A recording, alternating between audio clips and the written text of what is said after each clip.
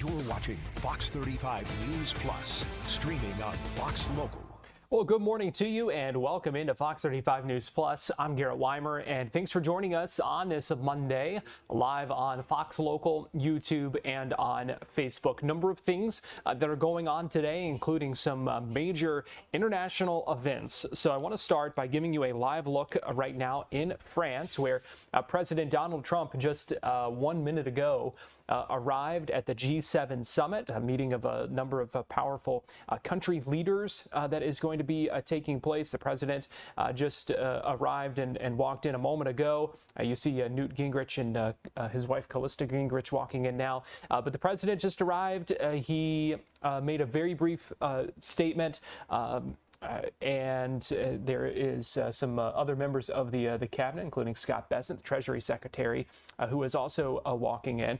President Trump was asked a number of questions, but did not answer. Just kept on walking after making just a very brief remark to reporters who were gathered outside. There's Commerce Secretary Howard Lutnick waving to the cameras there as he enters as well. We expect to hear some more from the president coming up in just a little bit. He's going to be meeting with the French President Emmanuel Macron in a bilateral meeting in about half an hour from now. And then later today, we'll also be watching some of those other events as the leaders meet together for a group photo and then have a working dinner a little bit later this afternoon. So a couple of things there that we are continuing to watch. Obviously, the world is watching this, specifically when it comes to what is going on in Iran. The president announcing that a deal has been reached and that signing is expected later this week in Switzerland. We are actually going to be talking about the deal with Iran and the situation, what this means for the conflict in the Middle East, what it means for gas prices here at home, and a number of other things. So that's coming up in about 15 minutes. We're going to speak with Dr. Houman Sadri from UCF, who's very insightful when it comes to things like this. So we're going to be chatting with him coming up in just a little bit. We have a lot of things that we are tracking today, including another exciting day of World Cup action and even our first game in South Florida. Let me give you a live look right now. Bayfront Park in downtown Miami, where the FIFA Fan Fest is being staged throughout the next few weeks. It kicked off on Saturday. They've got all kinds of stuff going on there, watch parties for the games. But again, the first game in Miami coming up a little bit later today, 6 o'clock, Saudi Arabia and Uruguay. That game, the third game of the day, another busy day of a World Cup action when it comes to the first game coming up at noon in Atlanta, 3 o'clock game in Seattle, that 6 o'clock game in Miami, and then 9 o'clock in Inglewood. So another busy day for the World Cup. Fox 35 Storm Team meteorologist Jessica Dobson joins me now. And Jess, is this humidity and heat going anywhere? I wish. It's going up. Yeah, well. I made the mistake of trying to cut the grass this weekend and literally had to split it up in 2 days because it was, even in the morning, it was brutal. It was immediate sweat. So just keep that in mind for any plans you've got for today. It's going to be a hot one once again, and we're only going to see things, again, go up from here. So when it comes to our temperatures today, we're even at the beaches, I will say, going to be hot and humid. So we're looking at highs in the mid-90s up to 94 degrees. That's going to be our high temperature today in Orlando specifically. Our feels like temperature, so the heat index, that's once we factor in the humidity, it's going to warm to right around 105. That's where we'll peak today in Orlando specifically. So just buckle up. It's going to be a toasty one. Now, I want to direct your attention to the coast when it comes to our highs today, because we're going to make it to 94 today in Daytona Beach, 93 in New Smyrna, 94 in Cocoa Beach. It is going to be just really hot and humid today. Make sure you're taking the necessary precautions to make sure you're staying hydrated, that you're staying cool, lots of breaks, especially if you plan on spending an extended time outdoors and you have to do anything that's kind of labor intensive. But we do have higher chances as well of showers and storms near the coast. It's going to be one of those days of where we'll have breaks in the rain, but where those breaks take place and happen, after those breaks happen, it's going to be sweltering. It's going to be very humid outside. It's going to be just a steam bath. So keep that in mind. A hot, humid day with highs approaching the mid-90s. Now, this is not unheard of for us, but it is definitely a little uncommon for us to see that hot even at the beaches. Now, we've been pretty dry this morning. However, as we get closer towards the afternoon and evening, we're going to certainly see those shower and storm chances increase. I would say probably the highest chances today are going to definitely be for our coastal counties. So Brevard, Volusia, into Flagler County, but even eastern Orange County into Seminole, we do have a pretty decent shot at a couple of hit and miss downpours. And where it rains, it is going to pour, and a lot of rain is going to fall over a short span of time. If you saw some of the rain this weekend, it's going to be a similar setup in terms of just how quickly it falls. Big raindrops, dropping a lot of rain. We're talking multiple inches even over the course of maybe even just an hour or two. And that's why in Seminole County, specifically over the weekend, we did have some water rescues across some of the roadways because the roadways became inundated and covered with water. All the more reason not to drive through flooded roadways, especially as it gets closer towards sunset and after dark. It gets a lot harder to see, especially the depth of the water. So let's talk about it. Taking you through about, say, lunchtime, overall mostly dry. We'll really see things, though, begin to bubble up and blossom when it comes to these showers and storms at around 1 and 2 o'clock. That's when temperatures are going to be taking off. We're going to hit the 90s. That's right, near lunchtime, we're going to be at around 90 degrees. So it is going to be just ridiculously hot and humid today. But we'll start off pretty hit and miss. But a big takeaway is the fact that a lot of these are going to hug areas near the coast. That doesn't mean that we won't see rain inland. It just, there'll be fewer and far between. But when it comes to about, say, 5 and 6 o'clock, we're going to see those brighter shades of pinks, oranges, reds. That indicates really heavy rain, frequent lightning, thunder, you name it. And when it comes to being outside, the fact that we not only have the hot temperatures, but also these chances of showers and storms, just make sure you're being really careful. If you can hear the thunder, you're within striking distance of being struck by lightning. It can be really dangerous. So definitely want to make sure you're heeding those cautions and seeking a safe shelter away from any sort of lightning that may come about. But that's looking ahead towards around 8 o'clock. That shows that even eastern Osceola County still has some decent rain in and around the vicinity. Definitely want to make sure that you are adjusting your plans accordingly. I will say close to midnight, we gradually see things taper off and kind of fade. The Weather Prediction Center, the WPC, they have outlined us under at least a small sliver, those areas near the coast, under a level 1 out of 4. It's kind of like a severe weather outlook, but they've issued this level 1 out of 4 risk for seeing some of these isolated pockets of rainfall as high as, say, 3+ inches. Again, similar to like what we had over the weekend. We can see a lot of rain dump over a short span of time that can lead to some flash flooding. So we know areas near the coast especially are a little more prone to that. So just a couple of reminders. And I will say as the week progresses, we'll see the resurgence of some isolated scattered showers and storms, but it's going to stay pretty isolated through about midweek. So Wednesday, about a 30% chance. That's definitely manageable. We won't have much in the way of as much of a sea breeze interaction as we head towards midweek, just because things kind of lax a little bit when it comes to high pressure that's going to be offshore. That's going to be gradually changing, though, as we look ahead towards the end of the week and into the weekend. We'll have a cold front to our north, and that'll kind of change the setup a little bit. Not to mention, we'll have some tropical moisture to contend with, courtesy of what we're tracking in the tropics. No coincidence there. So we do still have a low chance of development. This is the same system we've been tracking in the Gulf now since last week. It's not technically entered the Gulf just yet. It's still across northeastern Mexico at this point. The odds of it becoming anything are still pretty low. If it does, maybe a tropical depression. Tropical storm is probably even a little generous, but we could see, that closer towards mid to late week. Regardless, it's going to be dumping a lot of rain for the Texas and New Orleans, of course, but Louisiana areas, so along the Gulf Coast. That it will get picked up by the cold front I was just mentioning. That will help to bring with it some increasing moisture, and that could bring us some moisture, increasing our rain and storm chances towards the end of the week and into the weekend.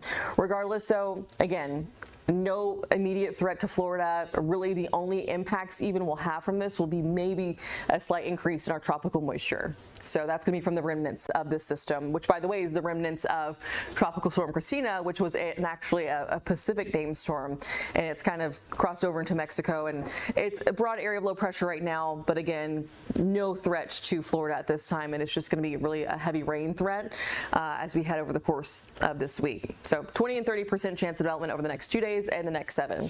So when it comes to your 7-day forecast, I mean, I honestly could have put heat across the entire 7-day just about, but I wanted to concentrate it over the 2 hottest days, specifically Thursday and Friday, where we will definitely be in the mid-90s, 94 for Thursday, 95 on Friday. It's going to feel hotter than that once we factor in the humidity, of course. So we are definitely in the throes of summer in Central Florida. So yeah, plan accordingly. I was even in the morning hours, I was like, okay, and you ran this weekend. How was that? It was hot. It was humid. Yeah. It was pretty miserable. Yeah. But, you know, what can you do? I feel like it's just kind of the first month of us trying to adjust to like this. Yeah.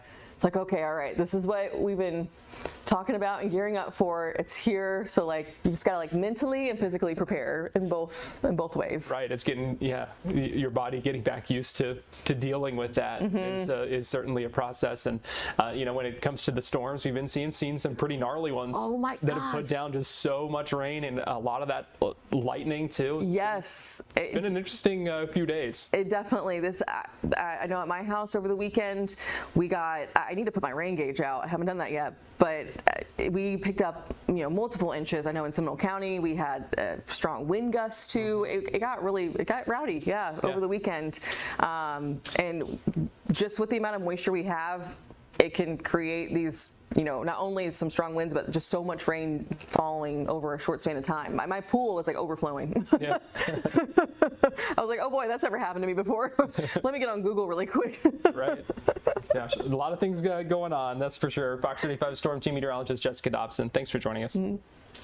And as we go to break here on Fox 35 News Plus, let me give you another live look at Bayfront Park in downtown Miami on this Monday.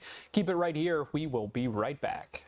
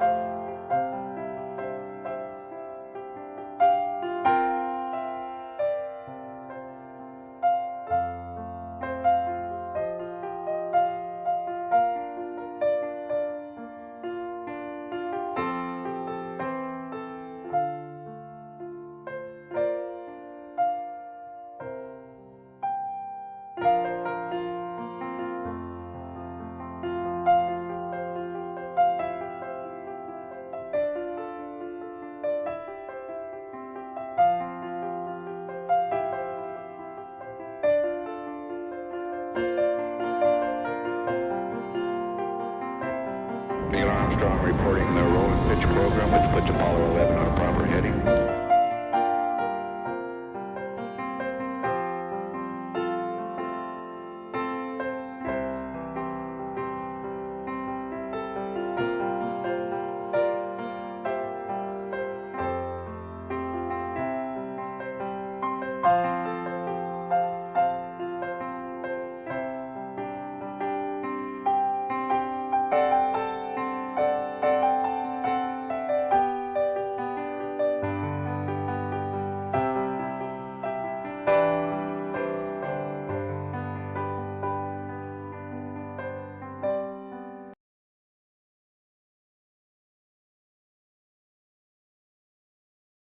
You're watching Fox 35 News Plus, streaming on Fox Local. Welcome back into Fox 35 News Plus. Give you a live look at the White House right now, where you can still see the cage from last night's UFC fight on the South Lawn there. Meanwhile, the president is not at the White House. As we mentioned just a few minutes ago, he has just arrived in France for the G7 summit and is going to be meeting with the French president here in just a little bit for a bilateral meeting, and then a working dinner with all the other G7 leaders coming up a little bit later this afternoon. One of the main things that all of us are watching is the status of this deal with Iran that the president announced is now complete, and a number of other things that he said about that, claiming that the Strait of Hormuz will open and return to normal operations. So a lot of questions about this, how this came together, what happens next, and where things go from here. And so joining us live now to help us make sense of all this, we are pleased to be joined by Dr. Houman Sadri, UCF professor, joining us live now via Zoom. Dr. Sadri, always enjoy talking with you. Thanks so much for joining us today. Thank you very much for inviting me. So first, I want to get your reaction to the president's statement saying that this deal is complete and that we expect a signing later this week in Switzerland. Your take? Well, first of all, I'd like to wish the president the best during the summit with our allies in Europe. That's number one, and I think his announcement is a great start for a very successful, summit right there. As far as the agreement is concerned, as you know, the actual text of the document is not available for any views, but we have some, hints about some of the major items which is in the agreement. I guess the number one thing that everybody is thinking about nowadays immediately is the opening of the Strait of Hormuz. So the major aspect of the agreement has been the opening of that. That means that Iranians are supposed to stop harassing the ships, and therefore the shipping lanes would be open again, and hopefully the Lloyd of London would start decreasing the restrictions, and the insurance companies would start insuring the shipping companies, which means there's going to be a flow. And then we are going to, in return, we're going to also stop, blockading the Iranian ports themselves. Now, this part of the agreement, very frankly, I don't think is a major, accomplishment, because the war to begin with was not about Strait of Hormuz. This was a strategic, basically, ace in the hand of right now, Revolutionary Guard of Iran, which is right now basically has taken over the government. We have done them a favor. They were waiting in the background for the older generation to expire. Well, that expiration came out very quickly with the start of this war, and right now they are pretty much in the control of the war of Iran. There are other items in it that I'd like to see more about the actual details. One is obviously about the Iranian nuclear program. Of course, last June, June of last year, we have, bombed a number of those nuclear, facilities and, factories and processing areas. We do not know exactly what the damage are. The best we can say is what the satellite shows so far. I'd like to know more about how Iranians are going to, support our goals over there. Are they going to be open again to AIEA, inspectors there, the video cameras there? Is the deal really going to involve American, observers technically coming over there to those sites and removing those? Is removing those nuclear, material even possible? It could be just under, I don't know, tons of or mountain of dirt and everything that would take, months or maybe a year to even get to that. Those are the things I would like to know. However, I think, the sooner this war ends, the better it is for general population. For us, obviously, the price of gas is going to be stabilized. Hopefully, the price of the food is not going to go any further up, because I think our people, they learn that gas is not just for transportation. It's going to directly or indirectly affect other, cost of living in general.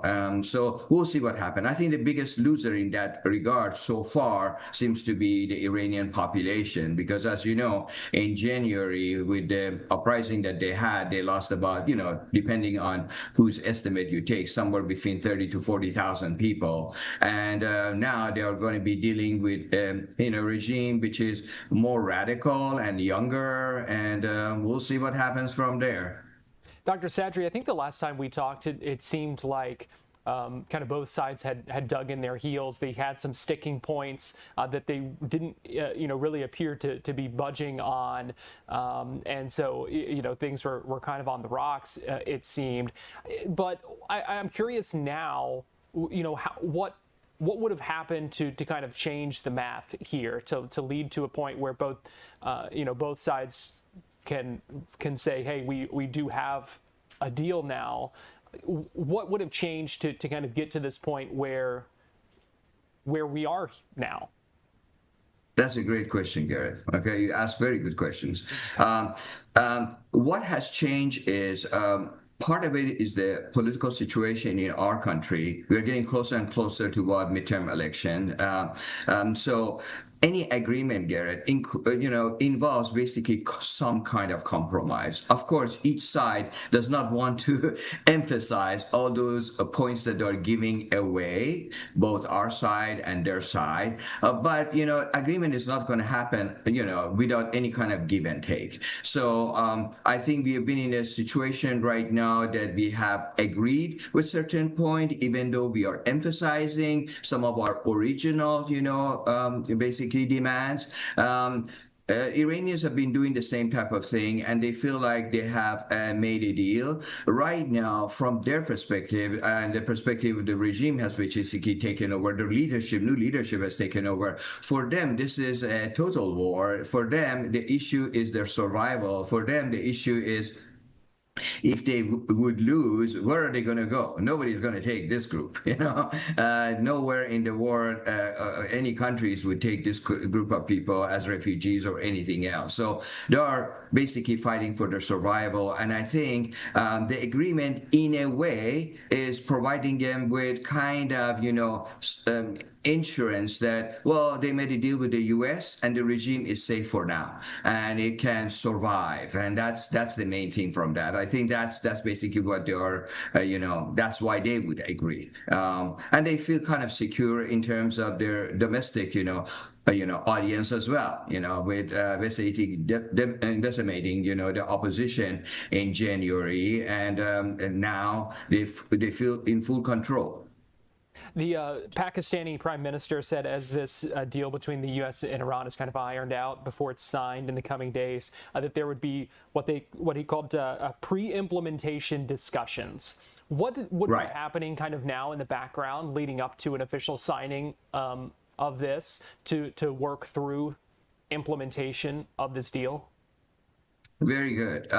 This is the actual agreement, which is going to end up being a treaty signed between U.S. and, Iran, or better to say Islamic Republic of Iran. It's going to take a lot more time. Lawyers are supposed to look at it, politicians are supposed to look at it, the leadership is going to look at it, and they have to, obviously, every agreement has to be somehow approved by, some kind of, parliamentary procedure or something, So that part is going to take a little while. Right now, this is pretty much like a memorandum and understanding agreement on issues that they are going to discuss, so that type of agreement is much easier to arrive as opposed to an actual treaty that requires enforcement. That's why I don't want to sound too pessimistic, but I'm skeptical. I like to see what is actually in the agreement and how the process of the negotiation is going to go ahead. Remember that the last agreement that we had, and that was during the presidency of, President Obama, the period of President Obama, that took a month to do it. It was from July, July 2013, all the way to November, or almost 2 years later. So it took a long time to 2015. So it took a long time. So those type of agreement, because it includes a lot of little details that everybody has to agree, and then how it's going to be implemented. From my perspective, tentative, any kind of, verification is very important. We remember when President Reagan was making an agreement with the Soviet Union, he said, well, agreement is agreement, as verification is something different, and that is a very important. We know one thing, Garrett. We know that no matter what's going to happen, and of course we are hoping for the best, that this agreement truly ends this war, is Middle East has changed forever after this one. I mean, the whole geopolitical scheme of the Middle East has changed. Position of countries like, not just Iran, but Israel, Saudi Arabia, UAE, Qatar, and our position as well. So that's the reality that we are going to be dealing with. So there is still, it's not a done deal yet, is what you're saying. I mean, there's still a lot of things that need to be kind of ironed out in the meantime. Absolutely. It's just basically an initial agreement to talk about things that they have to talk about. Obviously, folks watching this closely, because of the impacts that many of us are feeling, all across the country. Yes. You mentioned gas prices and oil prices with the Strait of Hormuz. But I would imagine this would also be something where it could take some time before we see things kind of return fully to normal with those operations. Absolutely. And that is the hidden cost of it. Obviously the price of gas is going to go down, but when was the last time that we noticed that when the price of the grocery goes up, when the ticket prices go up, they're going to come down immediately? It's going to take months, if it's not a year or something. They usually do not come down. They usually just stabilize and they do not go higher. And I'm hoping that, because the middle class is going to get hurt. I mean, for upper classes, doesn't matter what the food price is. For lower classes, well, they're going to depend more on the food banks and everything else, but it's the middle class that is going to hurt more than anybody else. So what's the bottom line here, Dr. Sadri? What do you want people to know? What do you want people to keep in mind as we continue to watch this process play out? Well, the number one is they have to be patient. They should not expect like an immediate change, right away. Let's be practical. That's not going to happen immediately. Let's hope that as soon as, signatures goes on this memorandum of understanding, the two sides, they start negotiating face to face. I really do not like, any kind of negotiation through third party. That's really to get something started. The best thing is face to face. Then there is, little chance of any kind of misunderstanding, or somebody saying, oh, no, this is not what I meant. I meant something different. And then they decide to veto it once, one way. And here we go. That's the end of the whole process. So negotiation usually, especially where hot topics like this, these are very, very specific topics. President wants to make sure that this agreement is going to be very different from the, President Obama's, agreement. The Iranians wanted to make sure that number one, the regime survives, and then they are still, having their other options. So it's going to be a difficult, negotiation. UCF professor Dr. Houman Sadri, thank you so much for joining us and walking us through all this today here on Fox 35 News Plus. Thank you very much, Garrett. We're going to take a break and we'll be right back.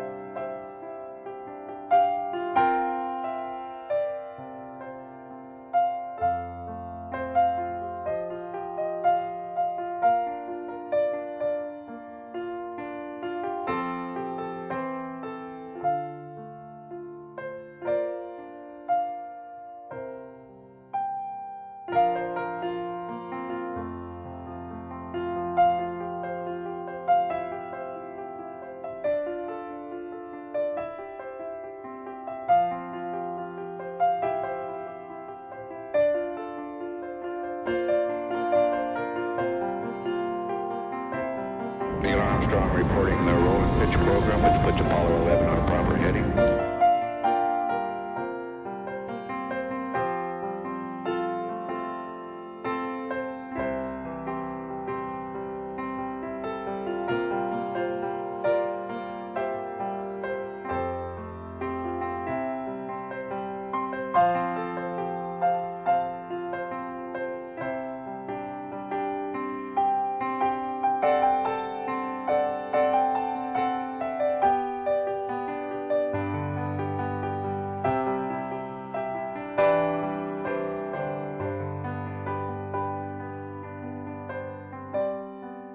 We'll chat with you. All right. You're watching Fox 35 News Plus, streaming on Fox Local. Well, welcome back into Fox 35 News Plus. Garrett Weimer here, and thanks for joining us on this Monday morning, live on Fox Local, YouTube, and on Facebook.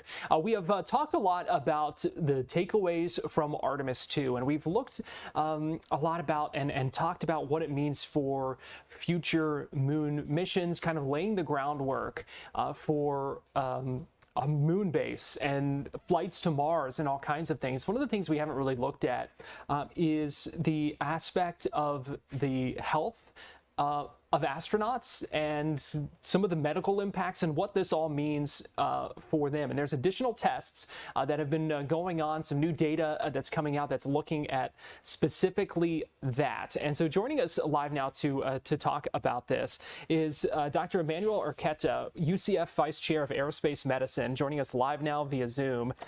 Doctor, we appreciate you joining us here on Fox 35 News Plus. Thank you, Garrett. Always a pleasure.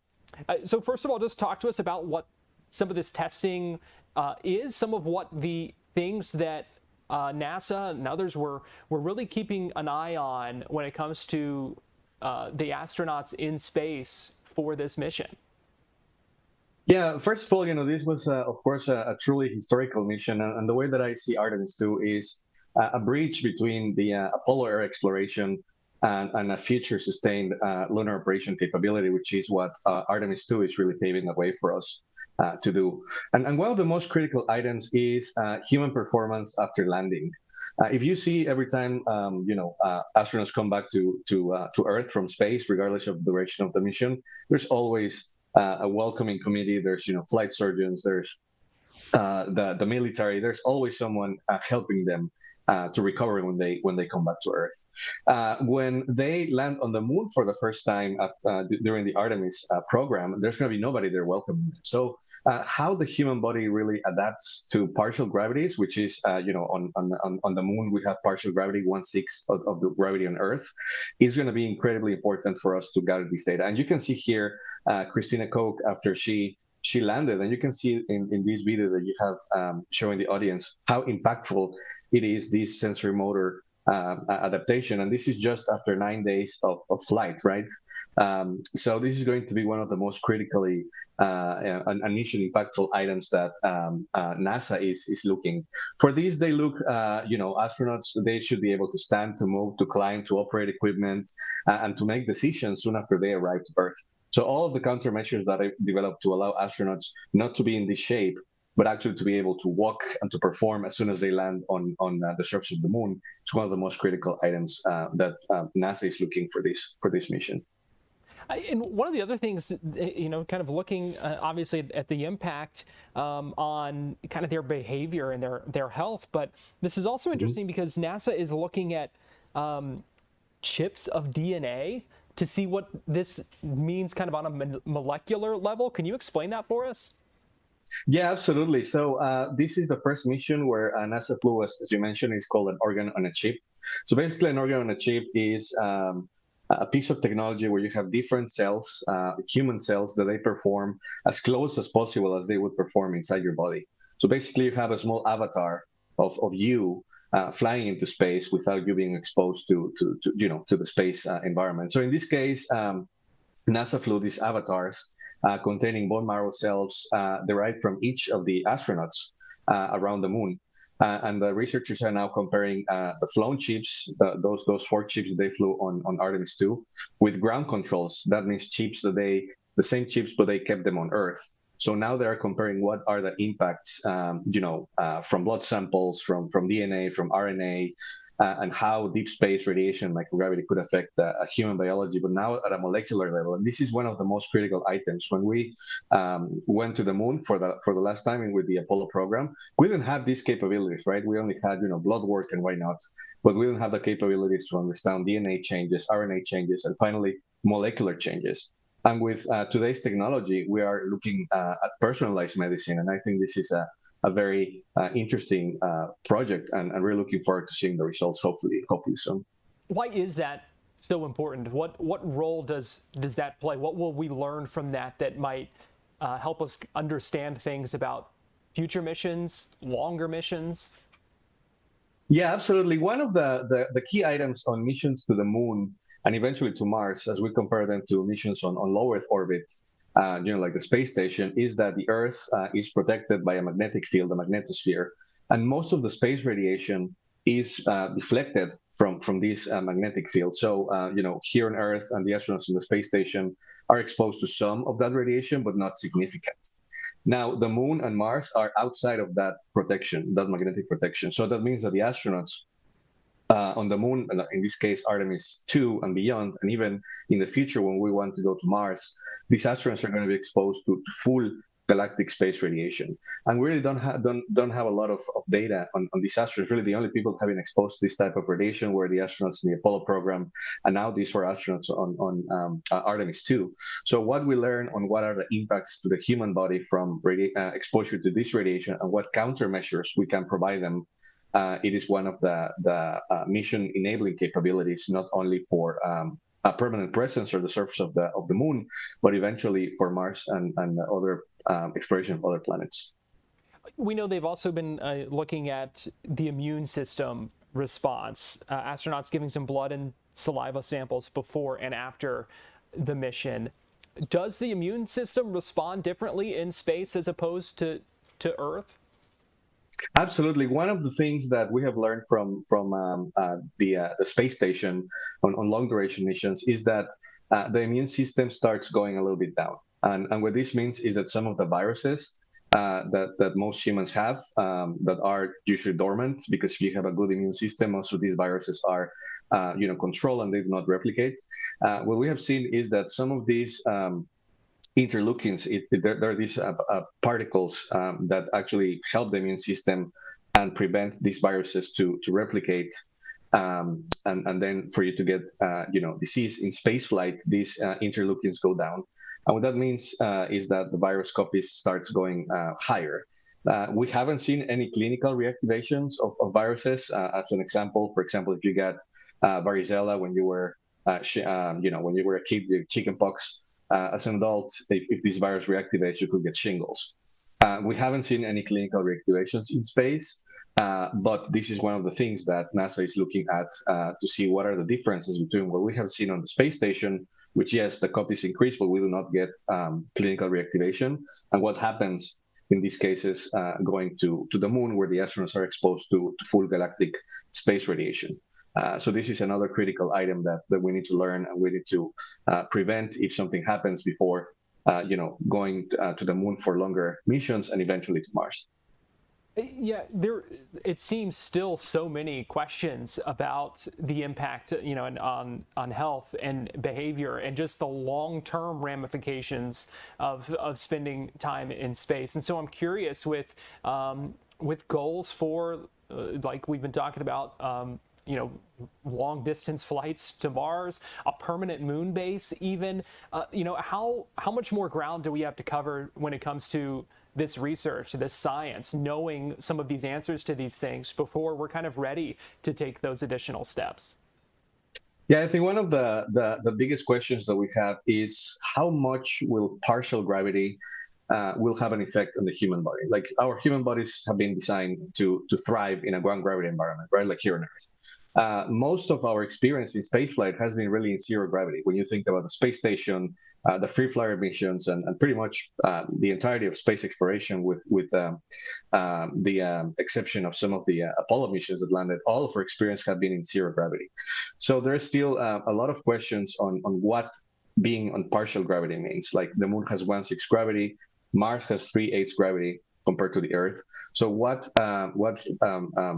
physiologic benefits does this partial gravity give to humans being on those planetary surfaces? So that's one of the biggest questions. The second one, particularly for missions to Mars, is that most of our experience has been on missions 6 months or shorter. When you think on the space station, missions are 6 months. Now they have been expanding them to about a year. But really, the human that has been for the longest in space has been 400 plus days. And a mission to Mars is going to take roughly 900 days back and forth.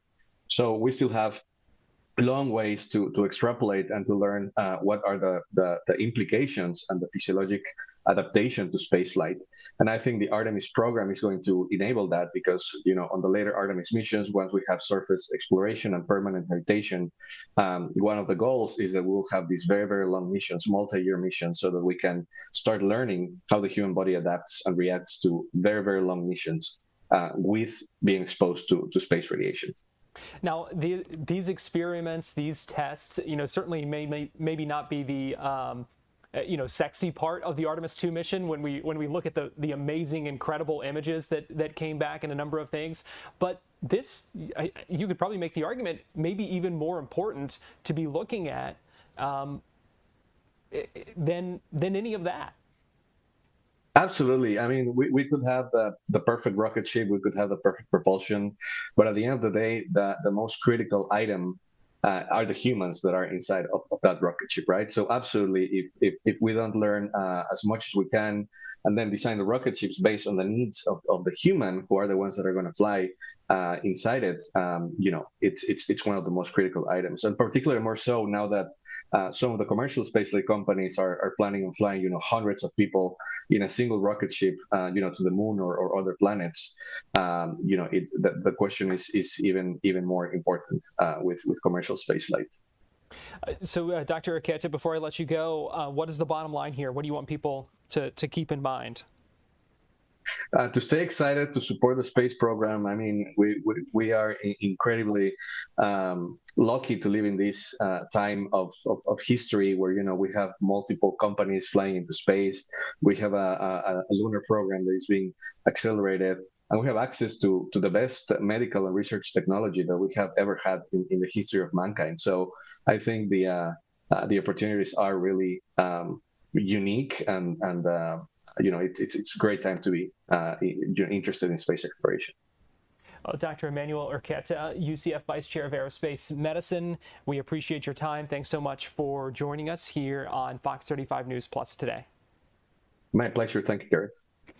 And as we go to break, I wanted to go ahead and show you this, that we have been tracking the SpaceX Starlink launch from California, waiting for the booster to return and land back shortly. We have already seen the stage separation, so we'll continue to monitor this.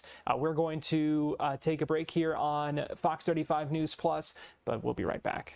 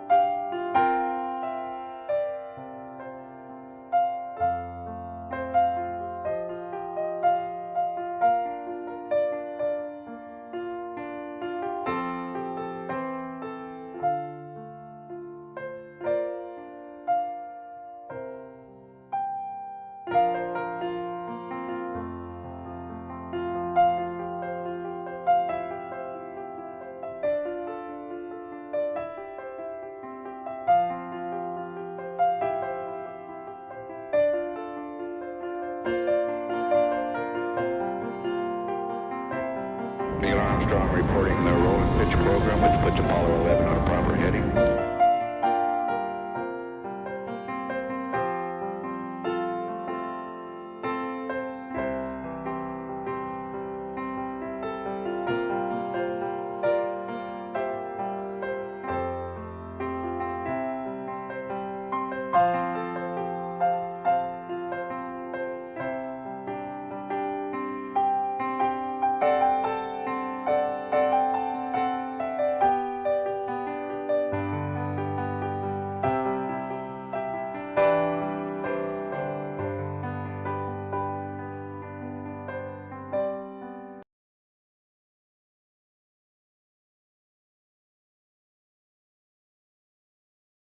watching Fox 35 News Plus, streaming on Fox Local. Welcome back into Fox 35 News Plus. Garrett Weimer here, and thanks for joining us on this Monday morning, live on Fox Local, YouTube, and on Fox 35. We've got a lot of exciting news and exciting announcement today from Universal, announcing that Epic Universe is going to feature a new fireworks display. This is something you'll be able to see at the end of the night starting in July. And so joining us live now to talk about this, we've got Theron White, who is the lead publisher of everything you need to know. That is EYNTK.info, joining us live now via Zoom. Theron, always good talking with you. Thanks for joining us. Hey, it's great to chat, and you know we like talking about Epic Universe, so even more surprises down the line. Yeah, and this is something that there had been certainly a desire for, I think. So talk with us about your reaction to the announcement of Celestial Goodnight. Yeah, this is kind of something we had been waiting for, kind of just seeing when Universal was really going to debut this. So far, Universal has only done fireworks at Universal Epic Universe on a few occasions. They did it for the grand opening, they did it for July 4th. We expect them to do it again for this July 4th, and then they also did it for New Year's Eve. But they have now debuted this, Universal Celestial Goodnight. It's going to officially start on July 7th, and the way that they've at least been talking about it, it sounds like it is going to happen every single night. This is going to be a fireworks show along with all of the fountains, all of the spotlights, and all of the synchronized lighting and music that they already have inside of the park. So if you've seen the current version of the show, it's called the Cosmos Fountains, and that's kind of its name. It's weird. Like, they didn't officially give it a name, and that is what they've been talking about, where that you go there at night and you can kind of go and enjoy just like a recap of your day. You can kind of see a little bit, 2 minutes from Nintendo or 2 minutes from Harry Potter, and now it sounds like they're taking that and really upgrading it. This is a major park for Universal. It's the biggest investment that they have done in the state of Florida. And so I think a lot of people were waiting around and saying, we like this fountain show, but I feel like it needs just a little bit more, some fireworks, some drones, something. And with all the testing we've been seeing, there's people that live nearby and share about these, kind of the tests that they've been doing.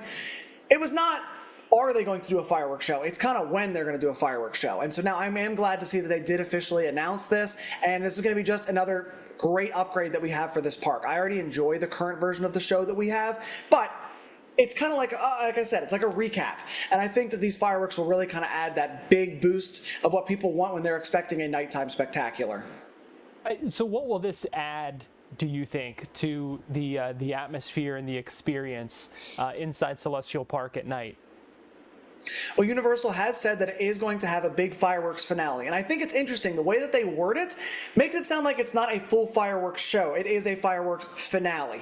So I think that it's going to continue to have all of these fountains, which you can see right here. This is the current version of the show called the Cosmos Fountains. It is a spectacular light and fountain show if you have not yet seen it. Really does give a great recap of your day. You kind of get, as I was saying, it talks a little bit about Harry Potter, and then you hear some music over from the Isle of Berk, and then you get a little bit from Dark Universe. And it's a very fun, spectacular ending.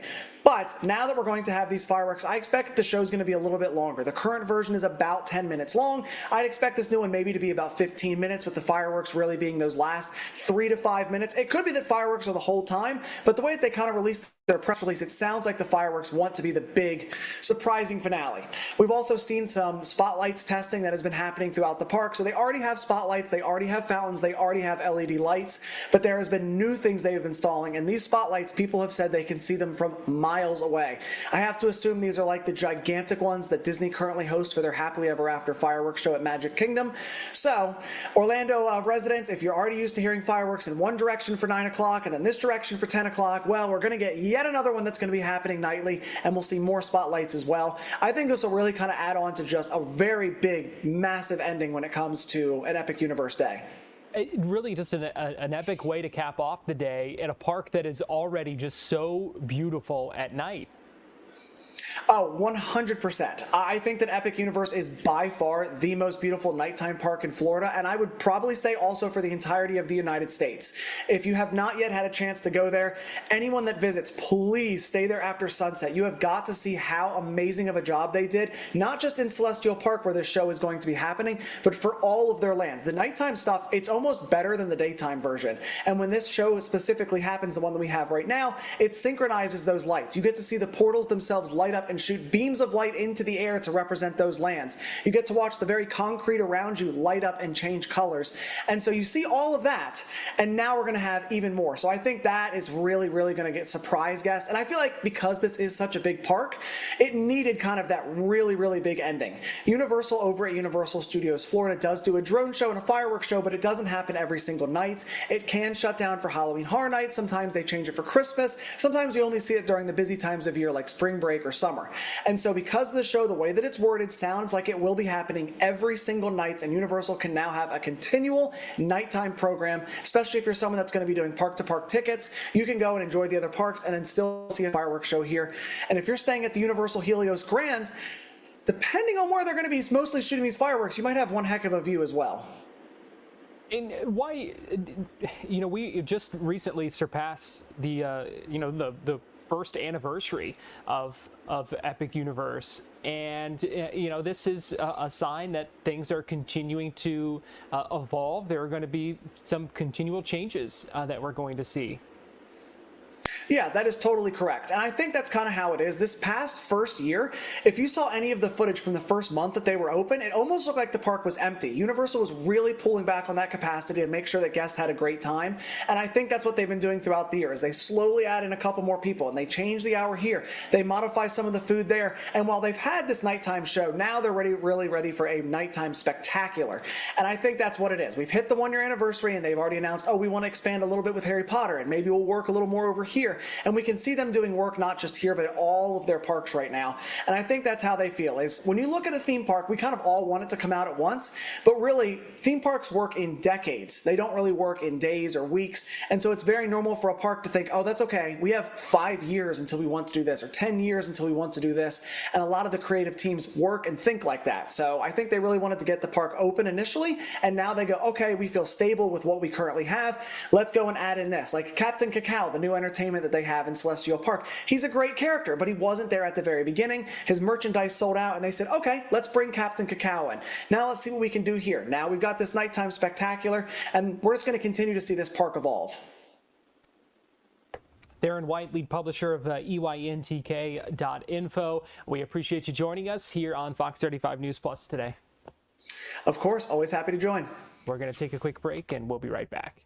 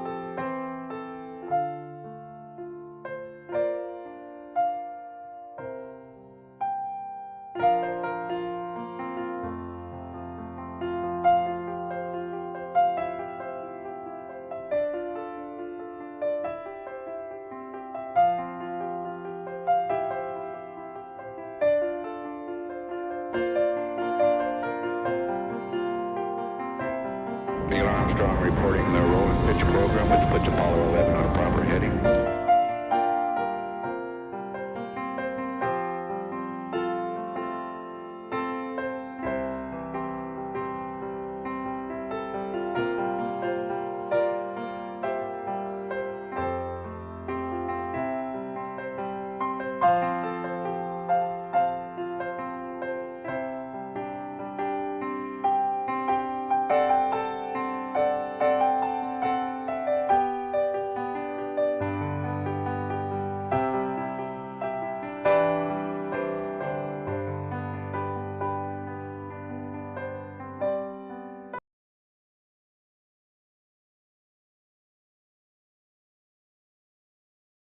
You're watching Fox 35 News Plus, streaming on Fox Local. Welcome back into Fox 35 News Plus. Let me give you a live look right now at the Kia Center, home of the Orlando Magic. Today, the Orlando Magic announced their home preseason games, October 13th against the Cleveland Cavaliers and October 16th against the Miami Heat. Single game tickets are available now. Fox 35's Johnny Jackson had the chance to speak with independent reporter Sean Green about the where things stand with the Magic right now as we await the formal introduction of the new head coach and what the Magic might look like when it comes preseason time.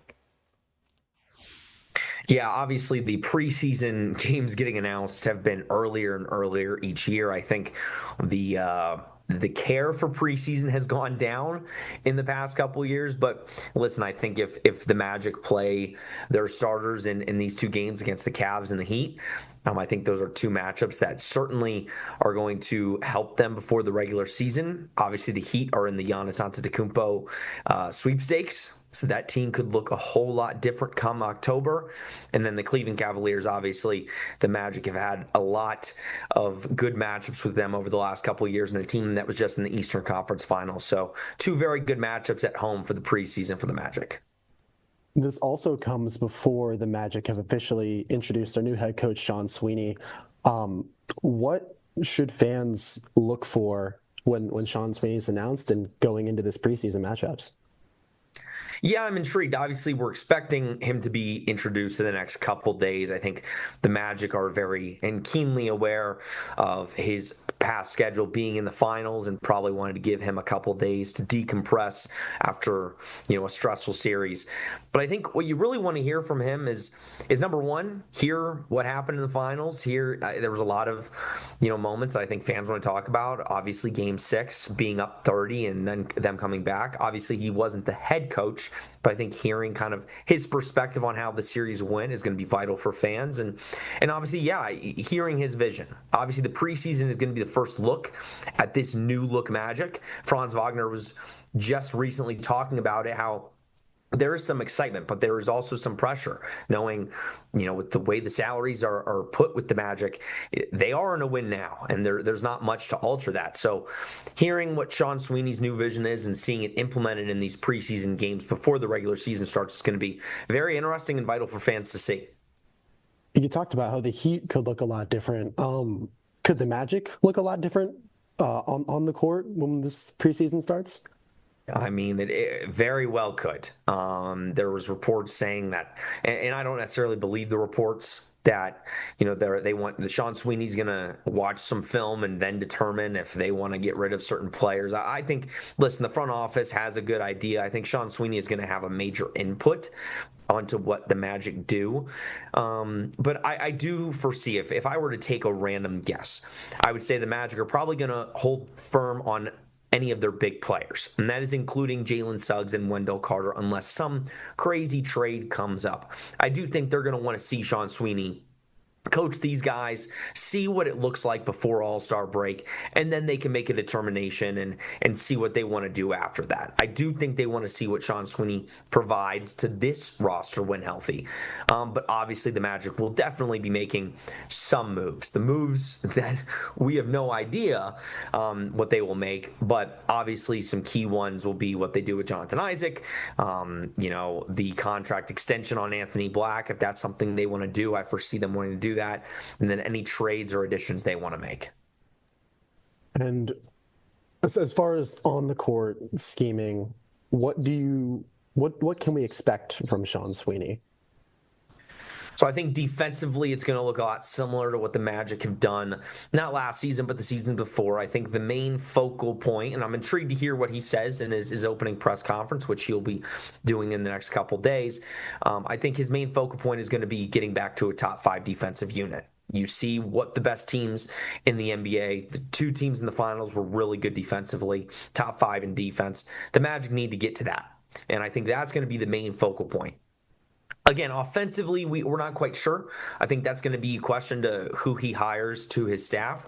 But I will say what is going to be very intriguing is just exactly what he does moving forward with accountability.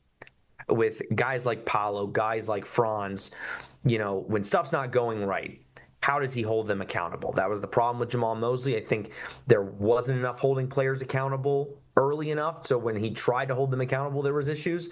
I think seeing what he does to hold players accountable is going to be massive moving forward. So we're talking about the preseason. It's kind of a chance to test out some of the more out there ideas. If you're stepping into Sean Sweeney's shoes, Sean for Sean, what's one thing that you would try with the Magic to see if it might work out? I would think it's playing Paolo off the ball a lot more. Now, you have to have the players to do it. I love Paolo on the ball, and I think having Paolo and Franz on the ball is extremely helpful. And it's not a lot of teams cannot have their forwards be on the ball, but I think giving your players and your best players an opportunity to get to their spots and get them open in different situations without being on the ball as much, I think will open this team up a lot. Now, like I said, you have to have the players to do it. Do the Magic have the players right now? That is a question that needs to be answered. Is Jalen Suggs the right guy to be leading your team at point guard? That's a question we have to answer. But I do think if you're Sean Sweeney, having more floor spacing and getting guys, your best players, the ball in space is going to be massively helpful. And that'd be the first thing I would tackle is, do we have the right players to get our best players the ball in space more?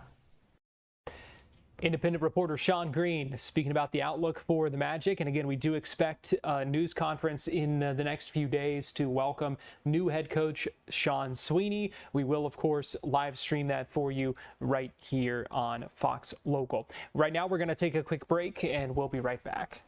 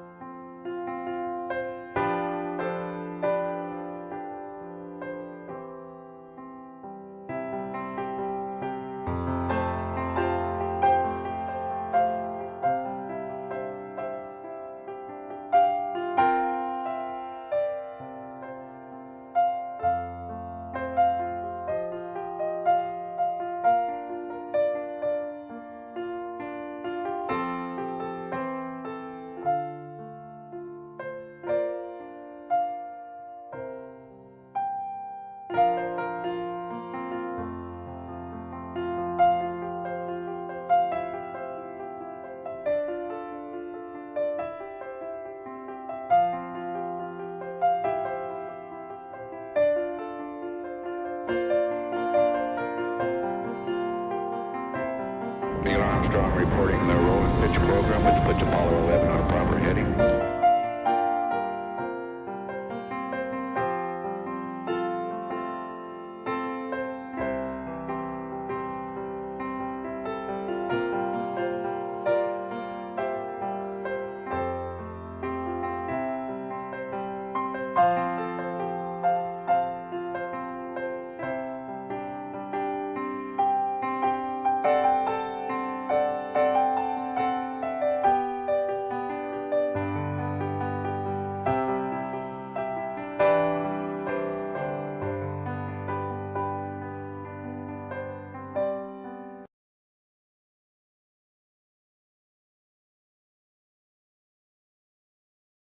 You're watching Fox 35 News Plus, streaming on Fox Local. Welcome back into Fox 35 News Plus. Garrett Weimer here, and thanks for joining us on this Monday afternoon, live on Fox Local, YouTube, and on Facebook. The Attorney General James Uthmeier held a news conference earlier today where he announced the filing of a lawsuit against TikTok. He's accusing that social media platform of deceiving parents about its safety and also failing to comply with some state law and some regulations.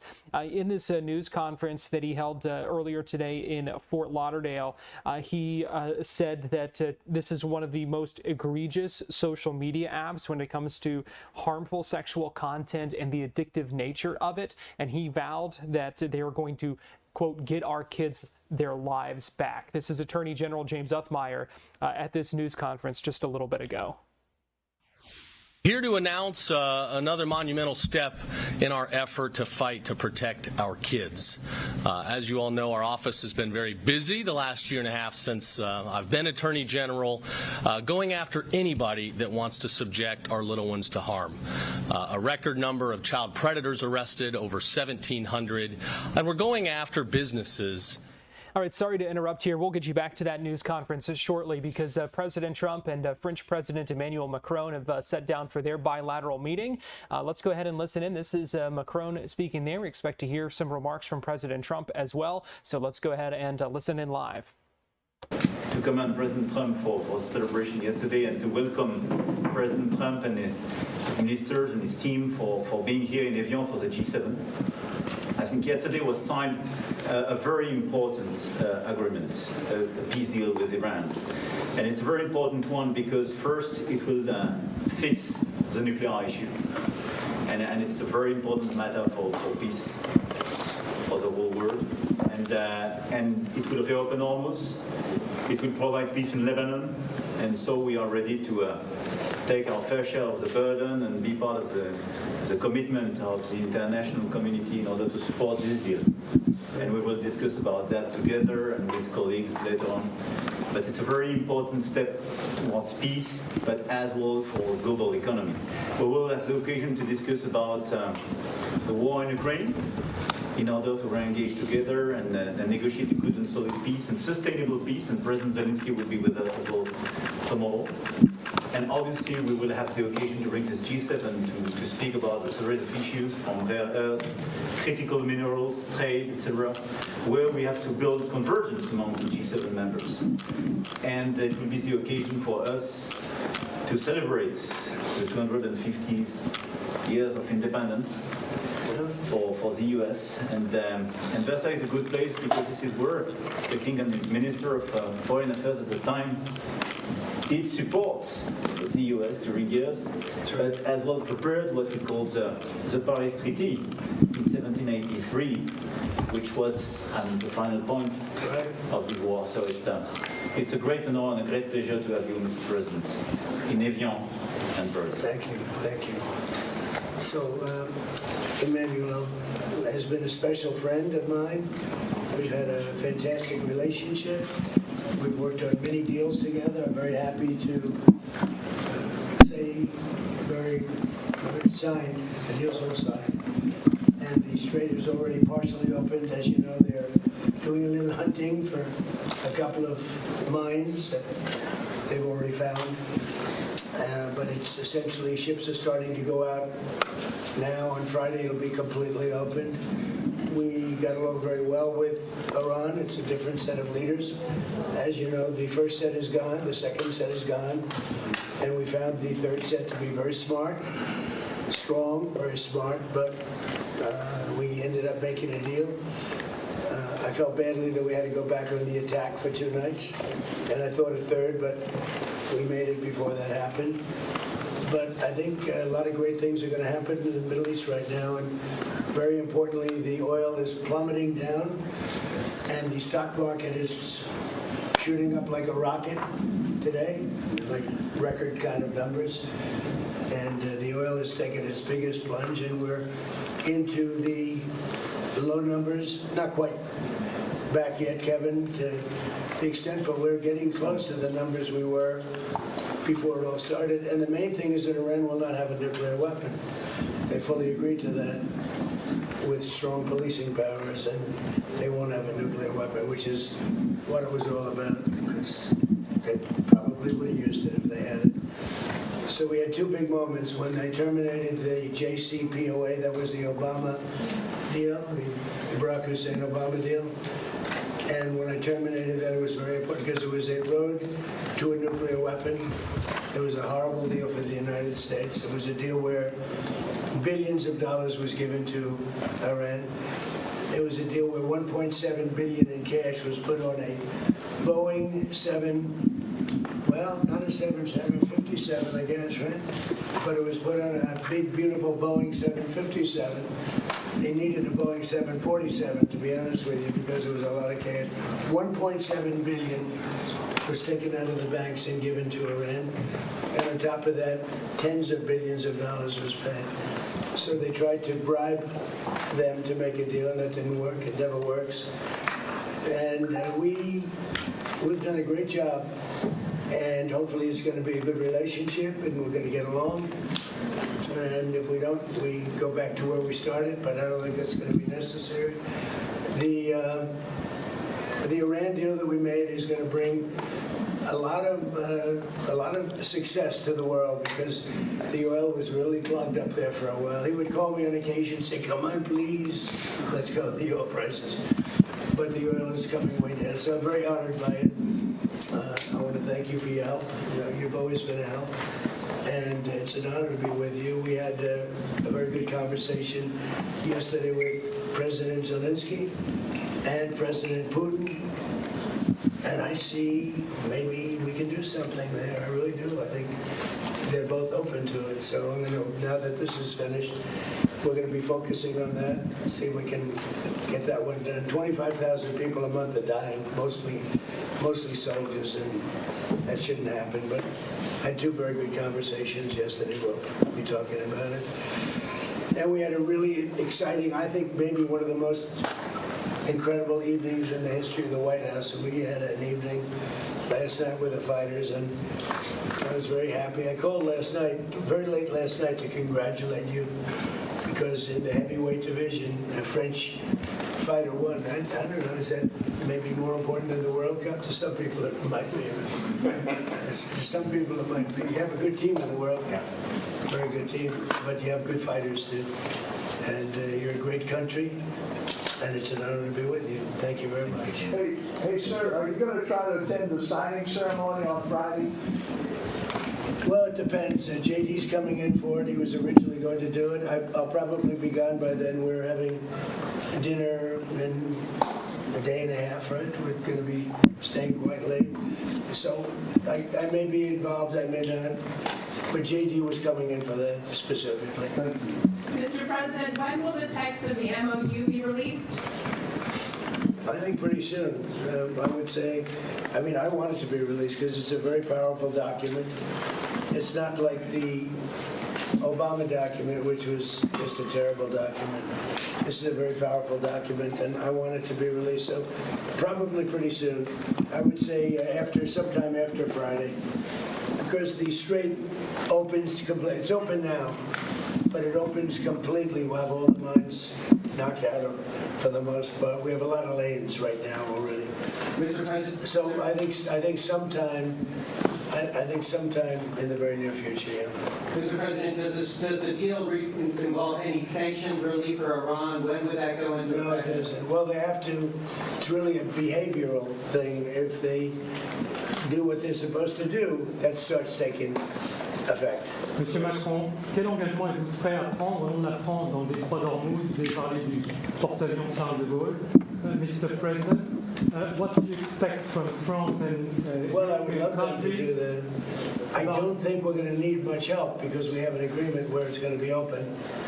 And it's toll-free. We had a little argument on that. It's toll-free.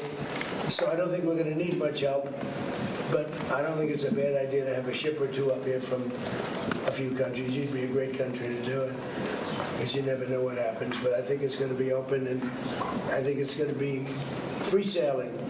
We do want to see if we can straighten out the Lebanon thing, because it just seems to just never end.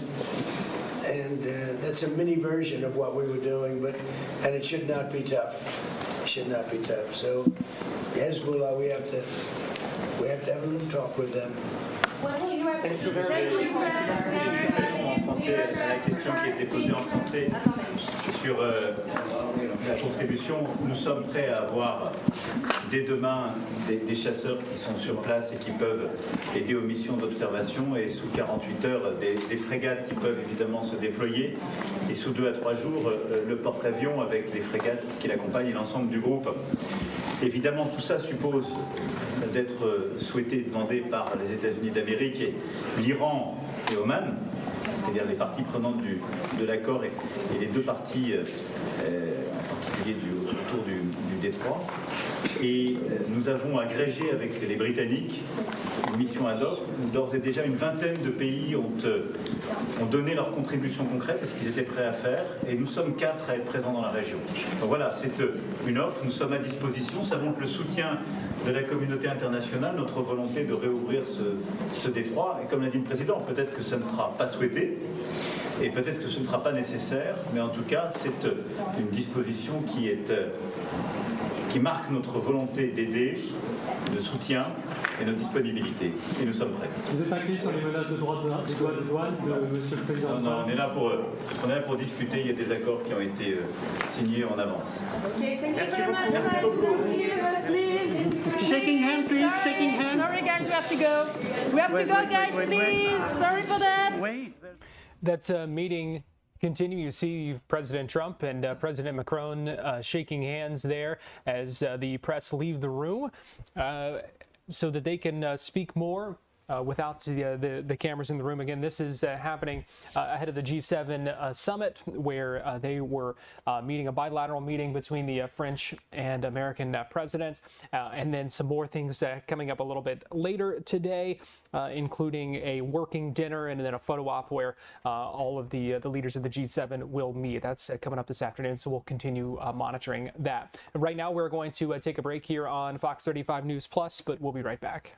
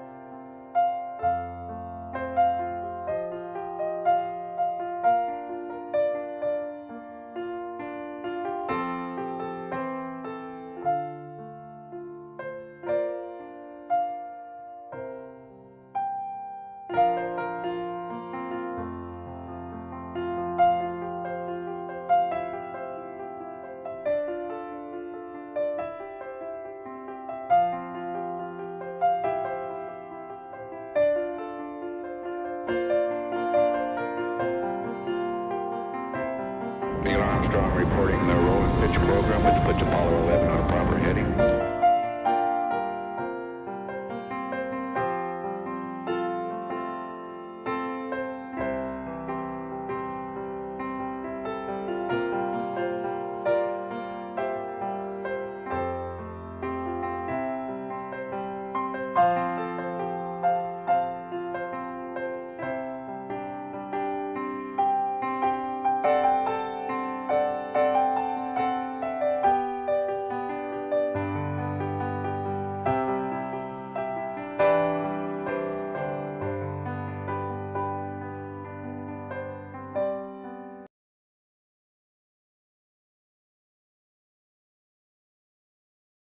You're watching Fox 35 News Plus, streaming on Fox Local. Welcome back into Fox 35 News Plus. Garrett Weimer here, and thanks for joining us on this Monday afternoon. Now I want to get you to that news conference earlier today in Fort Lauderdale, where Attorney General James Uthmeier announced a lawsuit filing against TikTok, making a number of claims and saying that it is a dangerous platform for children, that they are deceptive about the safety of that platform, and they're also he has concerns about its addictive nature, he says. So these are claims all being made in a lawsuit, civil lawsuit now being filed against that social media platform. He spoke at a news conference today in Fort Lauderdale alongside State Representative Chip LaMarca. I want to get you to that news conference just a little bit ago. step in our effort to fight to protect our kids. As you all know, our office has been very busy the last year and a half since I've been Attorney General, going after anybody that wants to subject our little ones to harm. A record number of child predators arrested, over 1,700, and we're going after businesses that deceive parents and expose our kids to danger.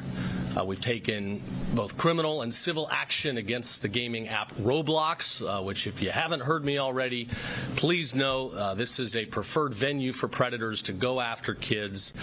We've taken action against many companies, and today, time is up for TikTok.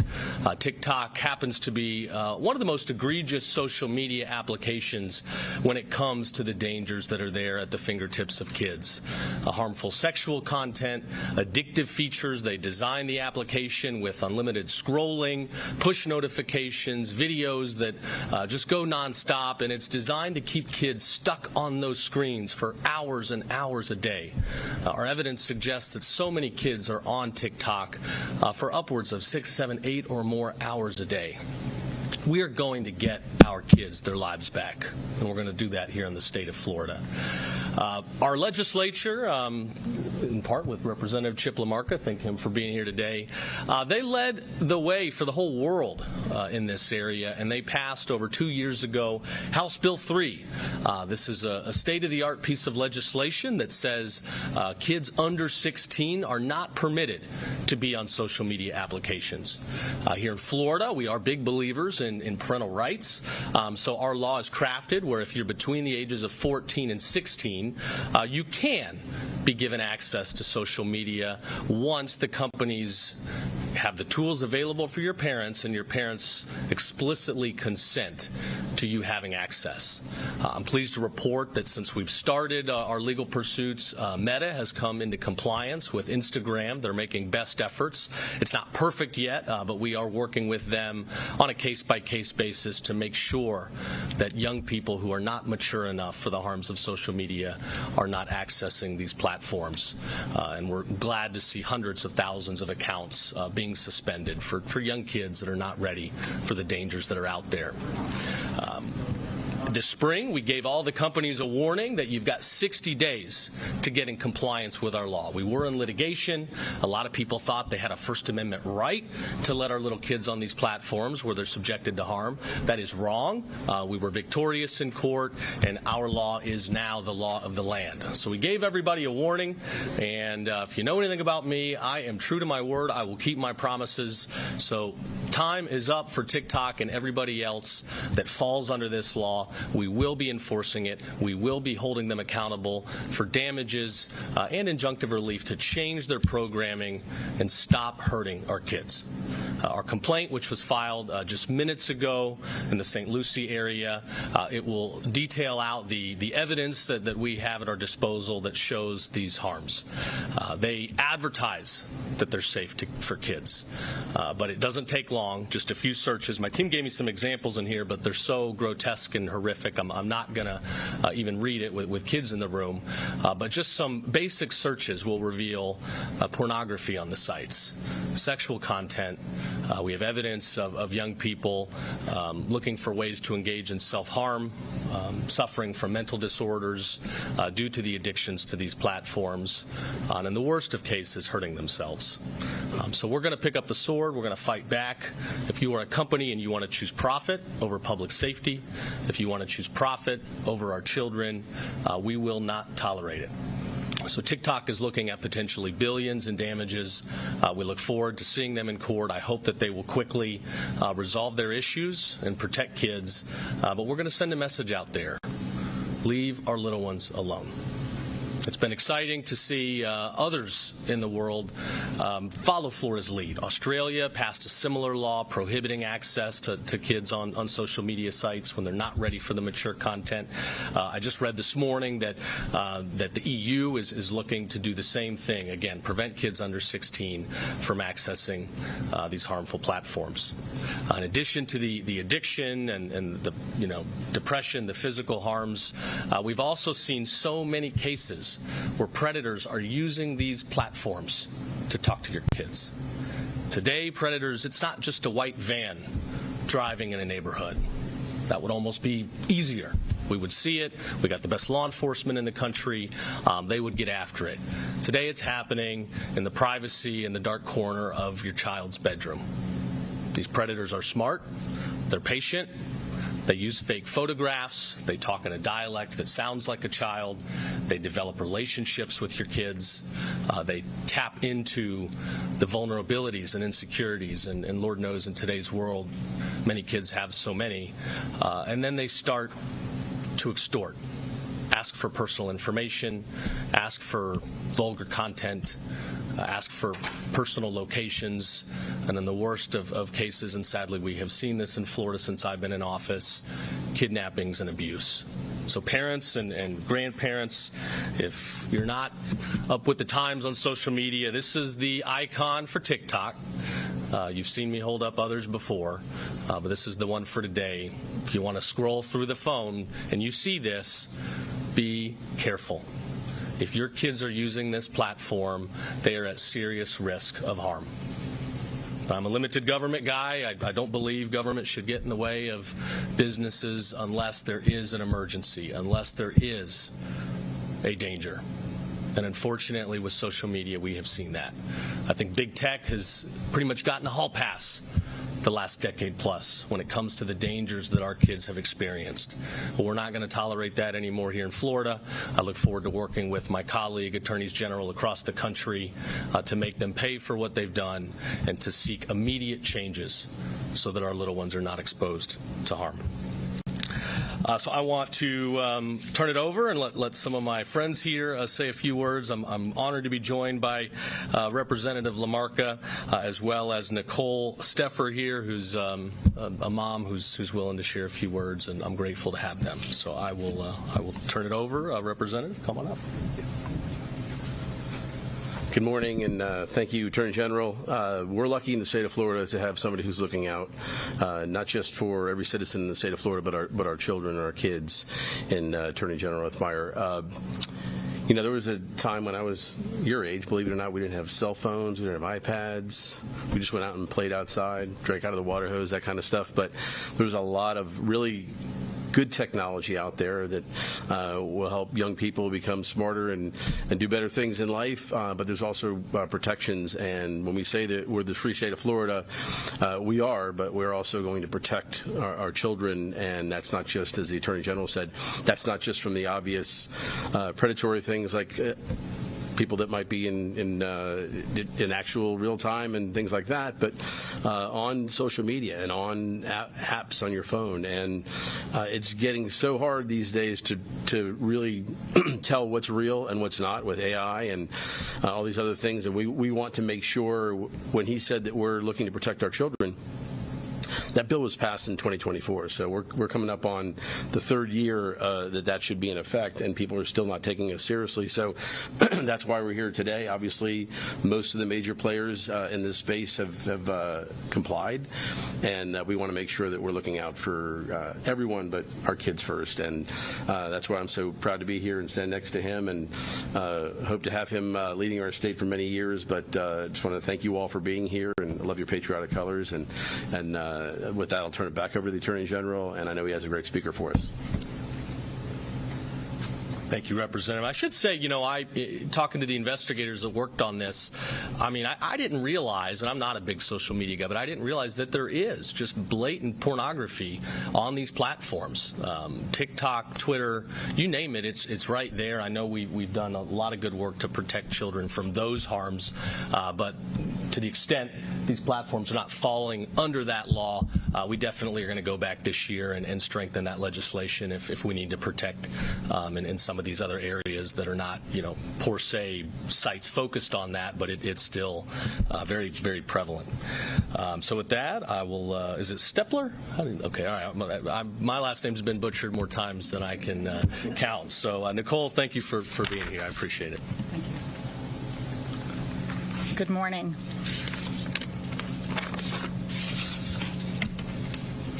I am just a mom, but I thought it was important to be here today to give voice to all the parents who, like me, are deeply concerned about the impact that social media has had on our children.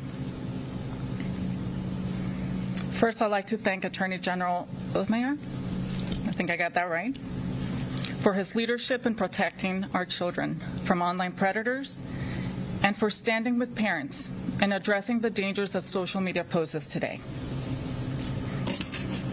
By bringing attention to these issues and partnering with families, the state of Florida is helping create a safer future for our children. I am a mother to 4 young children. My oldest is 11 years old. And she's at an age where social media is becoming increasingly appealing.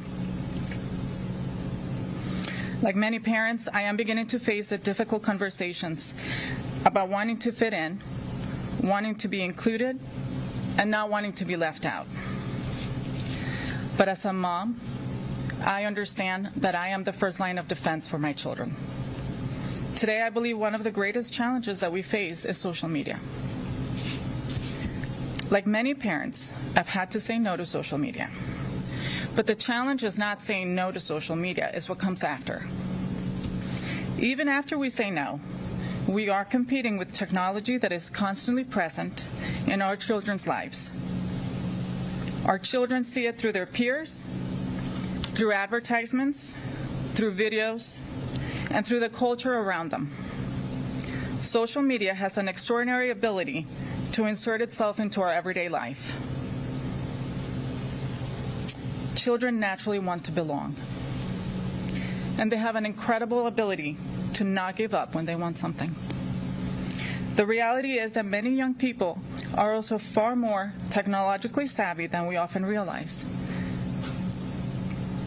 and can find ways to bypass parental supervision and parental guidance if they're determined to do so. But this is also why parents should not have to fight this battle alone. We have spent years teaching our children how to be safe. We lock our doors at night.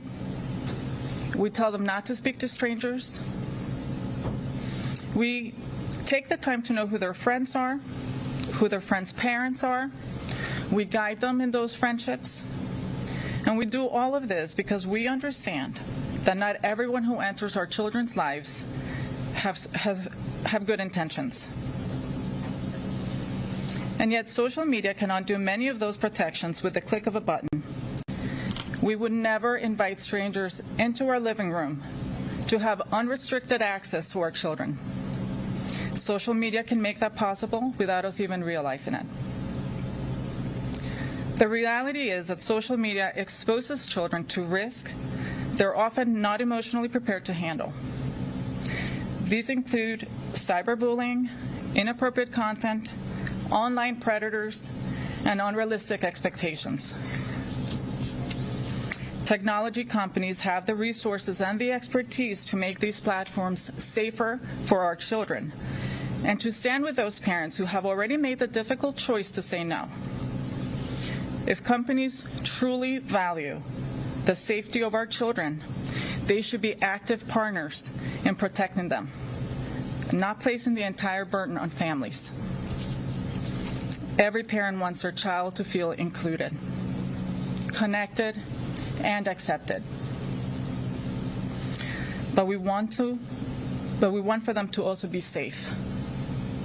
Sometimes that means making difficult decisions and standing firm, even when it's unpopular. Protecting our children is a shared responsibility. Parents must continue to guide and supervise, but technology companies must also step up and help create a safer digital world for the next generation. Thank you.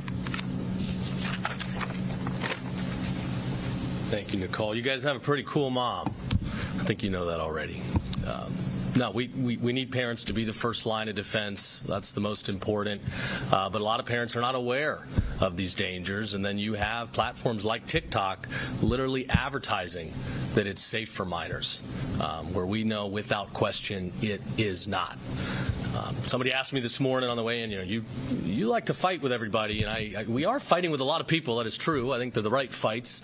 But I would rather work things out easily. As Nicole said, we want good partners. We want people that are all in it for the shared same goal, and we have had some productive discussions with the platforms on this. I hope those will continue, but we're not going to just sit around forever and let kids continue to suffer. The law was passed by Representative and others 2.5 years ago. We won in court last winter. This spring, I said, guys, you got 60 days. You can do it. I know you can. You're the best data programmers and analysts in the world. You know how to do it. But with them, it is just they make so much money. And so we're here to tell them today, open up your checkbook. Let's go. Let's address the harms that have taken place. Let's fix the app. Technology is supposed to be here to help and support mankind, not lead to its demise. So to anybody else out there that we have not yet sued, I know Snapchat, we have a legal action going against them. That's a preferred outlet for predators because a lot of the pictures and messages disappear. I don't use the app personally, but I've seen our investigators working undercover on it, and thankfully our technology is improving where we can still go get bad guys that think they're going to evade justice using this platform, going after our little ones. I got news for you, not anymore. If you think you're going to do that, you're not going to get away with it. Roblox is a real problem. Parents at home, YouTube and others, you gotta wake up. This is real, and you can save lives. So thank you. We'll have more to come soon, and I think we got time for a few questions if anybody has any. Yes, ma'am. Attorney General, tell me, what's the end goal here? I mean, is this a criminal complaint where there could be arrests or there could be fines? What are we talking about here as far as... This is a civil lawsuit. The lawsuit is focused on two things. Deceiving parents. Under Florida law, I have tools to protect our consumers from deceptive advertising, deceptive practices that deceive parents from the real harms that are out there for kids. There is a lot of danger there. You can flip through the complaint. You can see some of the examples. I'm not going to read this morning, with the crowd in this room. But there's a lot of sexual vulgar content there, factoring that in with the addictive features that keep kids on for hours and hours and hours. We're seeing a lot of evidence of eating disorders, bulimia, self-harm, not to mention the exposure to predators that have found this as, the new neighborhood to go get little ones. And why St. Lucie County, is that where the victims are located? Or? Yeah, the reality here is, you've got victims everywhere. We've got victims absolutely everywhere, but there's definitely some very clear cases in that part of the state that are central to the complaint. But nothing criminal at this point. However, where we see evidence of companies, we launched a criminal investigation into ChatGPT because we had advice where the platform literally advised somebody on how to commit murder. And our prosecutors came to me and said, look, if that was a human being on the other end of that screen, on the other side of that conversation, we would be arresting them today and charging them as an accomplice to murder. So that begs a bigger question. It's kind of like the old Frankenstein novel. If you create a monster and it hurts people, are you not responsible? So if there's evidence that senior officials designed this application knowing that these types of criminal activities would take place and nevertheless let it happen, there could be liability there. But today's complaint is civil. Yes, sir, in the back. You mentioned a penalty of opening up their checkbooks. Is it a feasible end result that they could increase content moderation in a way that would satisfy you in this? And also, you mentioned a couple other social media companies, but are there plans to move forward with streaming sites like Kick and Rumble and even X that have the same content that you're... Yeah, mark my words, we're going to go after anybody that's going to hurt our kids. Anybody and everybody. We'll go after everybody that subjects our kids to injury. And I think by now I've proven I deliver on what I commit to. When it comes to finding a settlement or reaching an end goal, programmatic changes are number one. I do see states across the country, they get a check from somebody and then data continues to be stolen or the behavior continues. Florida, we definitely want to hold people accountable. And I think when these companies make billions and billions and billions of dollars, making them open their checkbook is not only good to help our victims, to pay for the damages that have taken place, but it also changes behavior. So I do think there needs to be a very large monetary component here, as well as the programmatic change. And by the way, the programmatic change, that is the law of the state. That's not, I mean, I like the law, but that's not my discretion. That is the law that they must abide by. Is there any major social media companies that have already complied completely with the law in a way that you're satisfied, or is there still? You mentioned it's not perfect, but I mean, how bad is it amongst? Yeah, so Meta has suspended, at this point, I don't have a set number, but hundreds of thousands of accounts of kids. They are compliant with our law. Somebody might fall through the cracks. They use their own internal technologies to identify, users that are under the age threshold where they're not permitted on the site. Somebody could sneak through here or there, and if that happens, there are ways that we can detect that and get those accounts removed. But at this point, I am satisfied that they are engaged in best efforts to comply, and I appreciate any company that's going to give it a good faith effort. I believe at this point, that's my understanding, that they're the only one. Anybody else? Attorney General, do you have any comment on Republican governor candidate calling Byron Donalds a slave at a campaign event over this past weekend? I think somebody that's going to call a black candidate a slave clearly has some intentionality there. I think it's gross. I don't think there's any room for that in Republican politics. It's certainly not my brand of politics. I'm not going to give somebody like that any real attention because it's not worth it. It's not worth it to give them a platform, and I think the congressman's probably doing the same thing. Anybody else? All right. Thank you. Have a good one. Attorney General James Othmeyer speaking at that news conference earlier today in Fort Lauderdale with some strong words for these social media platforms. He was announcing a lawsuit against TikTok, but essentially said, we're not afraid of coming after any social media platform or anyone that harms kids here in Florida. And those are the claims they're making against the social media platform TikTok. You heard from the Attorney General. You heard from a state representative. You also heard from a mother sharing her perspective about that. And then at the very end, you heard the Attorney General ask about some of the comments from James Fishback over the weekend, who you may have seen on social media, essentially kind of crashed a campaign event of Byron Donalds and was calling him a slave. That was comments that were denounced there by Attorney General James Othmeyer at that news conference in Fort Lauderdale just a little bit ago. We're going to take a break right now here on Fox 35 News Plus. We still have more to cover. Don't go anywhere, and we will be right back.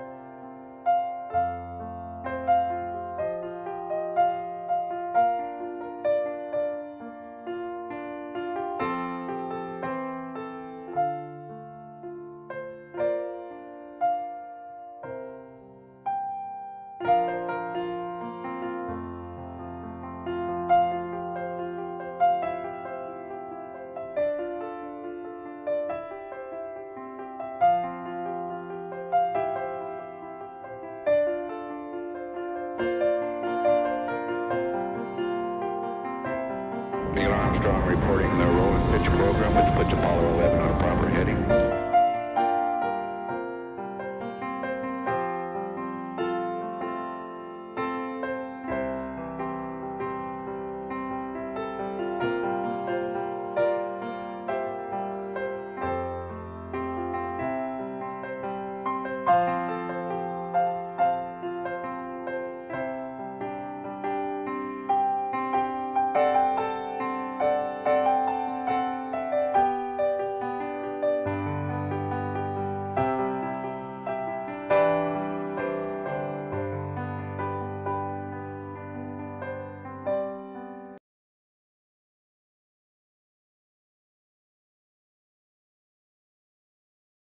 watching Fox 35 News Plus, streaming on Fox Local. Welcome back into Fox 35 News Plus. Garrett Weimer here, and thanks for joining us on this Monday afternoon, live on Fox Local, YouTube, and on Facebook. A special ribbon cutting ceremony today in Orange County. It's called the Residences at Emerald Villas. It's a 90-unit affordable apartment complex, apartment community in Pine Hills.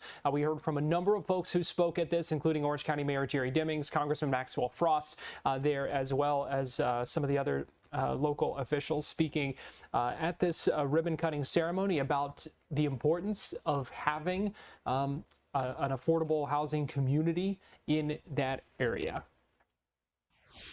Good morning. Welcome to the ribbon cutting, the grand opening of Residences at Emerald Villas.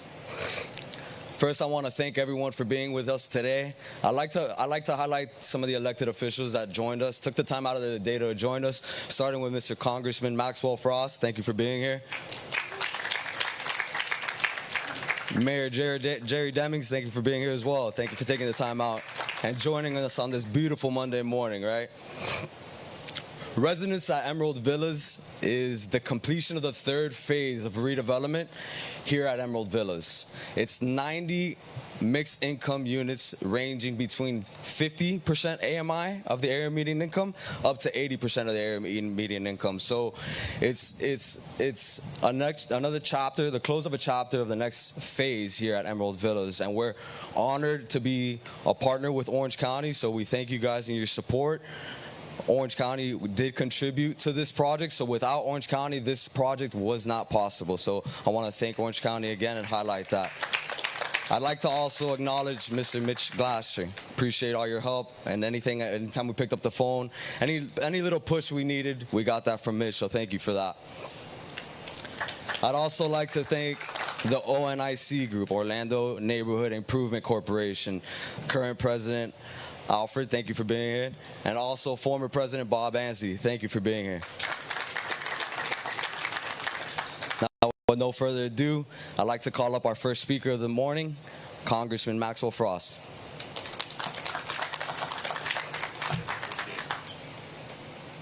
Good morning. It's such a blessing to be here with everybody. I'm Congressman Maxwell Alejandro Frost. I proudly represent Central Florida in the United States Congress, and I'm excited to be here as we open up Residence at Emerald Villas. I want to start by thanking Mayor Demings, Orange County, the community partners, and everyone whose hard work helped make this day possible. Projects like this do not happen by accident. They happen because people come together around a shared belief that everyone, no matter who you are, deserves a safe and affordable place to call home. Housing has always been one of my top priorities because I believe that it's a fundamental human right, especially in the richest country on the face of the earth. But at the same time, we know that far too many families across Central Florida, the entire state, and the entire country are struggling to keep up with rising costs. Not just housing costs, but the cost of groceries, healthcare, gas, everyday essentials. Florida continues to face some of the worst housing crisis and rising costs in the country, which is why investing in quality, affordable housing is more important now than ever. But right now, we live in a society where so many are turning to criminalizing homelessness versus focusing on building housing. Today, the opposite is happening. Remember, for every $100 that the rent goes up in a community, homelessness goes up 9%. It's true of every community across the country. When families are living paycheck to paycheck, just one setback away from homelessness, that becomes a terrifying reality. That is why Emerald Villas is part of the solution that we need. This development was made possible in part because of funding from the American Rescue Plan, showing what's possible when local and federal governments work together to address the challenges that families are facing. And what makes today even more meaningful and special is what this development means for Pine Hills. It means more families will be able to stay in the community they know and love. It means more people will have the stability and security that comes with having an affordable place to call home. And while today is a moment to celebrate, let us all take this as a reminder of how much more work there is to do across Central Florida and across the entire state. We need more projects like this in more communities, so that way every family has an accessible reliable, and safe and affordable place to live and call home. The future of Central Florida depends on whether teachers, nurses, service workers, first responders, veterans, and seniors, and the people who have built this community can continue to live in the place that they know and love. And that's why I'll continue to fight for federal funding to bring resources back to our communities to expand accessible and affordable housing. So thank you again to everyone who helped make this project a reality, and we're so excited to be here today. Thank you.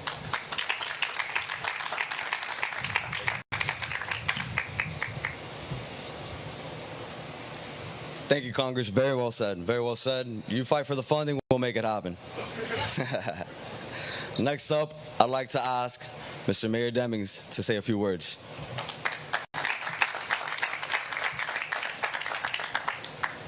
All right, good morning, everyone. It's another exciting day here in Orange County. We've been here for each one of the various phases. I'm very familiar with this property.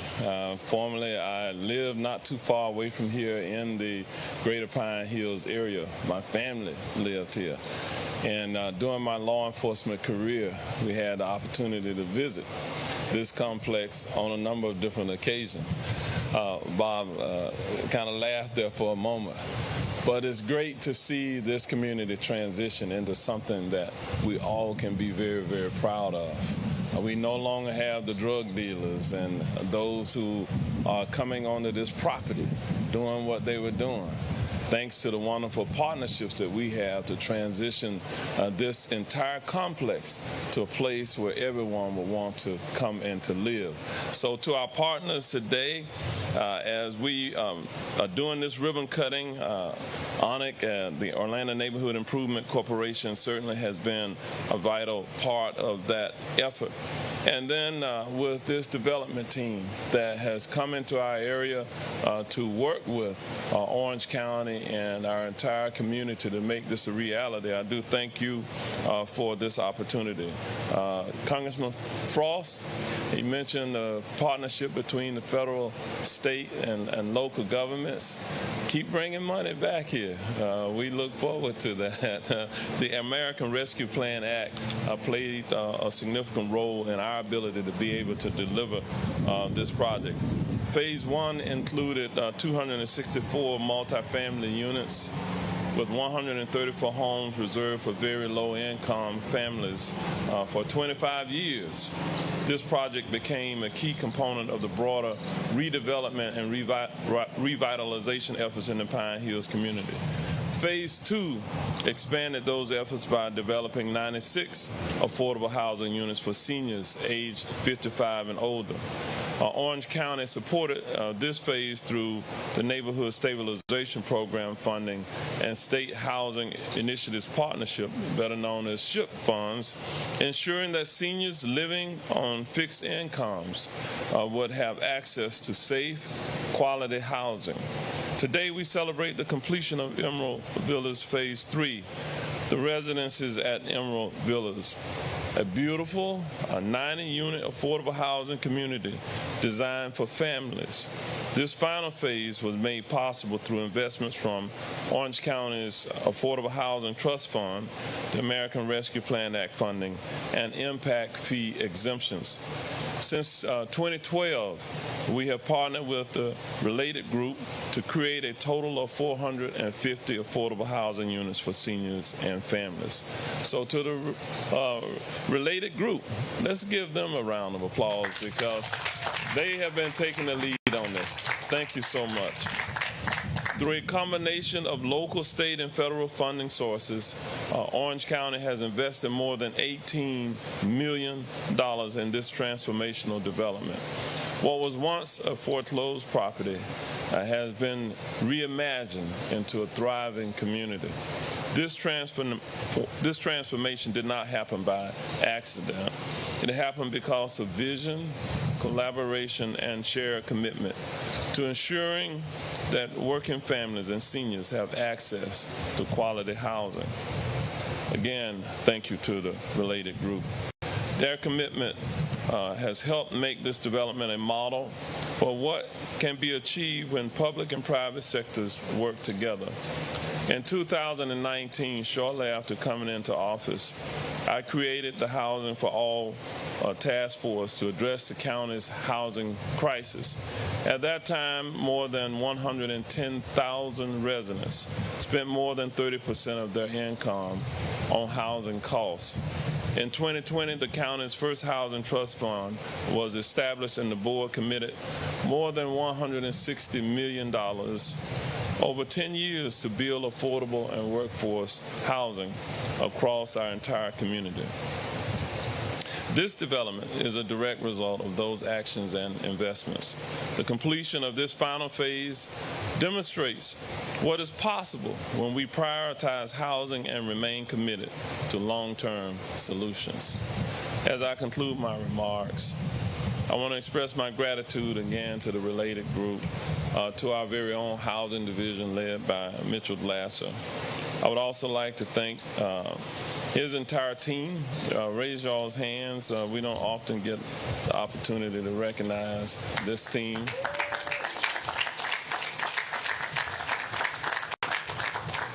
We have a lot more planned, as a matter of fact. We're going to be doing several additional ribbon cuttings in the very near future here throughout our community to announce other projects. So thank you all for being here, and for whoever put us up under the tent today, brought outdoor air conditioning. I do a lot of these ribbon cuttings, and they can get really hot and toasty. So thank you for that, and to Orange TV and to all of our television stations who are represented here today. Thank you for coming to share this good news within our community. Thank you.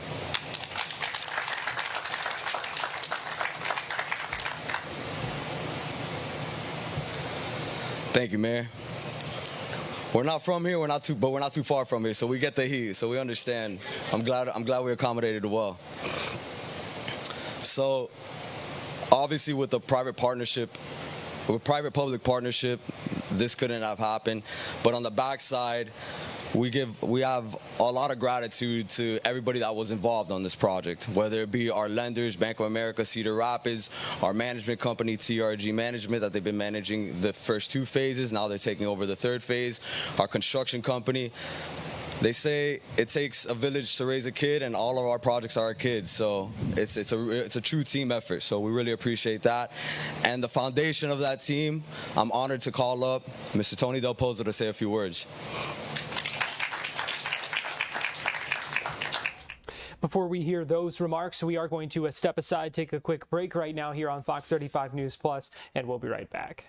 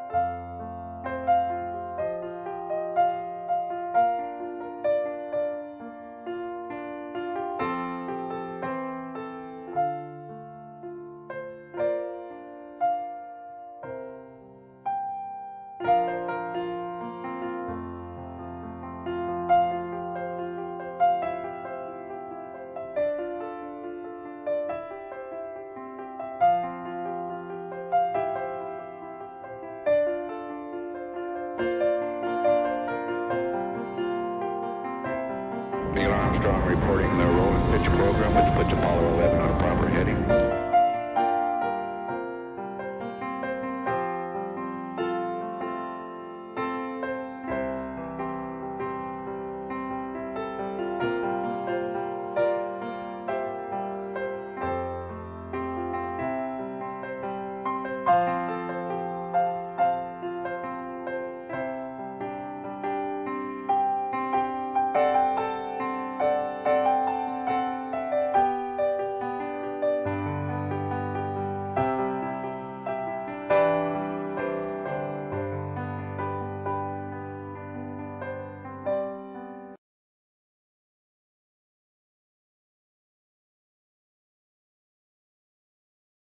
watching Fox 35 News Plus, streaming on Fox Local. Welcome back into Fox 35 News Plus. Let me give you a live look right now where here in just a few minutes we're expecting to hear from players with the U.S. men's national team going to be speaking coming off of their big win on Friday where they beat Paraguay in the their first game of the World Cup, and then will play Australia coming up on Friday. So that will be a game on Friday afternoon that you'll be able to watch on Fox 35. We expect to hear from some of the U.S.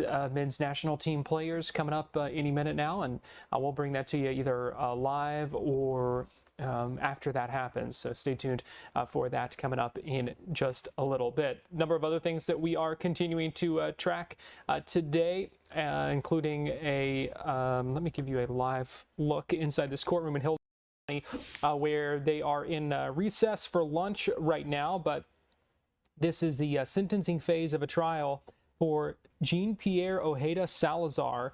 He's a 27-year-old found guilty of 2 counts of first-degree murder in the stabbing deaths of his girlfriend and her 14-year-old daughter. This happened back in November of 2023, and the jury convicting that defendant last week. We are now in the penalty phase where those jurors will decide if Ojeda Salazar will be sentenced to life in prison or if he's going to receive the death penalty. So we are monitoring that sentencing phase of that trial going on right now in Hillsborough County. I do want to go ahead and get you back to that news conference earlier today in Orlando, where we were hearing from a couple of more speakers talking about the importance of this affordable housing community that was just unveiled in Pine Hills.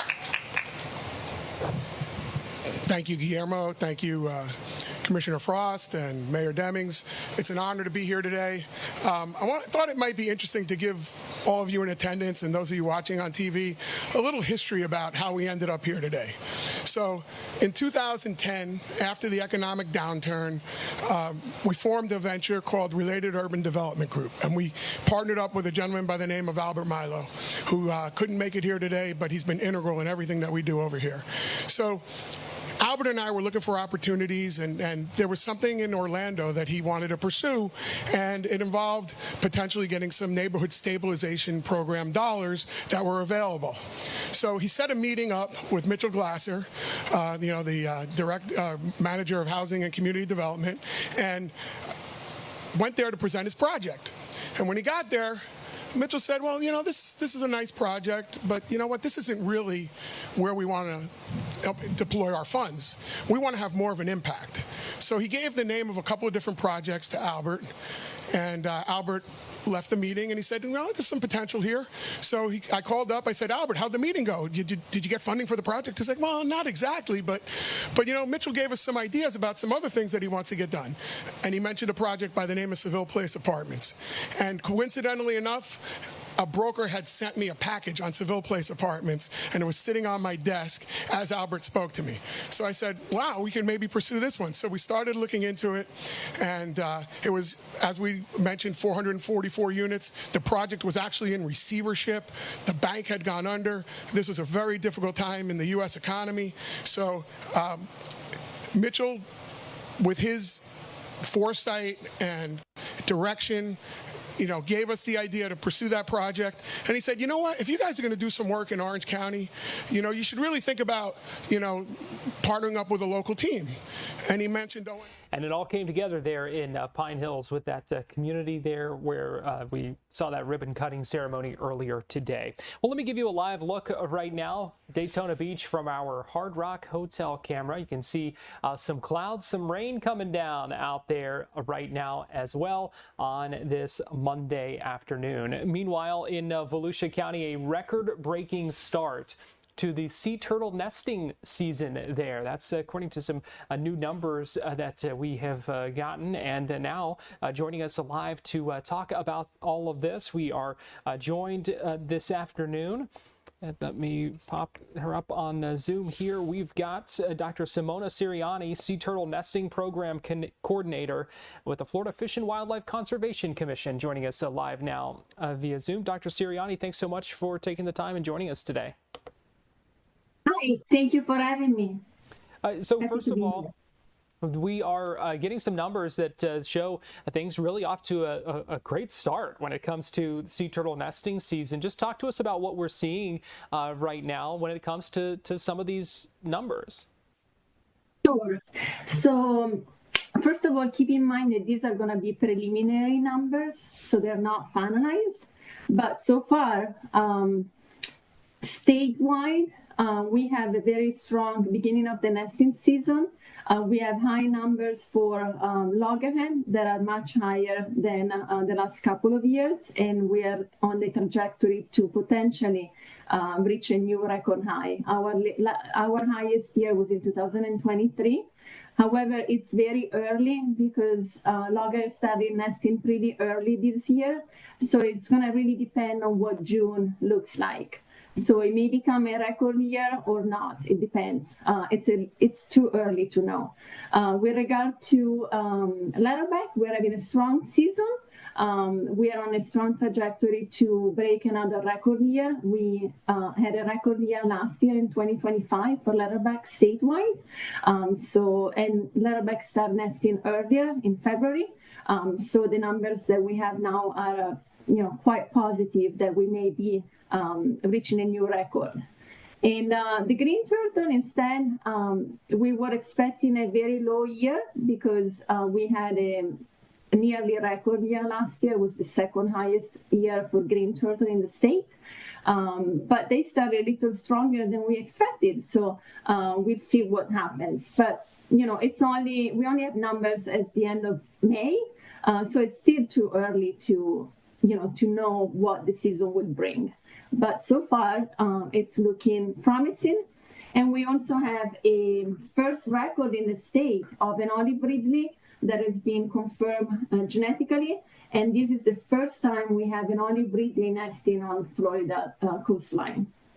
So that was a big surprise. So some preliminary numbers, like you said, still early, but it has to be encouraging to see these. Absolutely. Numbers.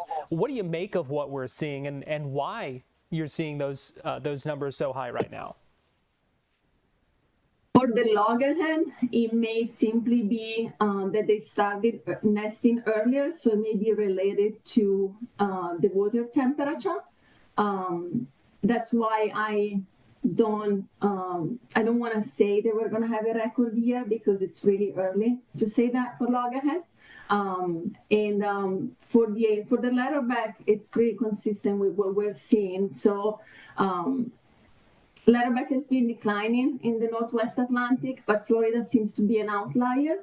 So we don't really know why our numbers are not going down, but they're going up, which is a great news since the species is not doing as well in the wider region. And I think Florida has a very strong legislation with protection of sea turtle on our nesting beaches, and we have an incredible network of people that are dedicated and that work almost 8 months out of the year on the nesting beach and keep track and count and protect nests and try to minimize harm to sea turtle nests. So I think it's a synergy of the long-term protection that has been going on Florida beaches for over 30 years. And there's a lot of awareness as well. Honestly, the reason why we're seeing the increase, it's a little speculative because we're seeing an increase in loggerhead and in greens. But the trajectory, the long-term trajectory, it's not as clear for loggerhead. So Florida is the most important, it's one of the most important nesting aggregation in the world. So we have approximately 40% of all the nests in the world that happen on Florida beaches. And so we have very high number where we have over 38,000 loggerhead nests so far, which is great. But the long-term trend for loggerhead goes up and down, up and down. So we don't really know exactly what's happening with the loggerhead. Well, for the green turtle, we have a trajectory that's definitely going up. So we have indication of a recovery. So it was probably a combination of nesting protection and also in water on Florida waters. How important are the years of conservation efforts to seeing the ongoing sea turtle nesting and the successes that we're seeing with that? How big of a role have those conservation efforts and those years of focusing on making sure this stuff can continue? How big of a role has that played? I can't give you, an exact number or a percentage, but I can tell you that definitely if you don't have nests and if you don't have hatchlings, you're not going to have sea turtle. So I think the 30 plus year of strong conservation that Florida has been having on Florida beaches have definitely played a big role on the numbers that we're seeing now, because sea turtle take approximately 30 years, 25, 35 years to reach maturity. So what we're seeing now is the result of the work that was put on in place 30 years ago. And so protection started to be very strong back then. The Endangered Species Act, back in 1973, there was a stop on the consumption and harm of sea turtle. And so all of these action from a legislative point of view, federal and state, and all these efforts are definitely playing off. And we can see that very clearly with the green turtle, for example, because they are really on an exponential trajectory.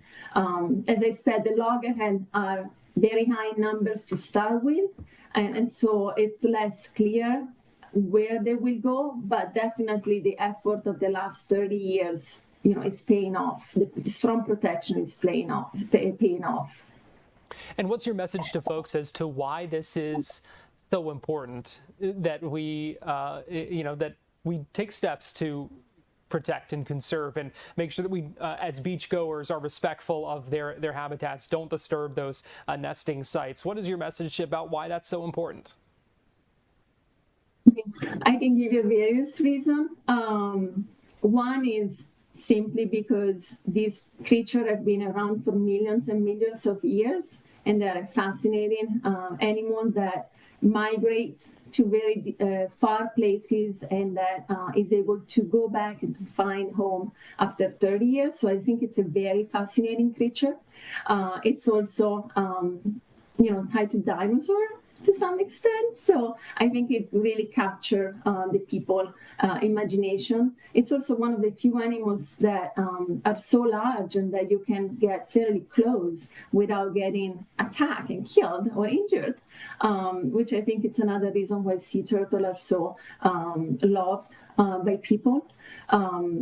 They are very important for transporting nutrients to the beaches, so they help with stabilization of the beach because they bring nutrients from the ocean to the beach, and that is really useful for enriching the beach and stabilizing.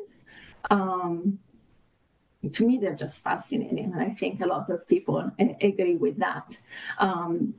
And they play a lot of big roles in the ecosystem, from grazer, so helping with maintaining the seagrass beds in a healthy status, and we all know seagrass are very useful also for nursery for fishes. So there is a cascade effect when you protect species, and then we want to share the beach with other species. I mean, Florida is so important for sea turtle, for shorebirds.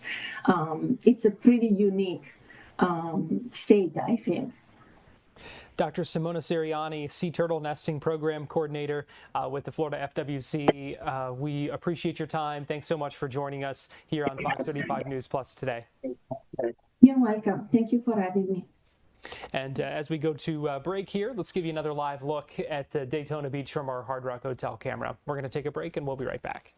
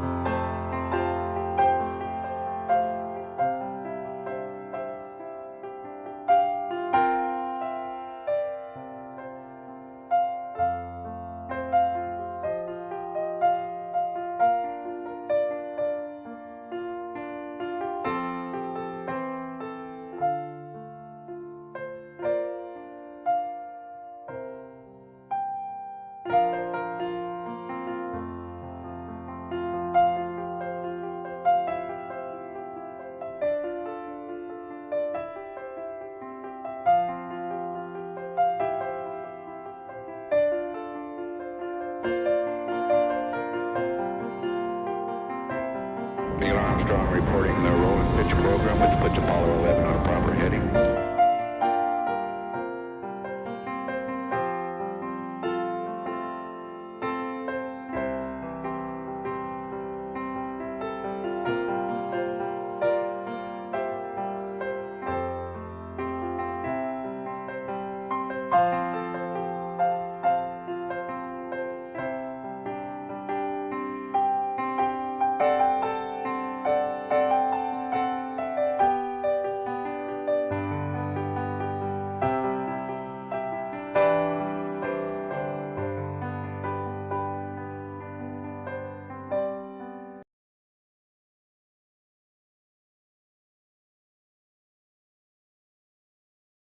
You're watching Fox 35 News Plus, streaming on Fox Local. Welcome back into Fox 35 News Plus. Garrett Weimer here, and thanks for joining us. An interesting news conference earlier today at the Florida Holocaust Museum in St. Petersburg, where we heard from both of Florida's U.S. senators and a number of leaders in the Jewish community condemning anti-Semitism, and specifically condemning an upcoming appearance in a concert that Kanye West is scheduled to play at Raymond James Stadium coming up in just about a week and a half or so. And so this is a news conference where they demanded that no public funds be used to support this, because Raymond James Stadium is a taxpayer-supported venue, and so they were outlining their concerns and saying they don't want to see this Kanye West concert because of some of the comments that he has made, the anti-Semitic comments that he has made in the past. So I want to play some of this news conference for you. Again, you're going to hear from Rick Scott, Ashley Moody, a number of others speaking at the Florida Holocaust Museum in St. Pete earlier today.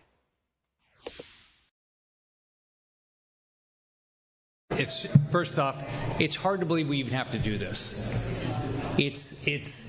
It's inconceivable that we actually have to have an event like this to ask people that are elected and appointed to actually do the right thing. So, but I'm blessed that there's so many people up here that want to stand together in a bipartisan manner to ask people, just do the right thing. This is so simple. Right? We should never allow anti-Semitism anywhere. And we have to stand up against it. And we all do. It can't happen anywhere. So let me just recognize the people, and then we'll go through. We have a variety of speakers. The first I want to recognize is the new senator. She always tells everybody she's a junior senator because she's so much younger than me. I used to be junior to Marco Rubio. I guess he was older than me. But Senator Ashley Moody, she's been there a year and a half and has done a great job representing y'all. She shows up every day and she works her butt off to do the right thing.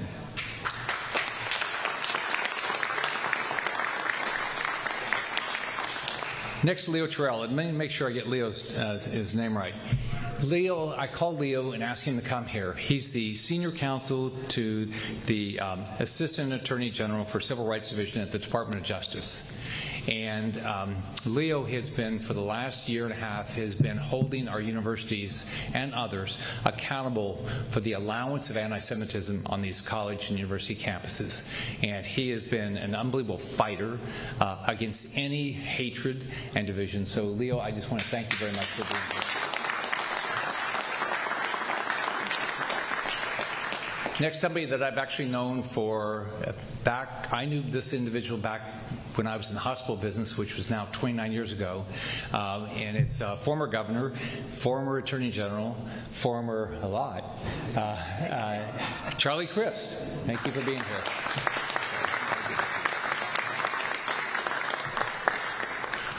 I want to thank Eric Stillman, the CEO of the Holocaust Museum. Thank you for having us here. What I'd ask everybody, everybody should come. I've got a lot of grandkids, so I'm trying to figure out the right age to bring them, but I think everybody ought to come to our this Holocaust Museum and Holocaust Museum.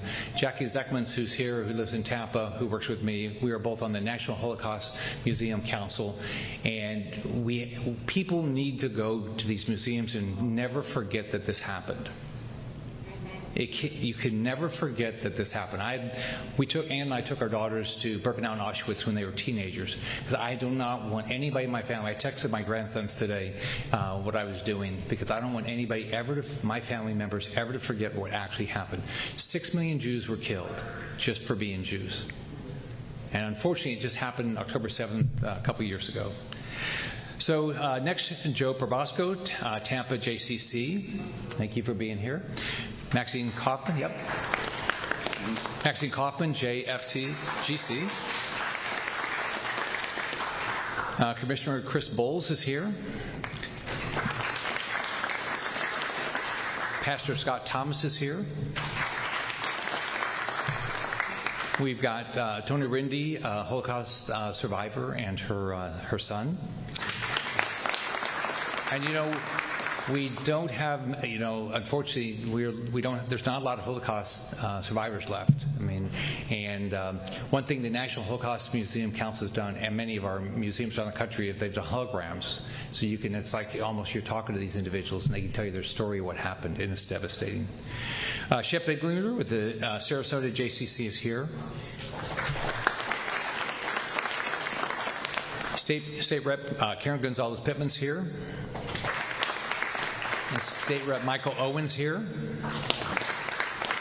Somebody I had the opportunity to work with when I was governor, she was in the legislature, Commissioner Kathleen Peters is here. Commissioner Brian Scott.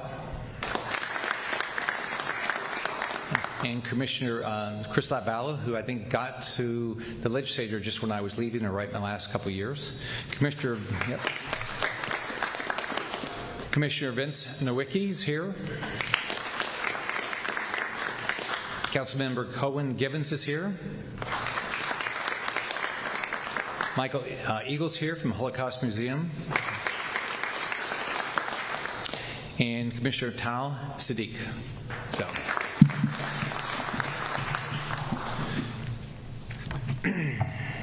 So again, thanks everybody for being here today. And I think with all the individuals here, I believe this shows the Tampa Bay Sports Authority they need to make the right decision.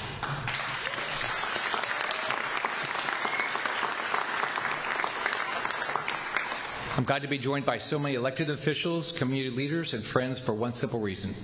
Florida should never fund anti-Semitism.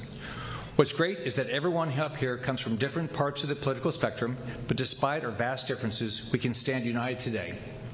We stand united against giving anti-Semitism any platform in Tampa Bay or in Florida. I want to thank Ashley Moody again for being here. I want to thank Brian Taub for bringing this concern to my attention and Jackie's attention and asking me to be vocal. I don't know where Brian is, but he was over. Yep. Thank you, Brian. This is the way by the way, this is the way it's supposed to work. All of us get elected up here, okay, and we're supposed to go do things like this. We're supposed to show up and actually, this is representing government. This is not something it should be out of the ordinary. We all should be doing this. I'm so glad that Charlie Crist is here. So everybody's probably surprised. I think the last time we were on stage together is we had a debate back in 20. We've seen each other in D.C. a few times, but the last time we were on stage together, I think debates we had in 2014. So we're here together, standing together, because this is bigger than politics. Kanye West has been an outspoken anti-Semite and has even called himself a Nazi. That's not something we support in Florida, and it's certainly not something worthy of supporting by our tax dollars. Raymond James Stadium is a publicly funded venue. Taxpayers should have a say in what happens. It's actually their money. That's something that elected officials need to remember every time. It's somebody else's money. When you tax somebody, you're taking their wealth and the value they created, and doing so with the full power and threat of the law. That creates responsibility. Wherever that money goes, whatever we do with it, we as public officials are responsible, full stop. There's no, if you have a public venue, you don't get to go say, oh, I got to let everybody there. You do not. There's no law that says that. You don't have to let people that hate Jews show up.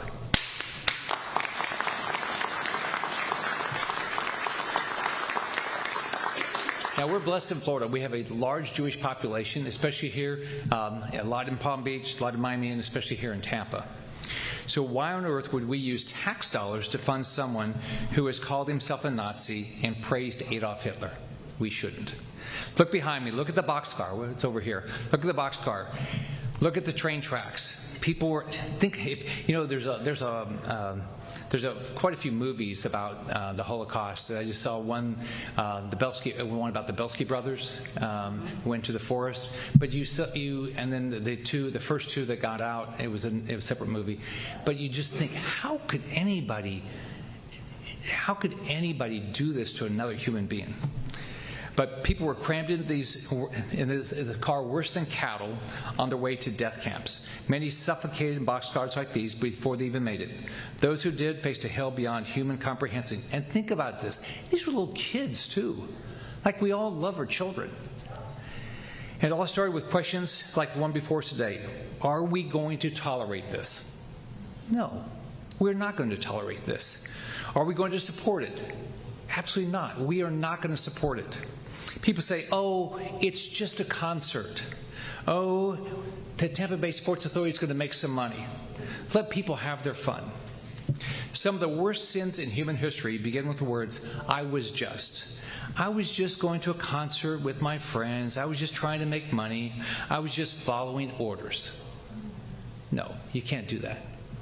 You're not let off the hook. None of us should be let off the hook for hatred and anti-Semitism. C.S. Lewis said, the safest road to hell is the gradual one. The gentle steps, soft underfoot, without sudden turnings, without milestones, without signposts. He's right. One study found that anti-Semitism increased 900% over the last decade. And I think, Leo, you can talk about some of that stuff that you've seen. We've seen October 7th. We saw the college campus takeovers. By the way, my wife and I, we got to go with AIPAC to Israel 2019, and we went to Kfar Aza, which is a half a mile from Gaza, and I went back after October 7th. You just can't imagine that anybody could do what they did. We've seen the college campus takeovers. We've seen attacks at synagogues and Jewish community centers across Florida. We've seen the targeted murders of Jews in our nation's capital. Think about that. We saw in our capital, 2 people that worked at the Israeli embassy, they just walked out and were killed just because they were Jews. How do you think it all happened? People make excuses. Oh, it's not my problem. Oh, I don't know them. Blah, blah, blah. People find excuses to look the other way, to stay silent, to go along and get along. You can't. None of us can. Nobody can. If you care about your children and your family, you can never let this. But you have to care more than your family. You have to care for all families. Anti-Semitism is growing all over the world, so we all have to speak up. I've heard plenty of excuses for this concert. I've also heard that it's okay because Kanye has apologized for his past statements. None of them justify holding this event at a public venue and giving Kanye West the Florida's taxpayer seal of approval. When they do this, it's the Florida taxpayer seal of approval. It's not just Tampa Bay, it's the state we're allowing it. There's countries all over the world that have banned him, and we're going to allow him to come to our state and our city? That's BS. In fact, at any point over the past week, here's what, a lot of us have been vocal. Has Kanye done anything about it? Has he come say, I want to take a tour of the Holocaust Museum? Has he come and said, I apologize? Has he held a press conference and said, I was completely wrong? No, he hasn't. If we don't stand up and vocally reject the hate that Kanye West pushes, if we don't stop this concert, we're telling everyone that anti-Semitism is okay. No, it's not okay. As long as we make some money.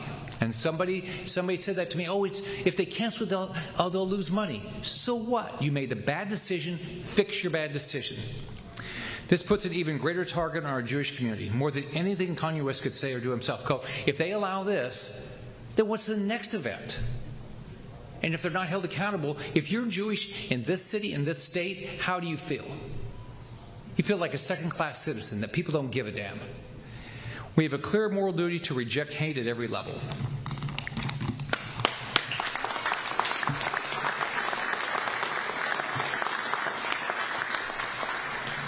As leaders, we should do everything in our power to keep public money and resources out of this kind of event, and it's exactly why we're here today, condemning Kanye and demanding this concert be canceled. I want to close with this. Holocaust denial is at an all-time high. I think, Brian, were you telling me that, or somebody was telling me I was walking by, that 20% of kids under 25 don't believe it happened. I mean, that's, I think, Evan, you asked me that question, right? So, first of all, we all have to teach everybody. That's what this does. So, we have people in both parties spouting off, and this is what's disgusting. We have people running for office, are in office in both parties, spouting off anti-Semitic statements. We have a Democrat Nazi sympathizer running in Maine. We have a Republican running for governor in Florida saying the same bad stuff. It's happening all too often. And first off, I'm not Jewish, but if I was Jewish, it was scary. But if I'm not Jewish, I'm still scary because it starts with the Jews. It ends with they're attacking Judeo-Christian values. They're just going to start with Jews. So.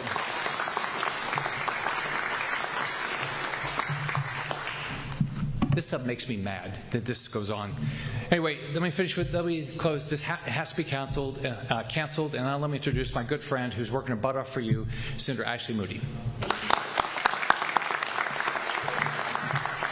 Thank you. Good morning. Before we hear those comments from Ashley Moody, we're going to step aside, take a quick break right now here on Fox 35 News Plus, and we'll be right back.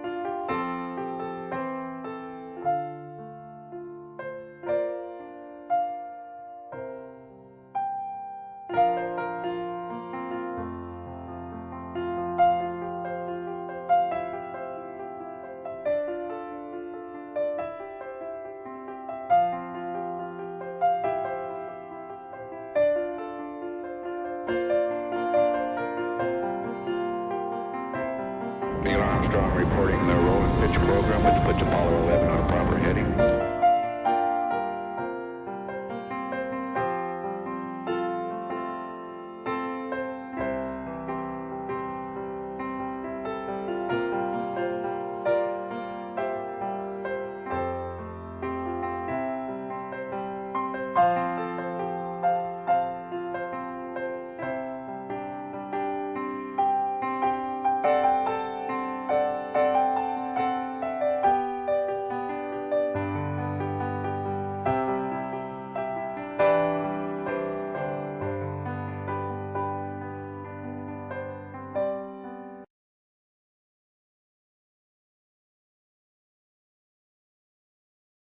You're watching Fox 35 News Plus, streaming on Fox Local. Welcome back into Fox 35 News Plus. Garrett Weimer here, and thanks for joining us on this Monday afternoon. Giving you a live look right now in France. That is French President Emmanuel Macron, who is greeting each of the other leaders of the G7. We saw President Trump greeted just a few moments ago. This is ahead of a working dinner that all these leaders will be holding together here shortly. We'll keep monitoring that as the G7 summit gets underway in France. Welcome back into Fox 35 News Plus. Garrett Weimer here, and thanks for joining us on this Monday afternoon. I want to get you back to this news conference in St. Pete earlier today at the Florida Holocaust Museum, where we heard from Senator Rick Scott demanding the cancellation of Kanye West's upcoming concert at Raymond James Stadium in Tampa, coming up on the 26th of June. We were just getting ready to hear from Ashley Moody when we took our last break, so I want to go ahead and get you back to that news conference earlier today in St. Pete. Thank you. Good morning. Thank you, Senator Scott, for rallying everyone together today. And I think it was so important that you pointed out that none of us are standing up here as Republicans or Democrats or independents. You have a swath of people, a large number of people that are united by a cause. And that is to come together and ensure that we have government that is accountable to its tax-paying citizens, and that when government makes bad decisions, they need to step up and explain it and make it right. And that's why you have all kinds of people here today, not just elected folks standing behind this podium, but all kinds of community members, because we just represent them. We are your avatars.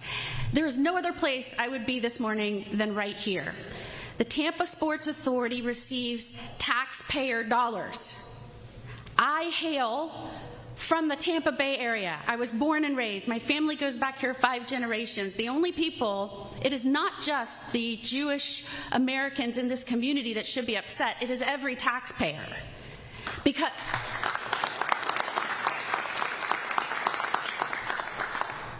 the Tampa Sports Authority evaluates, approves, and hear my last word, prioritizes the events that it books. Evaluates, approves, and prioritizes. And when you have a taxpayer-funded body that is prioritizing hate and anti-Semitism, they have a lot of explaining to do. And I imagine everybody that demanded answers, lots of people standing up here and all of you that were demanding answers when they said, tell us how this happened. How in the world could this happen? We're just over 2 years from October 7th. We saw a surge in attacks against Jewish Americans, from murders to assaults right here in Florida. We have universities under investigation right now regarding their environments and the hostile environments. You can't, the first piece of legislation I had to introduce was to reclaim federal money from universities that wouldn't protect Jewish students. And now we're going to invite and book and prioritize someone who not 10 years ago, not 20 years, not sometime in their life said that he was a Nazi. As recent as last year,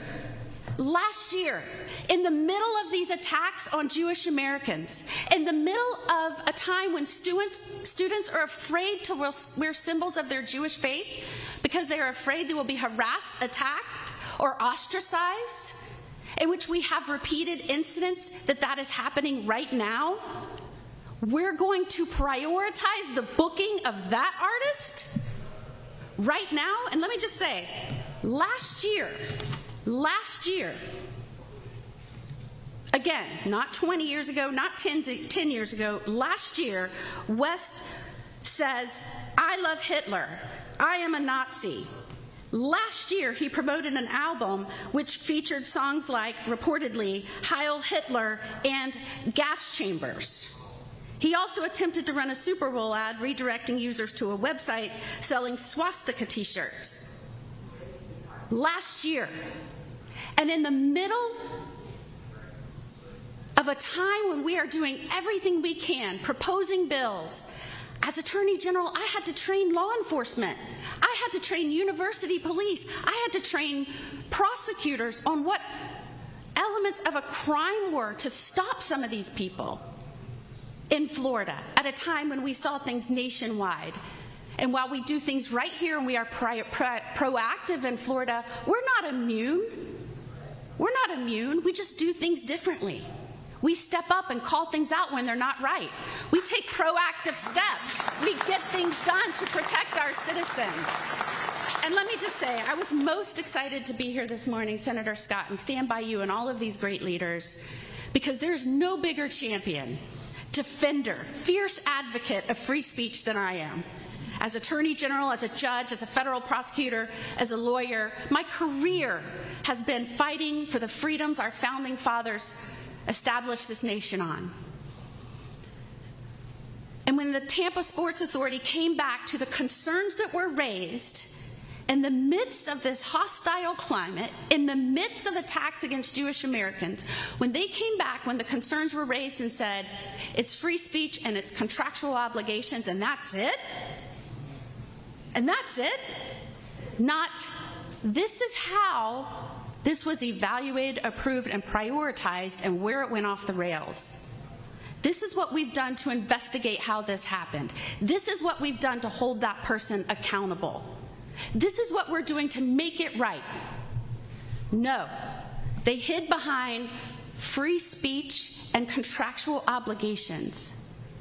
The citizens of Tampa Bay, the taxpayers of Tampa Bay deserve so much better. And I am so glad to stand here with Senator Scott and all of you to demand that. Thank you so much. That's a news conference earlier today in St. Pete. We're going to hear from some other speakers too, but right now we're going to take a break here on Fox 35 News Plus.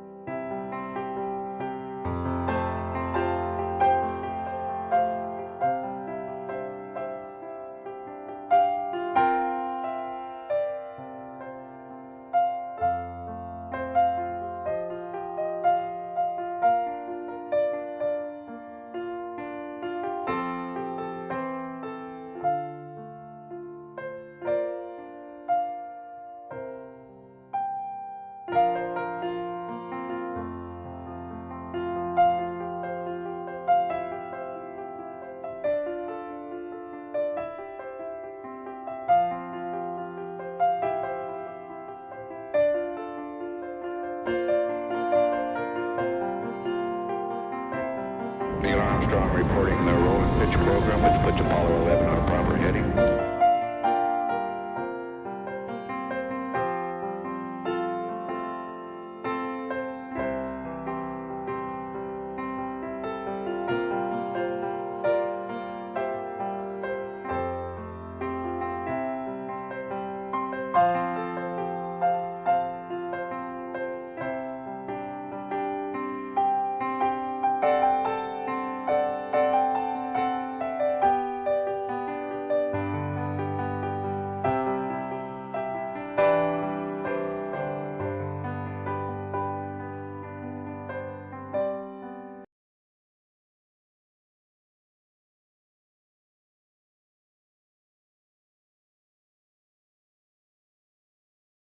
You're watching Fox 35 News Plus, streaming on Fox Local. Welcome back into Fox 35 News Plus. I want to give you this live look where President Trump is joining the other world leaders in the G7 at this working dinner that is slated to get underway any minute now behind that curtain that you see. We'll keep monitoring that situation. We saw the president being greeted by the French president, who was greeting all the different leaders coming in for this dinner. Meanwhile, I want to get you back to this news conference in St. Pete, where we heard from Senators Ashley Moody and Rick Scott calling for the Tampa Sports Authority to cancel the upcoming Kanye West concert scheduled for June 26th at Raymond James Stadium in Tampa. We also heard from a number of other officials at this news conference that was held earlier today at the Florida Holocaust Museum in St. Pete.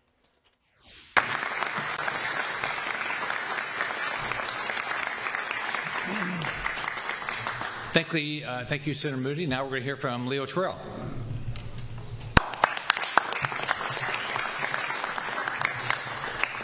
Last Friday, when it was about 10:30 in my office in the morning, and I get a phone call from Senator Scott and said, "Could I show up today?" And the answer was simply yes. I went directly to my bosses, Stanley Woodard and Todd Blanche. Told them what the situation was, and they said yes. And I can simply tell you from the words that Senator Scott said and echoed by Senator Moody. Look at everyone here. Fighting anti-Semitism is not a Jewish issue.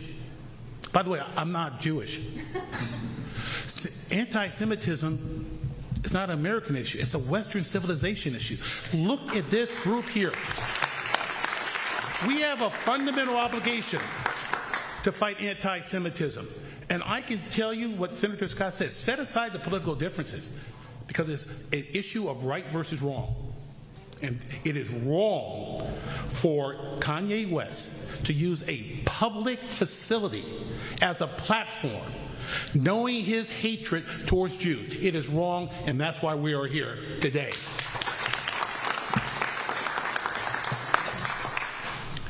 Regardless of what you think of him, and people come up to me and say, Leo, you're doing a great job fighting anti-Semitism. And I say I could do a lot more. But everyone here needs to know this. Forget about your differences with the guy in the White House. Forget about whether or not you disagree with him on other issues. I can simply say this without any hesitation.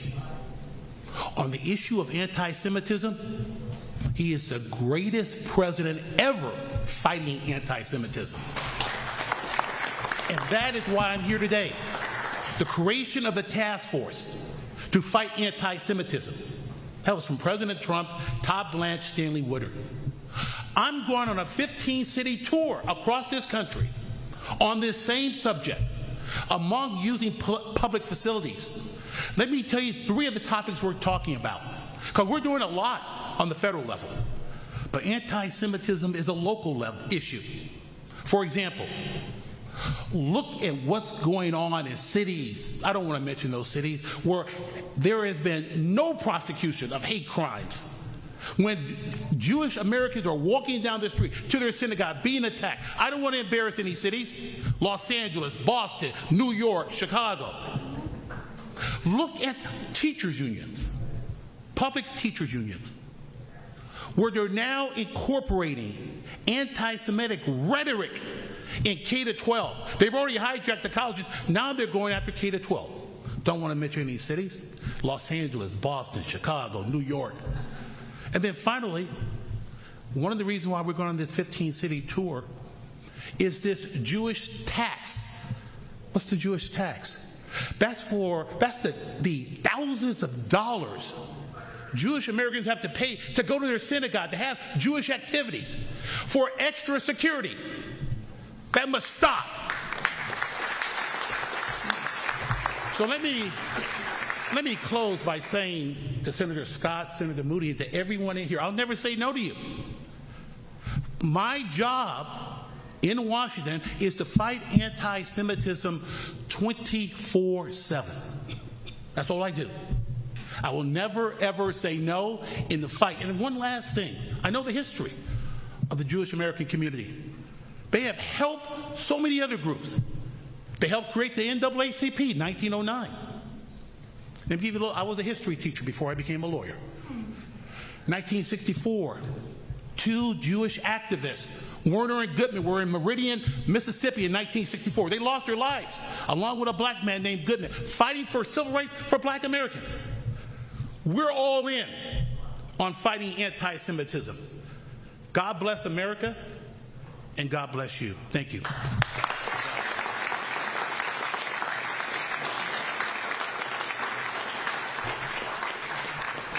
Now the former governor of Florida, Charlie Crist. Good morning. It is a privilege to be with you, Senator, and Senator Moody as well. Commissioners, others, all of you. Assembler family, well represented.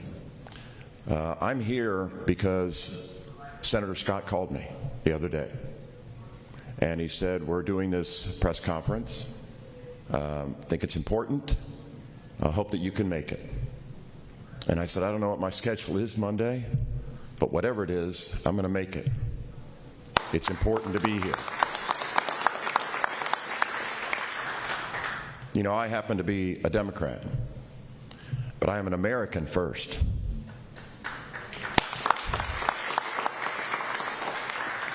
And a proud Floridian also. And proud to be from St. Petersburg. Welcome to my hometown of St. Petersburg, Florida. It's a good place with good people doing the right thing. And people may say, well, you know, you're with Senator Moody, Senator Scott, they're Republicans, you're a Democrat. You know, is this somehow right versus left? Absolutely not. This is right versus wrong. And my friend Rick is right. We need to call it out. We need to show up. We need to stand up and be there, to stand up for what is right, what is fundamentally true, and what we know is evil and wrong. Holocaust was horrible, unimaginable, as you said, Senator Scott, truly unimaginable. I'm proud to be here. I'm proud to be with my friend. I'm proud to be with you. God bless you all.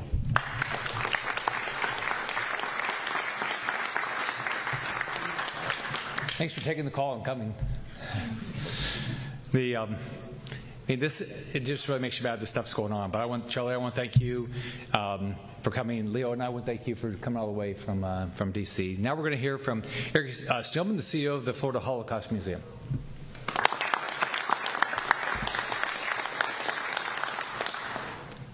Thank you, Senator Scott, Senator Moody, Special Counsel Terrell, former Governor Christ.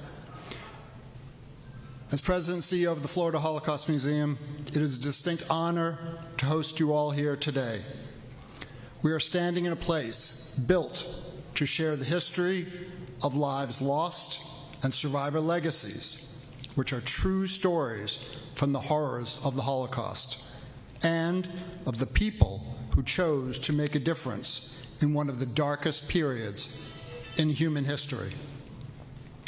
In large part, we can share this history because of the generosity of many of you, the remarkable support of the state of Florida, and the leadership voices of Senator Scott and Senator Moody. For those reasons and many others, we feel one of the most important roles that we can fill during this difficult time is to share our museum with as many people as possible. We do so by offering free admission to the community on June 26, 27, and 28. Our role today as your host is to make a space and a place for this conversation, and it is our honor to do so. As we stand between the boxcar and Thor, the Danish rescue boat, we are reminded of both sides of this history, the darkness of hatred, murder, and grief, and the light of hope from those who refuse to stand idly by.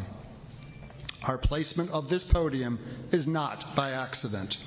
Each speaker today is that light of hope, refusing to stand idly by in a moment that desperately seeks leadership. Thank you very much. Thanks, Eric. Now we're going to hear from Joe Probasco, past president, Tampa JCC.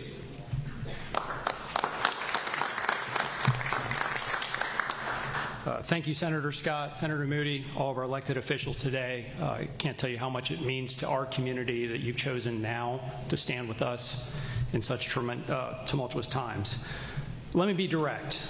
Our preference is that this show not come to Tampa.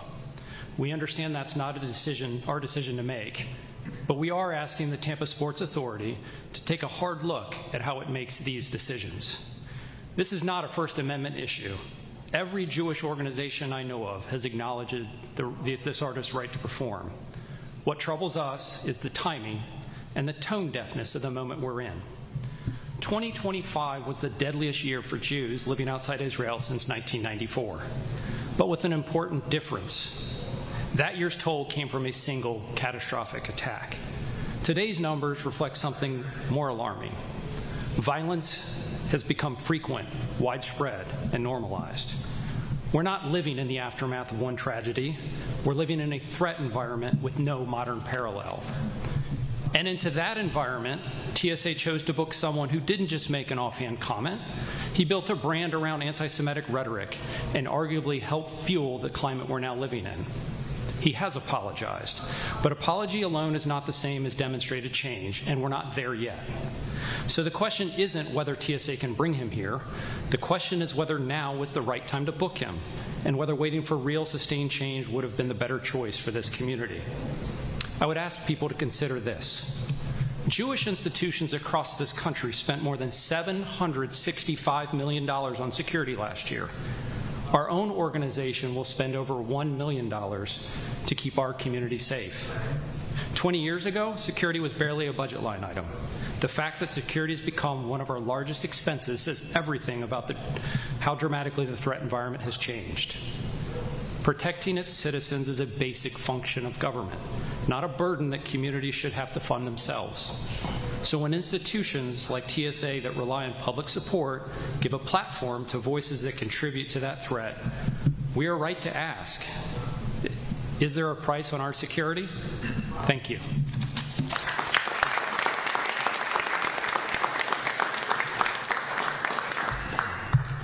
Now we're going to have, as you get older, you have to use glasses if there's not enough light, by the way. Maxine Kaufman, Jewish Federation of Florida's Gulf Coast.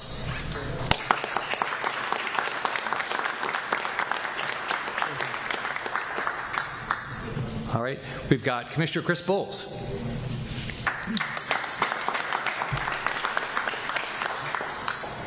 Thank you all for coming, and I appreciate the opportunity to be here to speak to you about this incredibly important subject.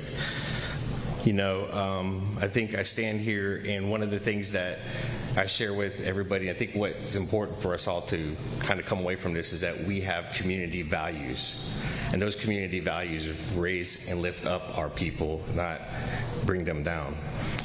But to that point, you know, I agree with our leaders' concerns and positions here. As elected officials, we must uphold our community's values. And those values that do not include dignifying hate speech in publicly funded spaces, such as the TSA and Raymond J. Stadium. I believe firmly in free speech and holding to the principles of our Constitution. But free speech does not entitle anyone to a stage backed by public resources and funding. Say what you will, but we need not glorify hate speech in songs, as Senator Moody pointed out, while someone actually profits from it. I stand fully with our Jewish community here in Tampa Bay, and will ensure that I will do the best that I can to ensure that those concerns are heard and addressed here. And I truly appreciate the opportunity to make that statement. Thank you.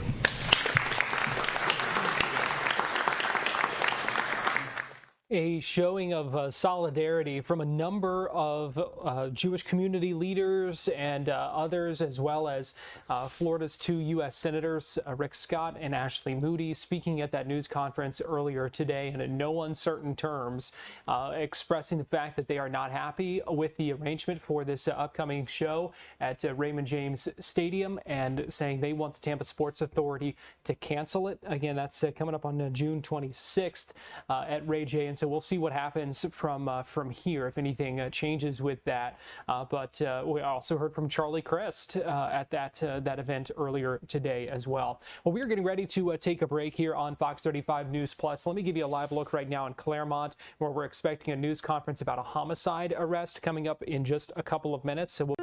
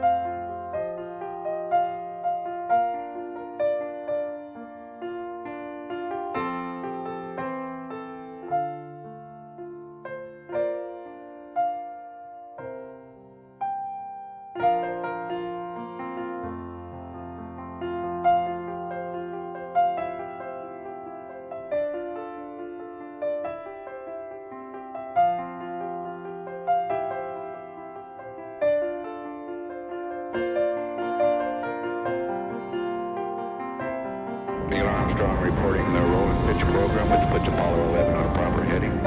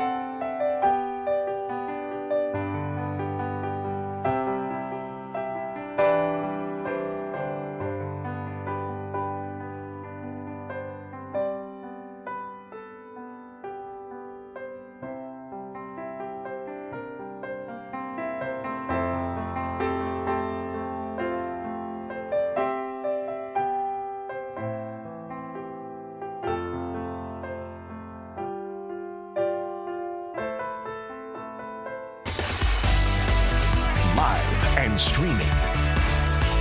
This is Florida Live.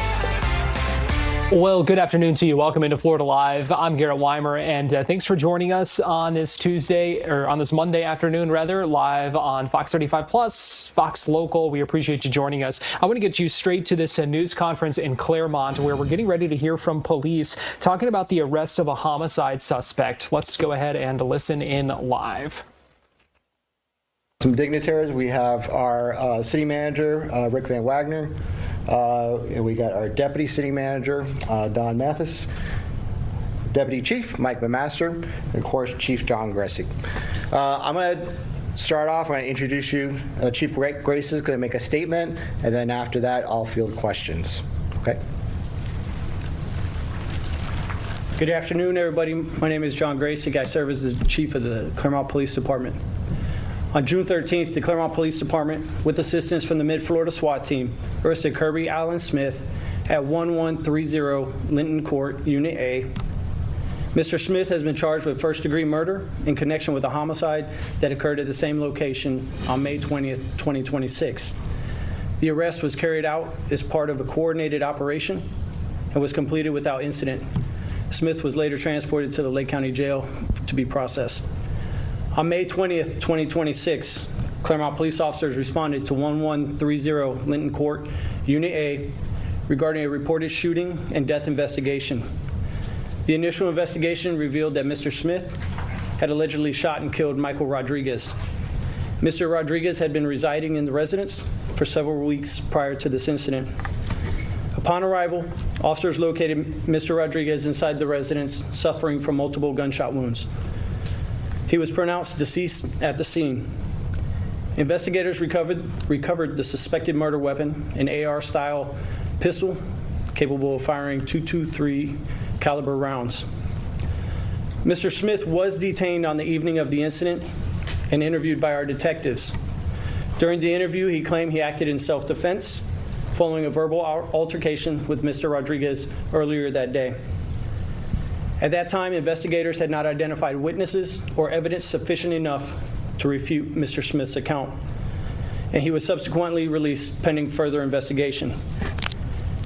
Detectives with the Clermont Police Department then conducted an extensive and comprehensive investigation, which included numerous interviews, the execution of multiple search warrants, and the issuance of several subpoenas. Working closely with the State Attorney's Office of the 5th Judicial Circuit and the Florida Department of Law Enforcement Orlando office, investigators pursued all available leads and forensic evidence. As a result of these efforts, detectives obtained an arrest warrant charging Mr. Smith with first-degree murder. Mr. Rodriguez's next of kin have been notified, and we extend our condolences to his family. The Clermont Police Department also extends its appreciation to the Mid-Florida SWAT team for executing this arrest warrant in a safe manner. Mid-Florida SWAT is comprised of law enforcement officers from Clermont, Leesburg, Maldora, Groveland, and Eustis, as well as fire and EMS personnel from those municipalities and Lake County. The department also thanks the State Attorney's Office for the 5th Judicial Circuit for their support throughout this entire investigation. Through the dedication, professionalism, and collaborative efforts of everyone involved, a significant step has been taken toward achieving justice for Mr. Rodriguez, his family, and the Clermont community. At this time, we'll make Captain Draper available to answer any questions you may have.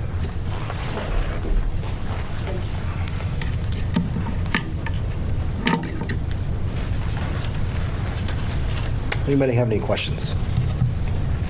What kind of interviews were had, and what was said that allowed you guys to lead to this arrest? Yeah, so like the chief said, our detectives worked really very hard on this, developing a probable cause, worked closely with the state attorney's office, with the judge, sign off on the arrest warrant. But this isn't the end of the case. We still have to go through the adjudication process. This still has to be a prosecutable case. So I'll try to answer as much as I can to your questions. Like Wayne said, going back to your questions, our detectives, they worked long hours. They worked very hard on this. They conducted multiple interviews. During the course of the interviews, we got enough information, the detectives, to kind of discredit the self-defense claim and show probable cause to the first-degree murder claim. What makes you feel that it was premeditated? There's a lot that goes into the investigation. There's a lot of avenues the detective looked through. They did multiple subpoenas. We did a lot of search warrants, a lot of interviews. There's a lot of investigative tools that led our detectives to lead towards that idea of premeditation, first-degree murder. Can you tell us more about how the victim and the suspect knew each other? Sorry about that. Again, during the course of the investigation, it became very clear that they were very close associates. They were roommates. They both lived at that residence, and there was a close relationship between the two of them. So they've known each other for a little while, and they live more than a month at that residence together. Do you mean friends or like business associates? Also, could you please stay close to the podium so you can Try not to knock this thing down, but yes. Yeah, okay. I'm the person who talks to my hands too, I get it. Okay. Associates is not a term that people use in regular vernacular. It's business associates or friends. What? Again, I can't go too much into the case. Again, we still want to have something prosecutable, but we could say friends and had some business type relationship as well. Was Smith at the residence when officers arrived the night of the shooting? Yes, actually, Mr. Smith is actually the one that called 911. He waited for officers' arrival. Is there anything about the motive of the shooting that you can share with us? Why he shot him? Yeah, we looked through, like I said, detectives worked. They very determined. I want to commend our detectives. Before I go too much in the question, I want to commend our detectives. This is a really true example of like determination, professionalism, and just not leaving any stone uncovered. There was a lot of information in the results of their investigation that showed some type of, perhaps some money owed, some type of relationship fallouts. Again, can't go too much into everything in the case. You said that they had a fight earlier that the defendants had led to or the suspects had led to the shooting. How much earlier in the day was that argument? So again, like the chief mentioned, at the onset of the case, when it first started, we did not have a lot of contradictory evidence, correct? So in this situation, we had two people involved in the altercation. One was deceased, so obviously we can't ask that person the questions. It appeared it was an all-day altercation, so it was a lot of back and forth. We have to go off of all the results from the investigative avenues that we looked up. So it seemed like it was an ongoing kind of altercation throughout the day. Was it verbal or physical altercation? Again, the information, the indication we had was mostly verbal. And you don't want to tell us too much about the investigation, but can you tell us what he was saying at first, his defense about self-defense, and maybe why that turned out not to be the case? The claim was made right from the onset of Mr. Smith of self-defense. During the course of the initial interview, he didn't elaborate very much on it to the point where our detectives could say, yes, this is absolutely the self-defense, or this is absolutely not. Again, we worked very closely with the state attorney's office from the onset of this investigation to the conclusion. Detectives worked around the clock, making sure that we looked at every investigative avenue, and we felt confident towards the end we have enough probable cause to show the premeditation first-degree murder charge.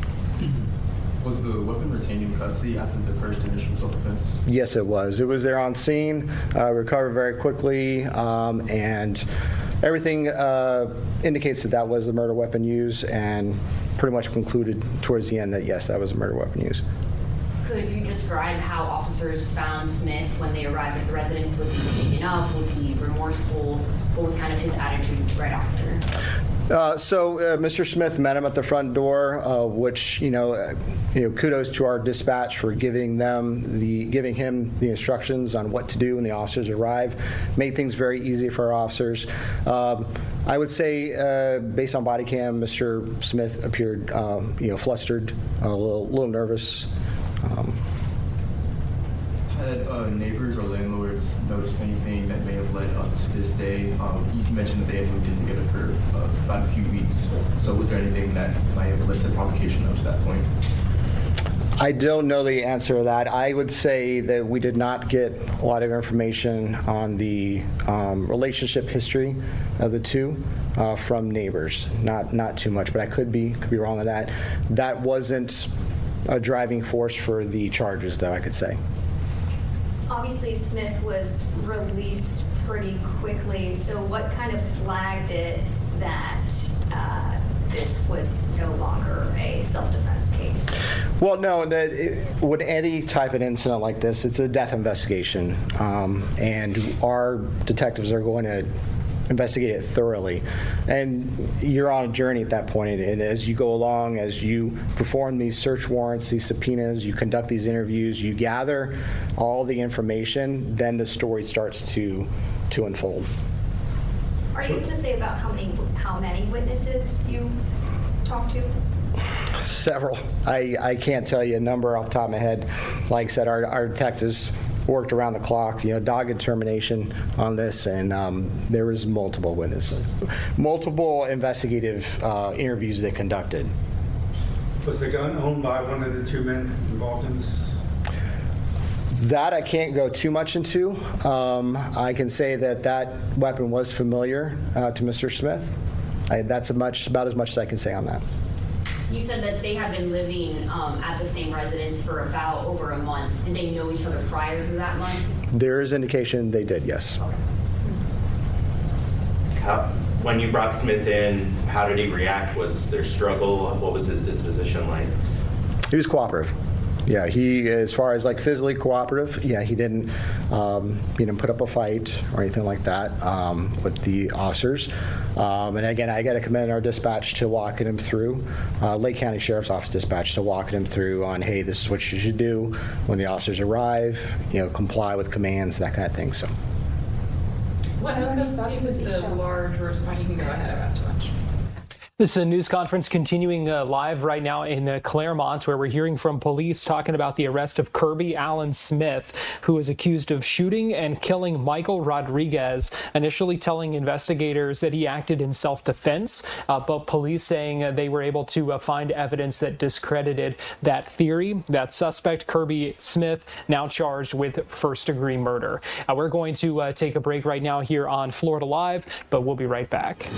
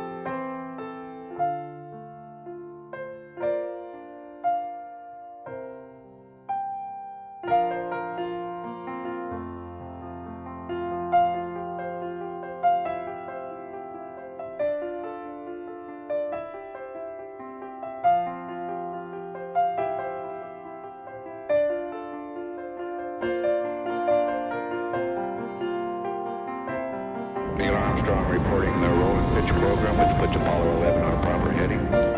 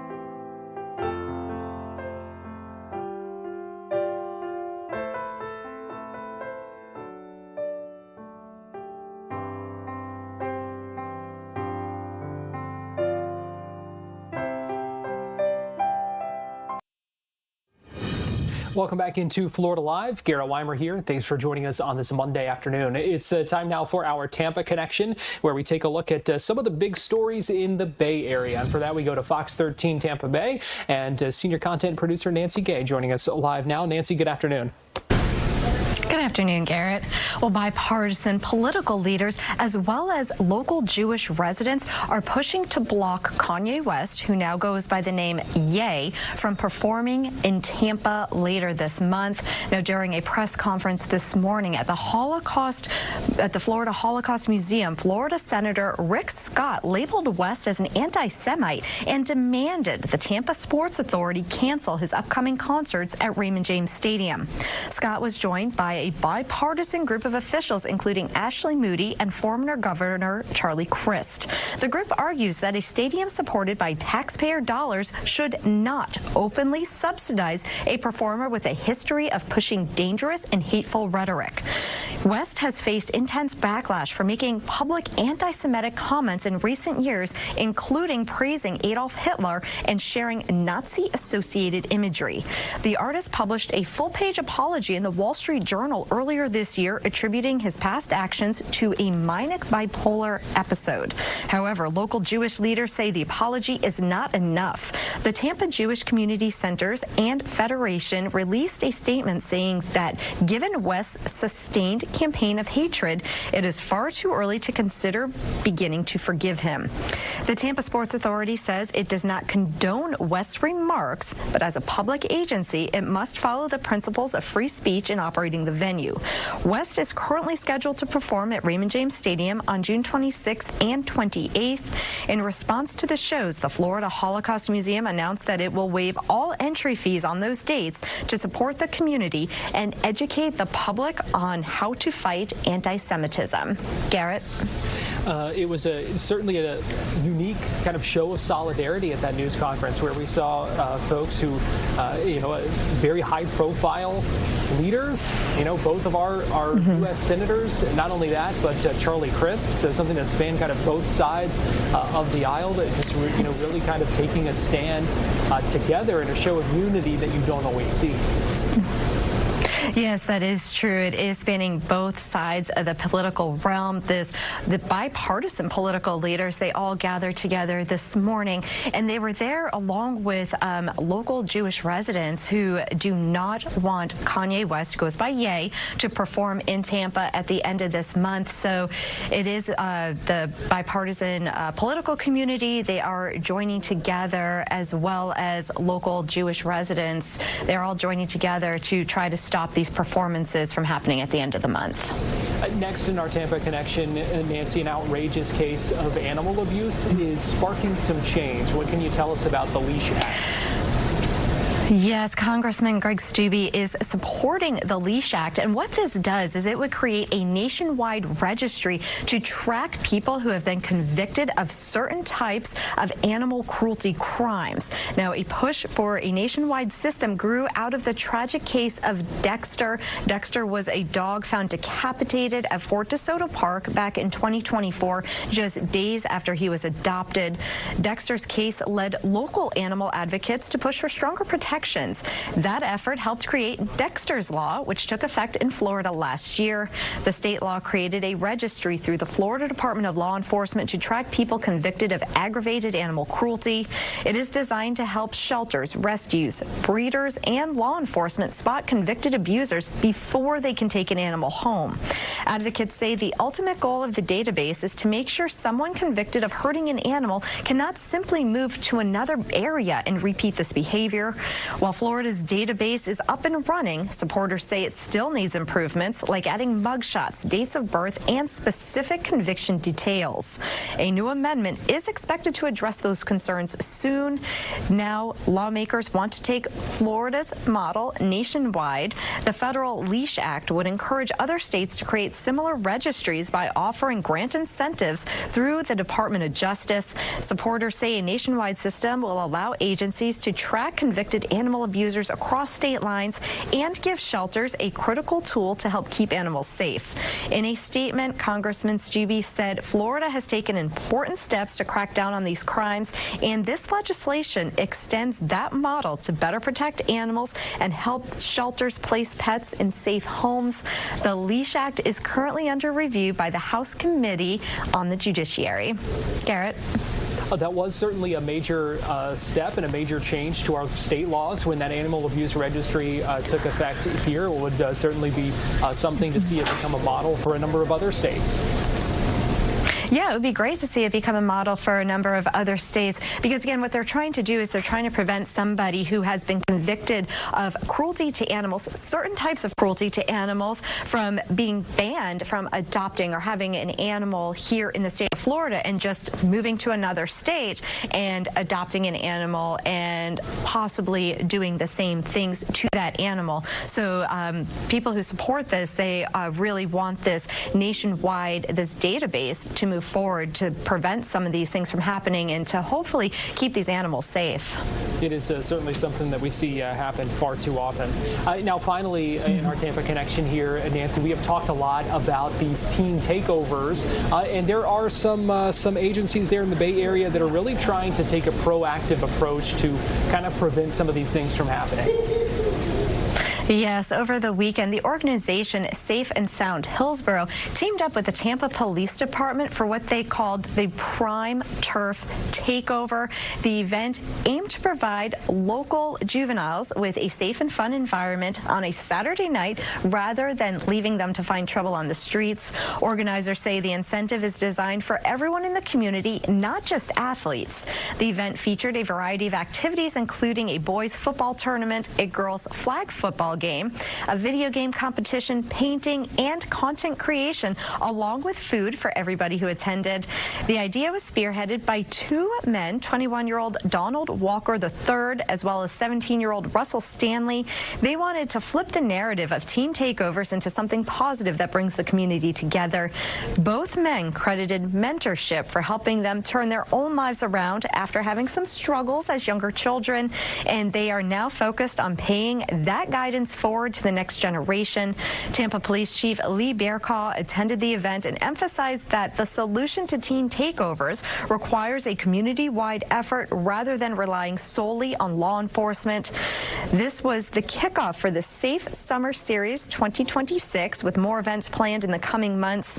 Those interested in volunteering or finding information on the next scheduled event can visit the Safe and Sound website. That's where they'll have all the details about how you can get involved and what events are coming up next. Garrett. Fox 13 senior content producer Nancy Gay, we appreciate you joining us with our Tampa Connection. Thank you. Time now for our Florida Live forecast. I've got Fox 35 Storm Team meteorologist TJ Springer joining me now. And TJ, it was a hot and humid weekend with some crazy showers and storms. To say the least, yeah. And it sounds like we're just kind of dealing with more of the same. We are, yeah. I feel like we've gotten back into the rainy season, Garrett. It's here to stay. Now, I would say at least for the most part, if anyone's been here on vacation trying to get out, I feel like it's been drier west of Orlando, a little wetter closer to the East Coast. Yeah, but this humidity is just crazy. It fuels that potential for the heavy rain too, and it's just making it feel so uncomfortable to be outdoors. But when we're talking about the storms that we saw, we know we're tracking a wildfire that's burning in Volusia County right now, caused by a lightning strike, which is, we know we've been dry, but it's not something you necessarily think about wildfires when we're seeing just deluges over the weekend. But all of that lightning comes with a cost and certainly a risk. For sure, yeah. I mean, all these storms still have that potential, Garrett. A lot of lightning, heavy rain, torrential rain, really, with all that moisture in the air. So that's what we'll have to watch out for through the remainder of the day. We can see those showers and thunderstorms right now really favoring places like Volusia and Flagler County on Storm Tracker radar. We can see a nice little storm working closer to Ponce Inlet right now. That is working offshore.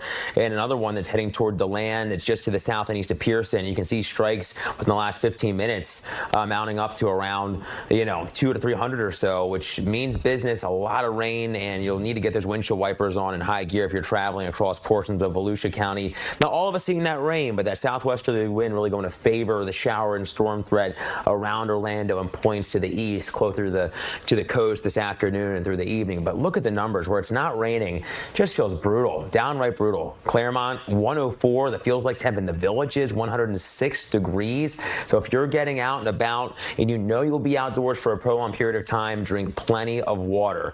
The showers and storms, they linger near I-95 and US 1 through the overnight, at least through the first half of the night, through the early part of the night, and then really west looking drier while temperatures staying warm, mid to upper 70s. Then tomorrow we're right back at it, slightly cooler, but overall still a little bit above normal for this time of the year, in the lower 90s for many of us, with more hit or miss showers and thunderstorms. And it's not just today, it hasn't been just the weekend, but these heat indices, feels like temps going to stay parked around the century mark through the rest of the week. And as this ridge of high pressure tries to rebuild, so to speak, across the Sunshine State, our temperatures and our feels like temps go up even more so, approaching heat advisory criteria on Thursday and Friday. So a major heat risk.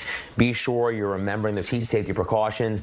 We were just talking about that flooding rain. There is a low-end risk of flooding, especially on the coast today with that southwesterly breeze coming across the peninsula. That's something we'll have to monitor, and any storm that lingers could have some flooding in low-lying areas like we've seen, at least at times, the past couple of days.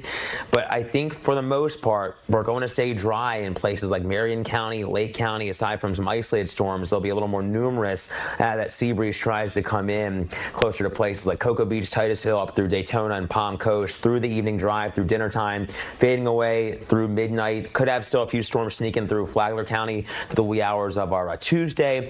And then we're doing it all over again by the time we get into our Tuesday afternoon and evening. So overall, kind of somewhat standard for this time of the year. Also monitoring the tropics. There is now a 40 to 50% chance of development. Thankfully, with this, Garrett, this does not look like it's going to impact us, but if anyone has travel plans to southeast Texas, really the northwestern Gulf, anywhere from places like Houston, South Padre, up to New Orleans even into Mississippi, I think we'll have to watch this. And it could become, it may thread the needle, may be able to become a short-lived tropical storm. But either way, it looks like heavy rain, coastal flooding, gusty wind for the northwestern Gulf. Yeah, it's been interesting to kind of watch that and how the chances have increased over the past few days. Yeah, even yesterday it was only around, it kind of went 10, and then 20, and it's kind of been parked near there. But there was some data that kind of suggested more of an organization. There was still some shear in the Gulf, but it looks like there's an area where it kind of weakened, and I'm imagining that it's kind of taking advantage of that area of weaker shear. It looks like probably the next couple of days, maybe starting to reemerge in the Gulf by midweek or so. Well, Fox 35 Storm Team meteorologist TJ Springer, we appreciate you joining us with our Florida Live forecast. Thanks, Gary. I appreciate it. As we go to break, I'm going to give you this live look right now at Daytona Beach from our Hard Rock Hotel camera. Keep it right here. More Florida Live right after this.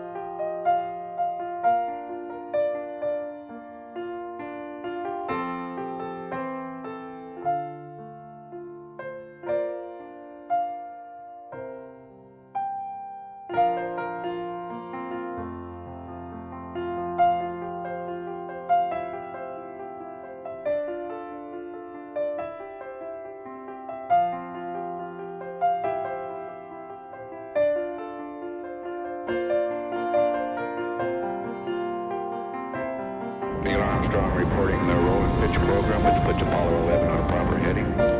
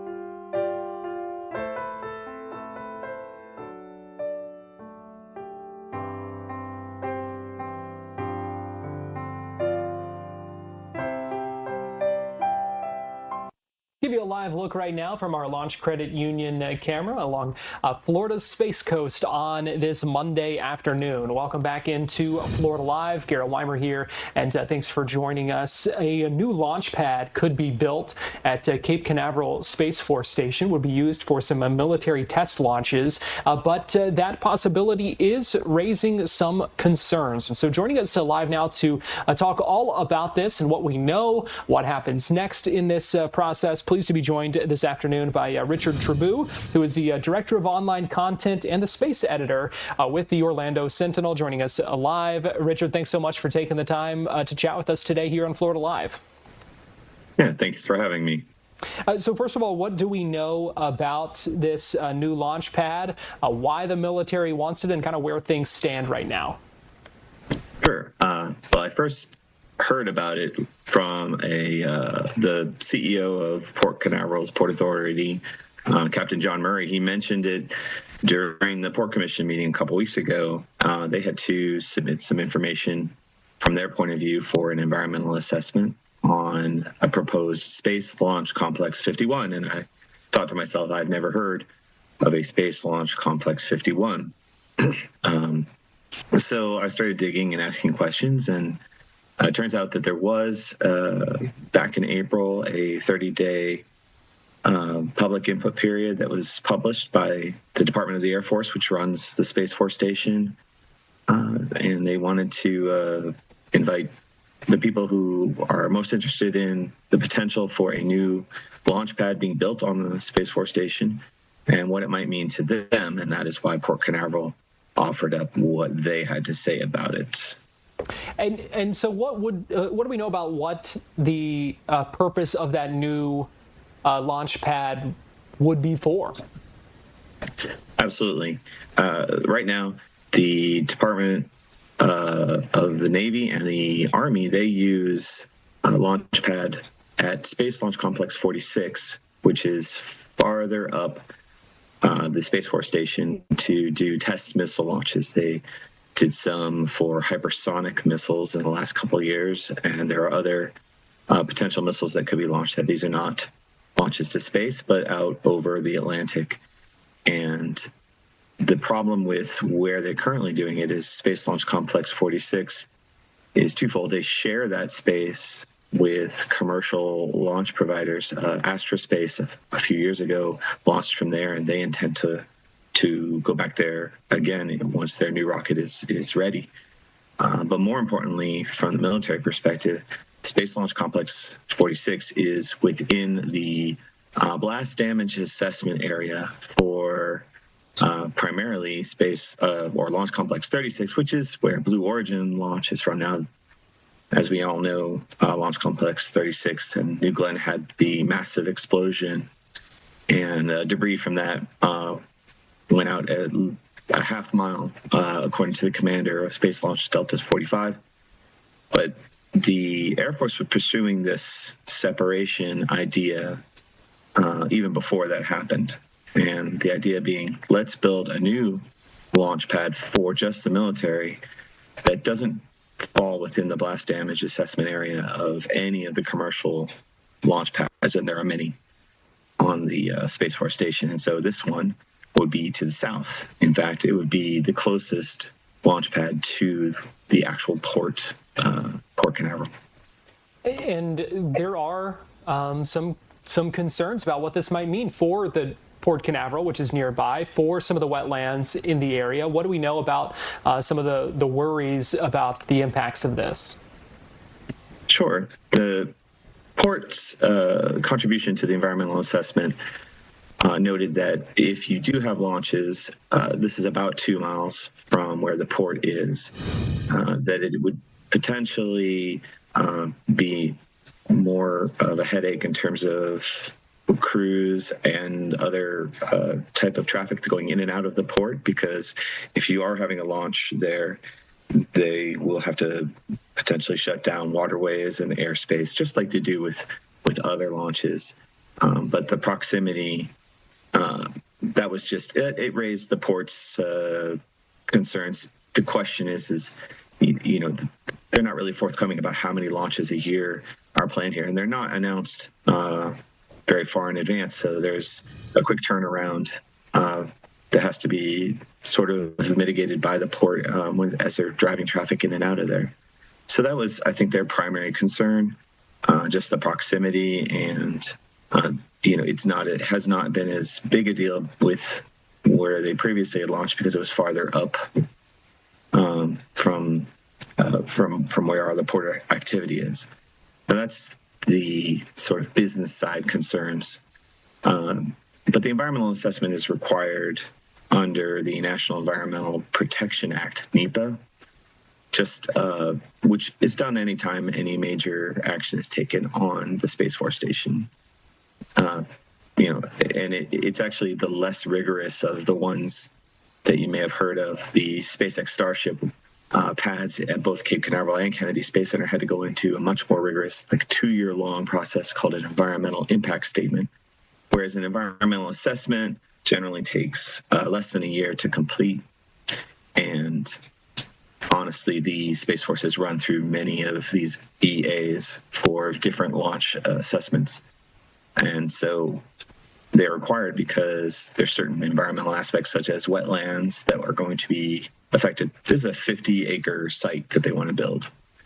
And not only wetlands, but they're going to run into environmental aspects like gopher tortoise holes and other endangered species that will have to be assessed and potentially mitigated. And that's what we expect to see when the environmental assessment, the draft version of it, actually comes out. It's not out yet. Don't know the timetable on when it is right now. They're just putting it together. And so there's no even real decision as to whether this will be something that they can move forward with. However, I personally think that the Space Force has gone forward with their EAs on just about each one that they've attempted. So I expect them to come out with one. It will outline some things that might need to be mitigated, but there's a good chance that we're going to see a new launch pad on the south side of the Space Force Station. Well, Richard Trabue, Director of Online Content and Space Editor with the Orlando Sentinel, we appreciate you joining us here on Florida Live and outlining this process and what we can expect as it continues to play out. Thank you for having me. It has a lot of information. Yeah. Well, we are going to take a quick break right now here on Florida Live, and we'll be right back.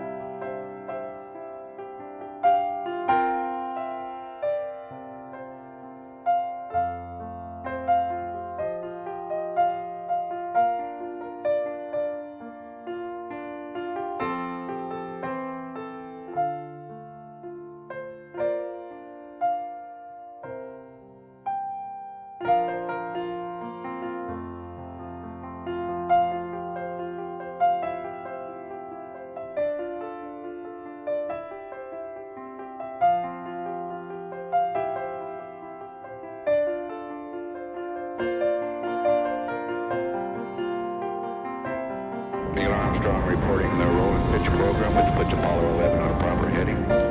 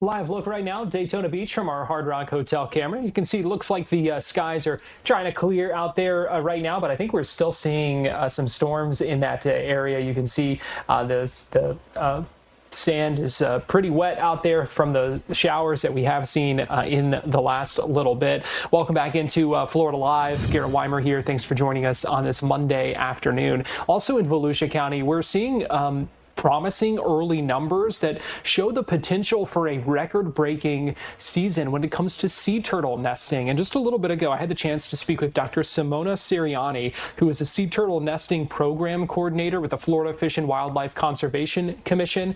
And she explained what we're seeing, why we're seeing it, and what this means for the entire state. These are going to be preliminary numbers, so they're not finalized. But so far, statewide, we have a very strong beginning of the nesting season.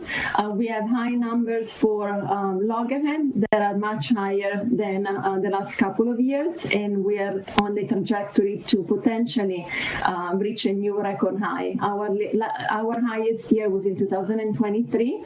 However, it's very early because loggerhead started nesting pretty early this year, so it's going to really depend on what June looks like.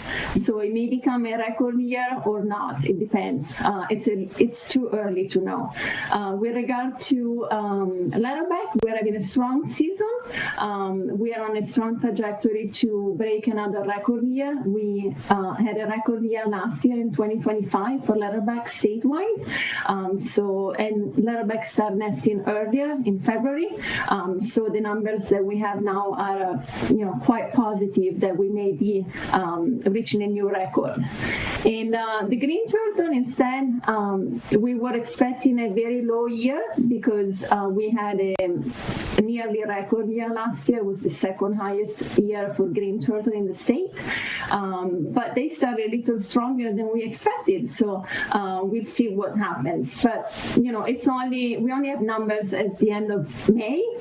So it's still too early to know what the season will bring.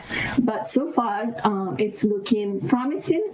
And we also have a first record in the state of an olive ridley that has been confirmed genetically. And this is the first time we have an olive ridley nesting on Florida coastline. So that was a big surprise. So some preliminary numbers, like you said, still early, but it has to be encouraging to see these. Absolutely. What do you make of what we're seeing and why you're seeing those numbers so high right now? For the loggerhead, it may simply be that they started nesting earlier, so it may be related to the water temperature. That's why I don't want to say that we're going to have a record year because it's really early to say that for loggerhead. And for the leatherback, it's pretty consistent with what we're seeing. So leatherback has been declining in the Northwest Atlantic, but Florida seems to be an outlier. So we don't really know why our numbers are not going down, but they're going up, which is a great news since the species is not doing as well in the wider region. And I think, Florida has a very strong legislation with protection of sea turtle on our nesting beaches, and we have an incredible network of people that are dedicated and that work almost 8 months out of the year on the nesting beach and keep track and count and protect nests and try to minimize harm to sea turtle nests. So I think it's a synergy of, the long-term protection that has been going on Florida beaches for over 30 years, and there's a lot of awareness as well.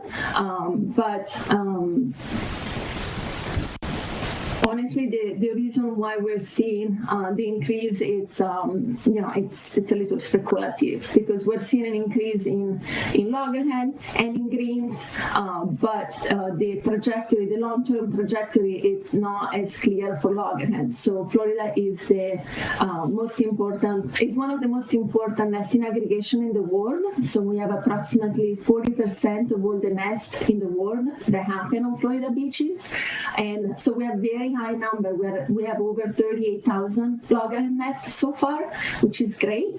But the long-term trend for loggerhead goes up and down. So we don't really know exactly what's happening with the loggerhead.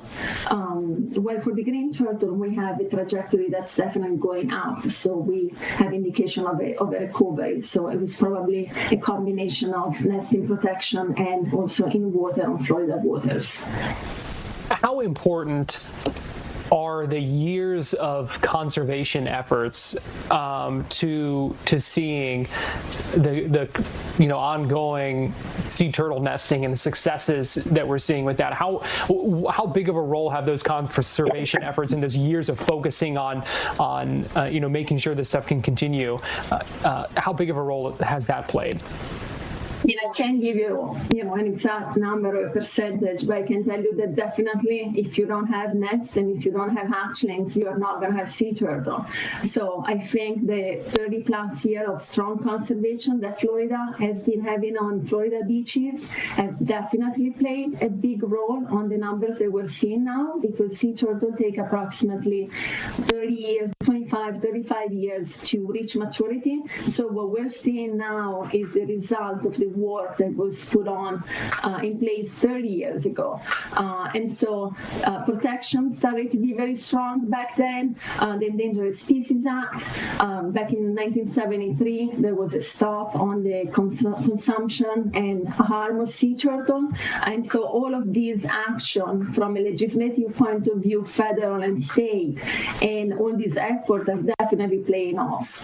And we can see that very clearly with the green turtle, for example, because they are really on an exponential trajectory.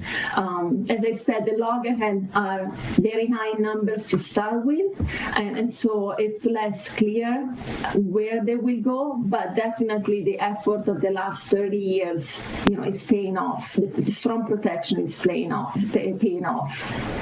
And what's your message to folks as to why this is so important that we, that we take steps to protect and conserve and make sure that we, as beachgoers, are respectful of their habitats, don't disturb those nesting sites? What is your message about why that's so important? I can give you various reasons. One is simply because these creatures have been around for millions and millions of years, and they're a fascinating animal that migrates to very far places and that is able to go back and to find home after 30 years. So I think it's a very fascinating creature. It's also, tied to dinosaur to some extent. So I think it really captures the people imagination. It's also one of the few animals that are so large and that you can get fairly close without getting attacked and killed or injured, which I think is another reason why sea turtles are so loved by people. They are very important for transporting nutrients to the beaches, so they help with stabilization of the beach because they bring nutrients from the ocean to the beach, and that is really useful for enriching the beach and stabilizing. To me, they're just fascinating, and I think a lot of people agree with that. And they play a lot of big roles in the ecosystem, from grazer, so helping with maintaining the seagrass beds in a healthy status, and we all know seagrass are very useful also for nursery for fishes, so there is a cascade effect when you protect species. And then we want to share the beach with other species. I mean, Florida is so important for sea turtle, for shorebirds. It's a pretty unique state, I think.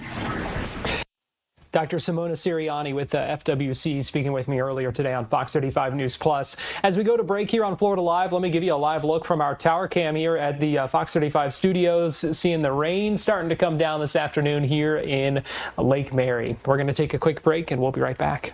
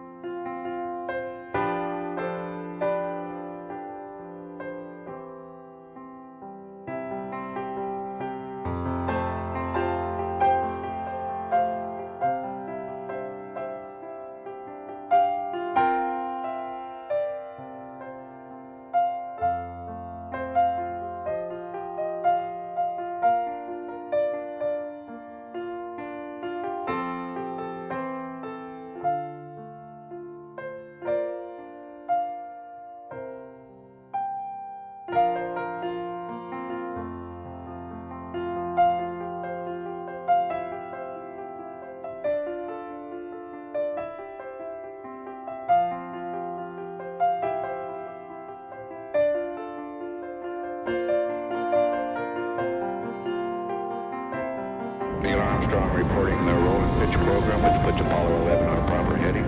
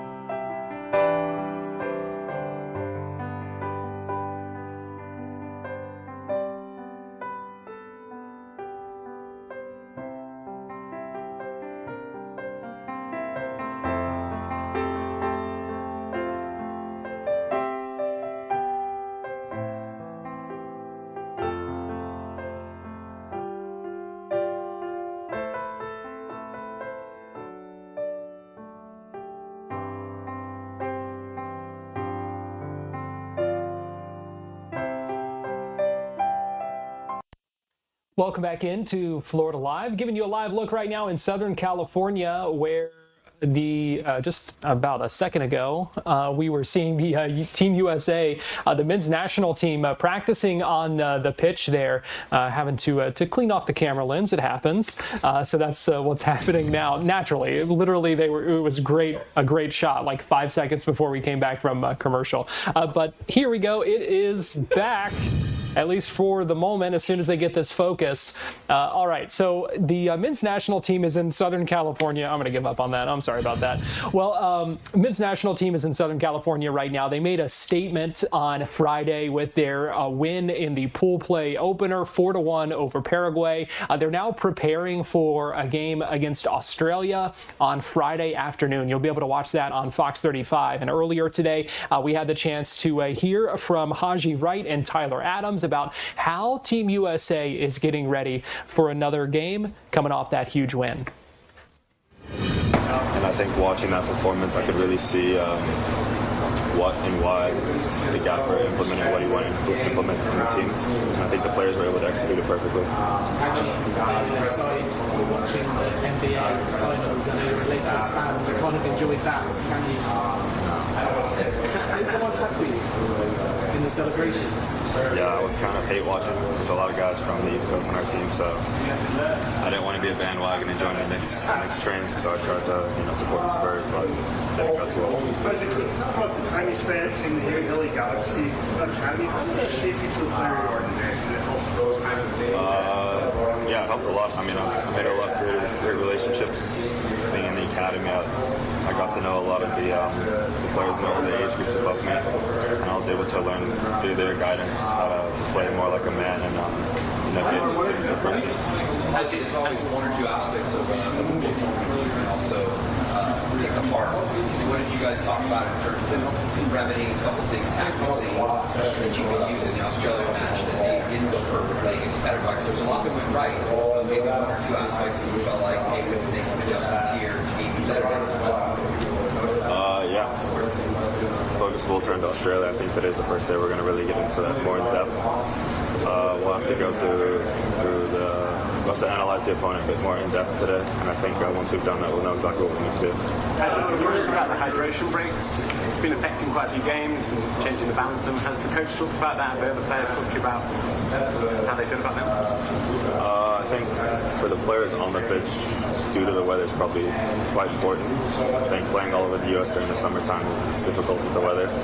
I'm not sure why commercials are being played on TV during hydration breaks, but for the players on the field, I think it's pretty important. Everyone who is on this 26-man roster has earned Pochettino's confidence. To see Gio Reyna go out there, not having a lot of minutes in his club, but to perform and prove Poch right, what was that like for the group to see? That's great. I think, we all love Gio. We know what a great player he is, and we're just happy he was able to show that again. Could you guys feel during the game Paraguay sort of the air coming out of them after you guys were sort of putting that press on them and just attacking constantly? Did you guys as players sort of feel their frustration and despair in a way and use that as fuel?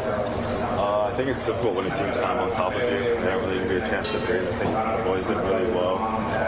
Whenever they lost the ball, they did their best to get it back immediately. And then when we got it, we kept it where it would be dangerous. So, having been on the other side of that, I think every player has, it's difficult to find a way to get out.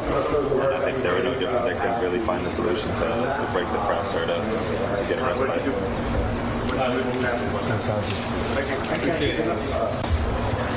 Tyler, I'll start the question. You've been around Christian a lot. Have you seen him better than in those 45 minutes he played on Friday?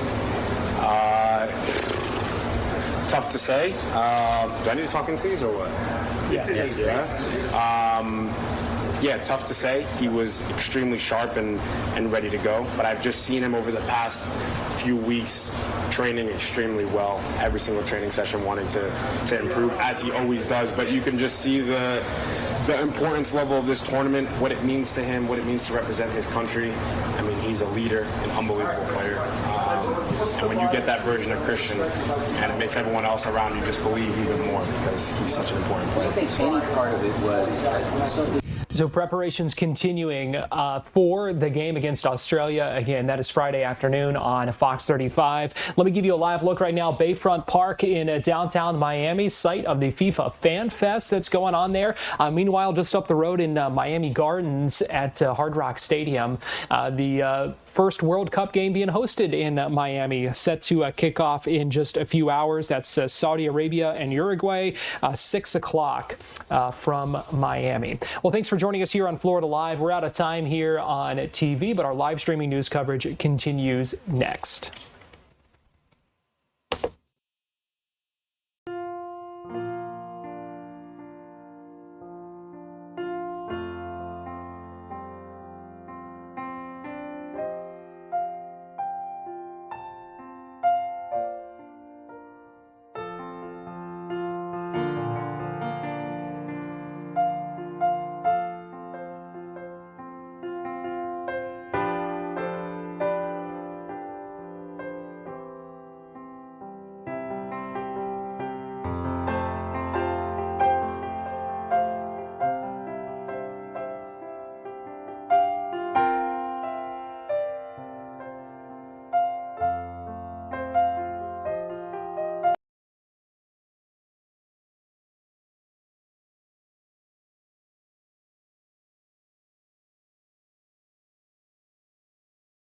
You're watching Fox 35 News Plus, streaming on Fox Local. Welcome back into Fox 35 News Plus. Garrett Weimer here, and thanks for joining us on this Monday afternoon, live on Fox Local, YouTube, and on Facebook. Jury selection is underway for a trial in connection with a brutal murder investigation out of Orlando, where Javier Martinez is accused of assaulting and strangling a 93-year-old woman to death inside her apartment at a senior living community in Orlando. Again, jury selection is underway. It's expected to last most of the week, but before jury selection began, there was a hearing earlier today where essentially there was an announcement, the state denying that any sort of agreement for a plea deal that would have essentially been a guilty plea in exchange for dropping the sexual battery charge. So there was just some of this discussion over preliminary things, but the bottom line is any last-ditch effort to avoid a trial didn't happen. This is heading to trial, and jury selection now underway in connection with this case. Please swear or affirm the testimony you should give shall be the truth, the whole truth, and nothing but the truth, so help you God.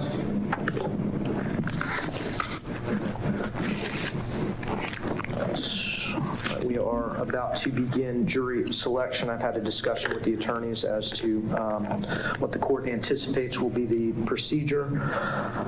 Are there any pretrial motions that have yet to receive a ruling? Defense? Do you have any? Poster.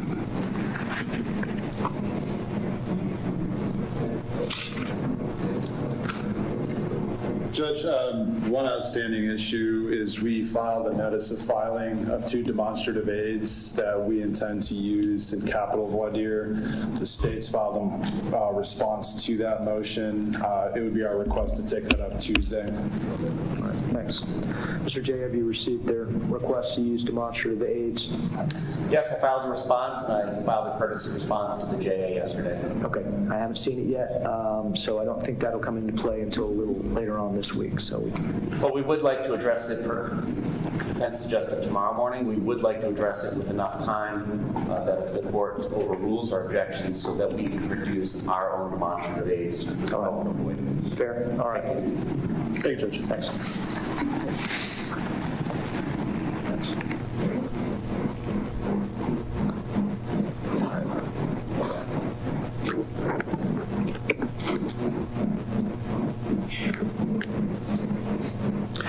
I understand that there is no offer of resolution from the state. Is that correct? There is no agreement reached between the state and defense. Thank you. If you may put on record, we do have a signed plea form pleading guilty to first-degree murder, life in prison.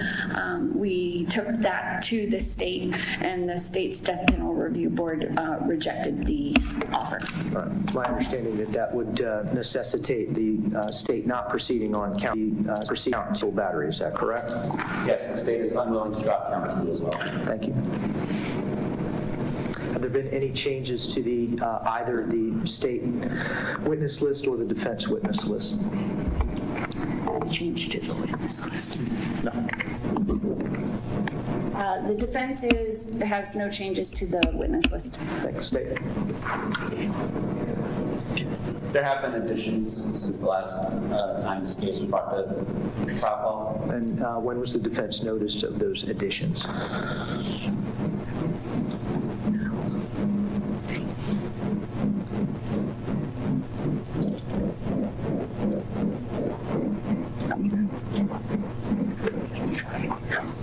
Judge, if I can just briefly respond. There was a supplemental notice of filing of a witness list on 6/3, adding an additional witness list. Prior to that, there was an amended witness list filed on June 1st. Also back in May, we added an additional witness list, and prior to that, in March, we added an additional witness. So the defense has been on notice between February and now, and we have drafted a version that includes any additional witnesses that were not previously stated on the record during the last choice election. So the supplemental witnesses. Thank you. Defense, we've had some pretrial hearings since those additions. Is the defense in receipt of the additional witnesses?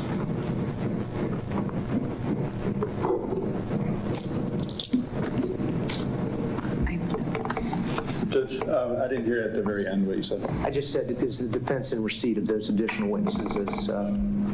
Yes, we've received those filings. I expect we'll be talking with the state about some of the issues flowing from those witnesses. I don't wish to raise anything now with regard to witnesses. Thank you. Defense, anything else that we need to talk about prior to the court beginning its portion of voir dire? Nothing from the defense, Your Honor. State.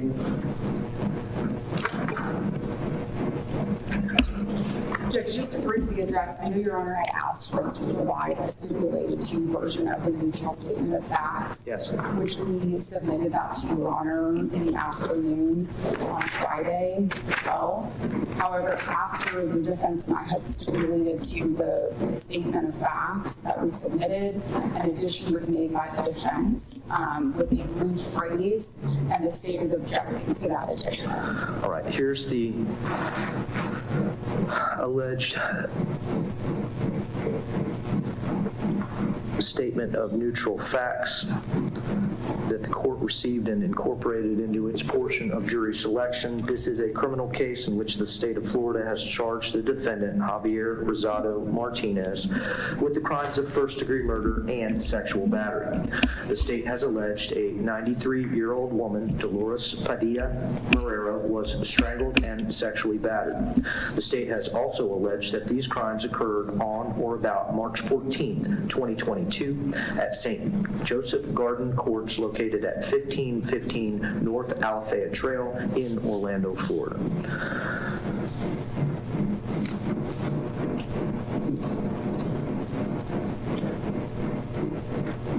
Mr. Cucci, can you tell me what additional language is being requested? The additional language the defense had requested, Judge, was to the news release that occurred after the previous status hearing included the additional thing we wanted to have included was that the state had adduced the theory that she was strangled with her pantyhose. We were trying to figure out details that a prospective juror might cue on to know if they'd heard a media release. And so that was the additional language that we had added that the state is objecting to. Thank you. State, objection? The state objects. We believe that the 93-year-old language properly addresses the issue, and the additional language that already was added by the defense. The media's theory of our case or the understanding of the facts need not be included in this neutral statement of fact. We're not stipulating that that's the means that she was strangled and solely that, so we do object to that additional language. Any rebuttal, Mr. Creasy? So the concern is not what the jury believes from hearing the version of facts as read by the judge. The concern is having sufficient details for the prospective jurors to be able to recall having seen the media release. So that's our concern in adding that additional language. Right. I think in adding that news media report to the neutral statement of facts, the court is affirmatively suggesting that that is a fact. I think that's precisely what we're trying to avoid in vetting whether they have received any information outside of court. I'm hesitant to do that. So the request to include that theory that was apparently put out there by a news report is denied.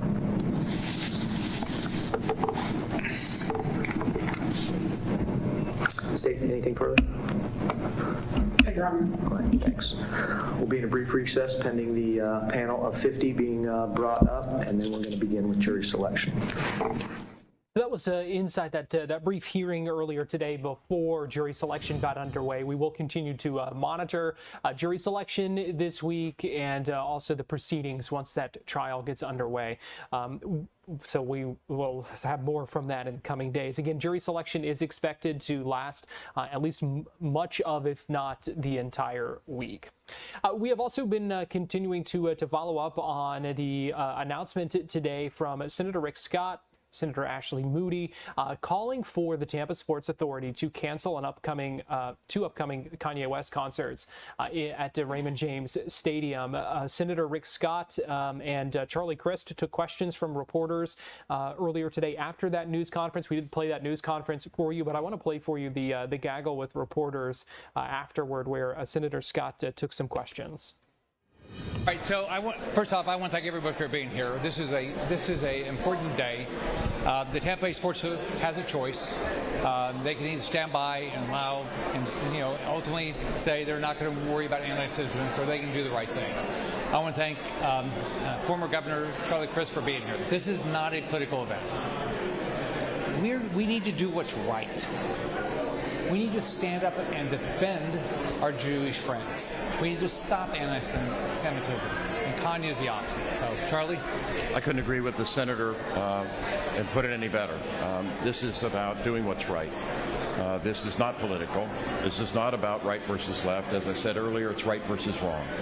And we're standing together to do what's right for our community, what's right for our state, and frankly, what's right for America. And it is to fight anti-Semitism and make sure that we do what's right for all the people of this beautiful state that we love so much. So thank you, Senator, for doing this. And thank you for calling. Does anybody have any questions?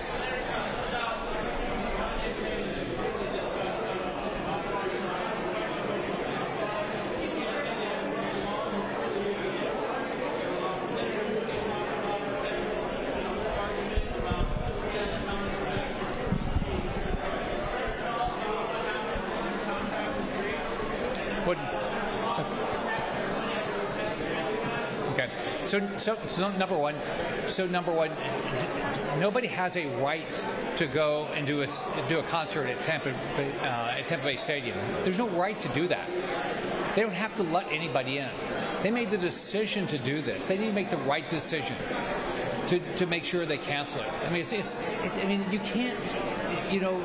So if you made the wrong decision, you got to go back and make the right decision. That's what they need to do here. This is not a First Amendment issue. This is a public venue. So you can answer anything. You can answer anything you want. Okay. I can't hear you.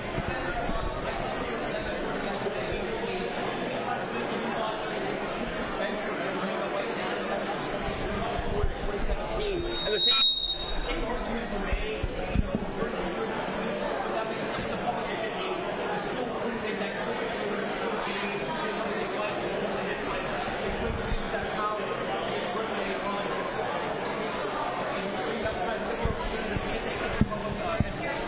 He should never spoken. And in public events, we shouldn't allow white supremacists and anti-Semitic people at public events. So, I couldn't have said it more succinctly. Senator Scott's absolutely correct. Say again. Will there be an audit done to the Tampa Sports Authority? Will you be asking what was the decision-making process that allowed for this to happen? the question is going to be, there's an audit. There needs to be an investigation of how the decision was made. But I think hopefully the right thing happens here. And they watch it. We're all here because we want the right thing to happen. So hopefully they'll cancel it. But they need to step back. Whenever you make a bad decision in life, you need to step back and say, how was that decision made, and change. Charlie? Exactly right. Yeah, Senator could not have said it better. They made a bad decision. Now they need to right the wrong. It's very simple. It's very cut and dry. Do the right thing. Okay. Thanks, everybody. Thanks, everybody. Thank you. That was Senator Rick Scott, Republican, speaking earlier alongside Charlie Crist, now a Democrat, who's a former governor of Florida as well, also running for mayor of St. Pete. We're going to take a break right now here on Fox 35 News Plus, but we'll be right back.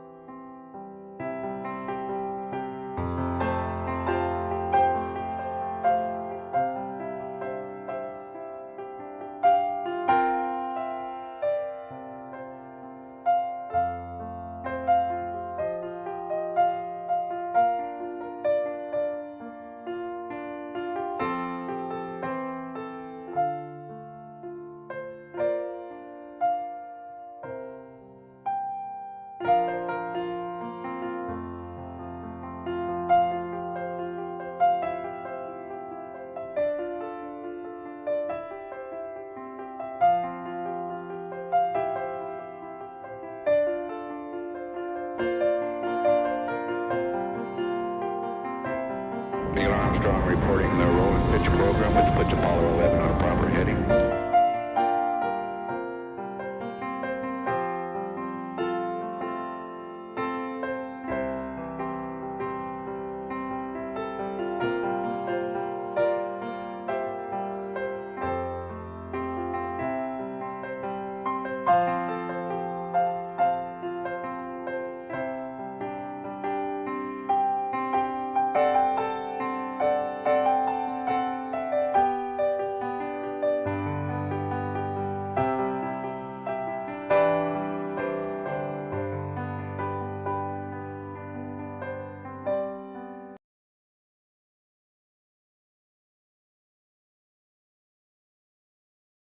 You're watching Fox 35 News Plus, streaming on Fox Local.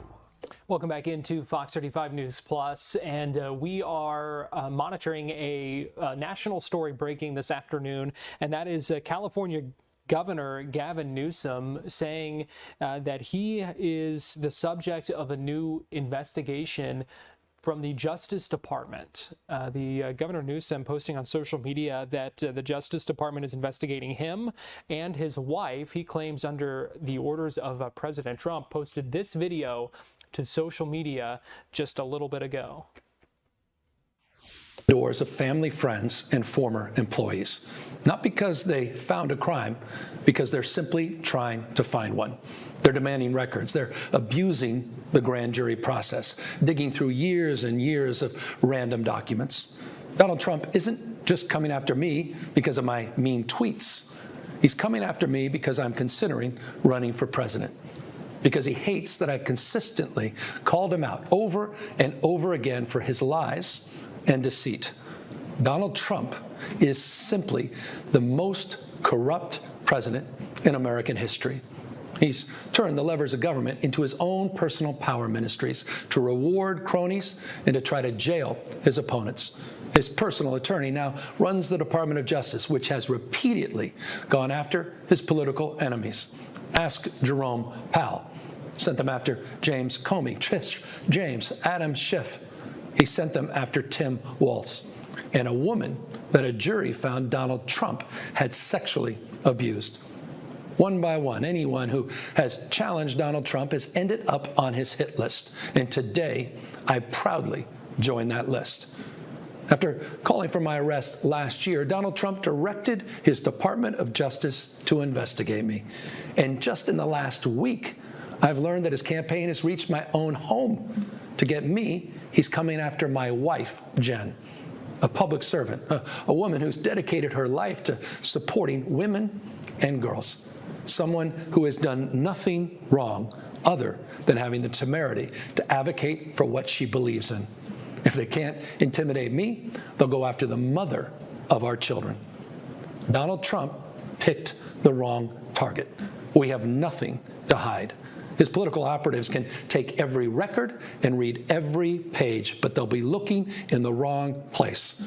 Because if they really want to find corruption, look no further than 1600 Pennsylvania Avenue. Donald Trump is selling the presidency. He's running the largest cash heist in American political history, trading foreign tariff relief for approval of his golf courses, day trading behind the Resolute desk, reaping hundreds of millions of dollars in personal profit. And he's doing it openly. He's doing it on camera. He did it last night on the White House lawn. He's doing it through cryptocurrencies. He's doing it through the receipt of a $400 million private jet from a foreign government that he plans to keep when he leaves office. Through his son's ventures in countries where his own administration is simultaneously making policy. His personal fortune has skyrocketed by $4 billion since making his return to office. This is the behavior of a regime, not a republic. The White House has become a marketplace for sneakers and coins and watches, cologne, guitars, Bibles, and phones. Influence for sale, access for sale. And today, my family and I can personally confirm that justice is for sale. To Donald Trump, who I know is watching because he watches everything, I have a message for you. You can subpoena my records. You can investigate me. You can harass me. Put my name on every and any enemies list you have, but leave my wife and family out of your personal vendetta. I'd like to say something to my wife. These times are not normal. They're not ordinary. I love you, and I'm sorry he's doing this. You have not earned a single one of the indignities that he's trying to inflict on you and our children. And to Donald Trump, this country does not belong to you. It does not belong to your cronies. And we're going to fight your lawlessness. And we're going to continue to remind the people of this country of your corruption. That same corruption our founders warned us against as we move to celebrate our 250th anniversary.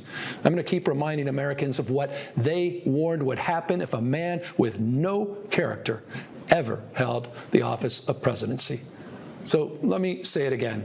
Mr. President, come after me. I'm not going anywhere, and the country is watching. So that was California Governor Gavin Newsom speaking earlier today, just posting that video a little bit ago on social media, announcing that the Department of Justice probe. Meanwhile, we are tracking some other breaking news. I just lost our live picture, though, so I can't show you, and I also can't pull it up on Twitter. Johnny, if you can pull up Edwards AFB on Twitter in that same web stream where we just had news. We'll see if we can get that tweet pulled up, where we're following news out of California. United States Air Force B-52 Stratofortress crashing shortly after takeoff on the Edwards airfield. Here's the tweet there. Emergency crews are responded to the scene. The situation is ongoing. We had a live picture just a moment ago that looks like went down. But it was showing smoke and a charred part of the airfield there. So unfortunately, I can't show you that at the moment, where that explosion had kind of been reported in the aftermath of that crash. But again, this now confirmed that there was a B-52 crash shortly after takeoff on the Edwards airfield. We'll work to get you some live images showing that, but we will certainly continue to monitor this. Right now, we don't know any information about injuries or anything like that, but just something that we are monitoring at this hour, and I'll work on trying to get you a live picture of that scene. Right now, I'm going to take a quick break here, and we'll be right back.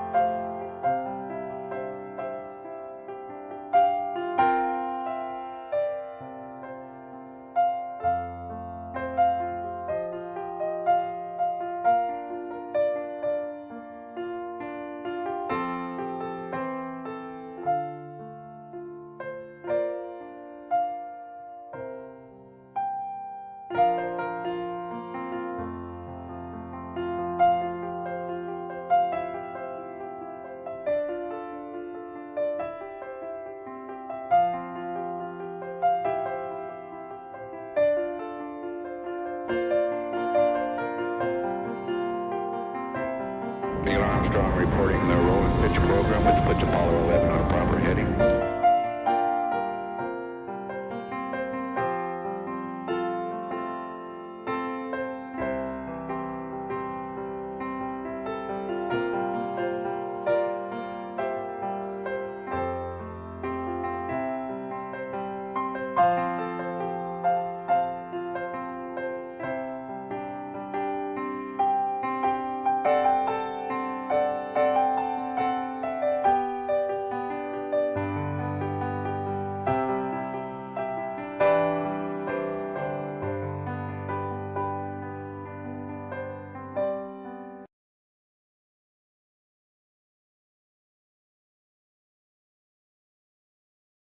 You're watching Fox 35 News Plus, streaming on Fox Local. Welcome back into Fox 35 News Plus. Kara Weimer here, and we now have a live picture for you, courtesy KTTV, showing Edwards Air Force Base, where there was an explosion reported shortly after a crash confirmed from Edwards Air Force Base, saying a B-52 Stratofortress crashed shortly after takeoff at the Edwards Airfield, 11:20 a.m. That would be Pacific time. Emergency crews immediately responded, and if you look at this image here, I'm trying to see if we can, there it is. Okay, you can see that dark spot right there, kind of in the middle of your screen, and we have seen the chopper kind of give us some closer views in the past few minutes, but it just looks like ash and smoke coming from that area. We've seen a lot of videos on social media as well showing even more smoke that was coming earlier. You can see a number of vehicles at the scene there, a number of emergency vehicles at a different part, including right there you can see. But here is that tighter shot showing some smoldering wreckage, it appears, of something there. Again, that the explosion reported at that Air Force base, and the Air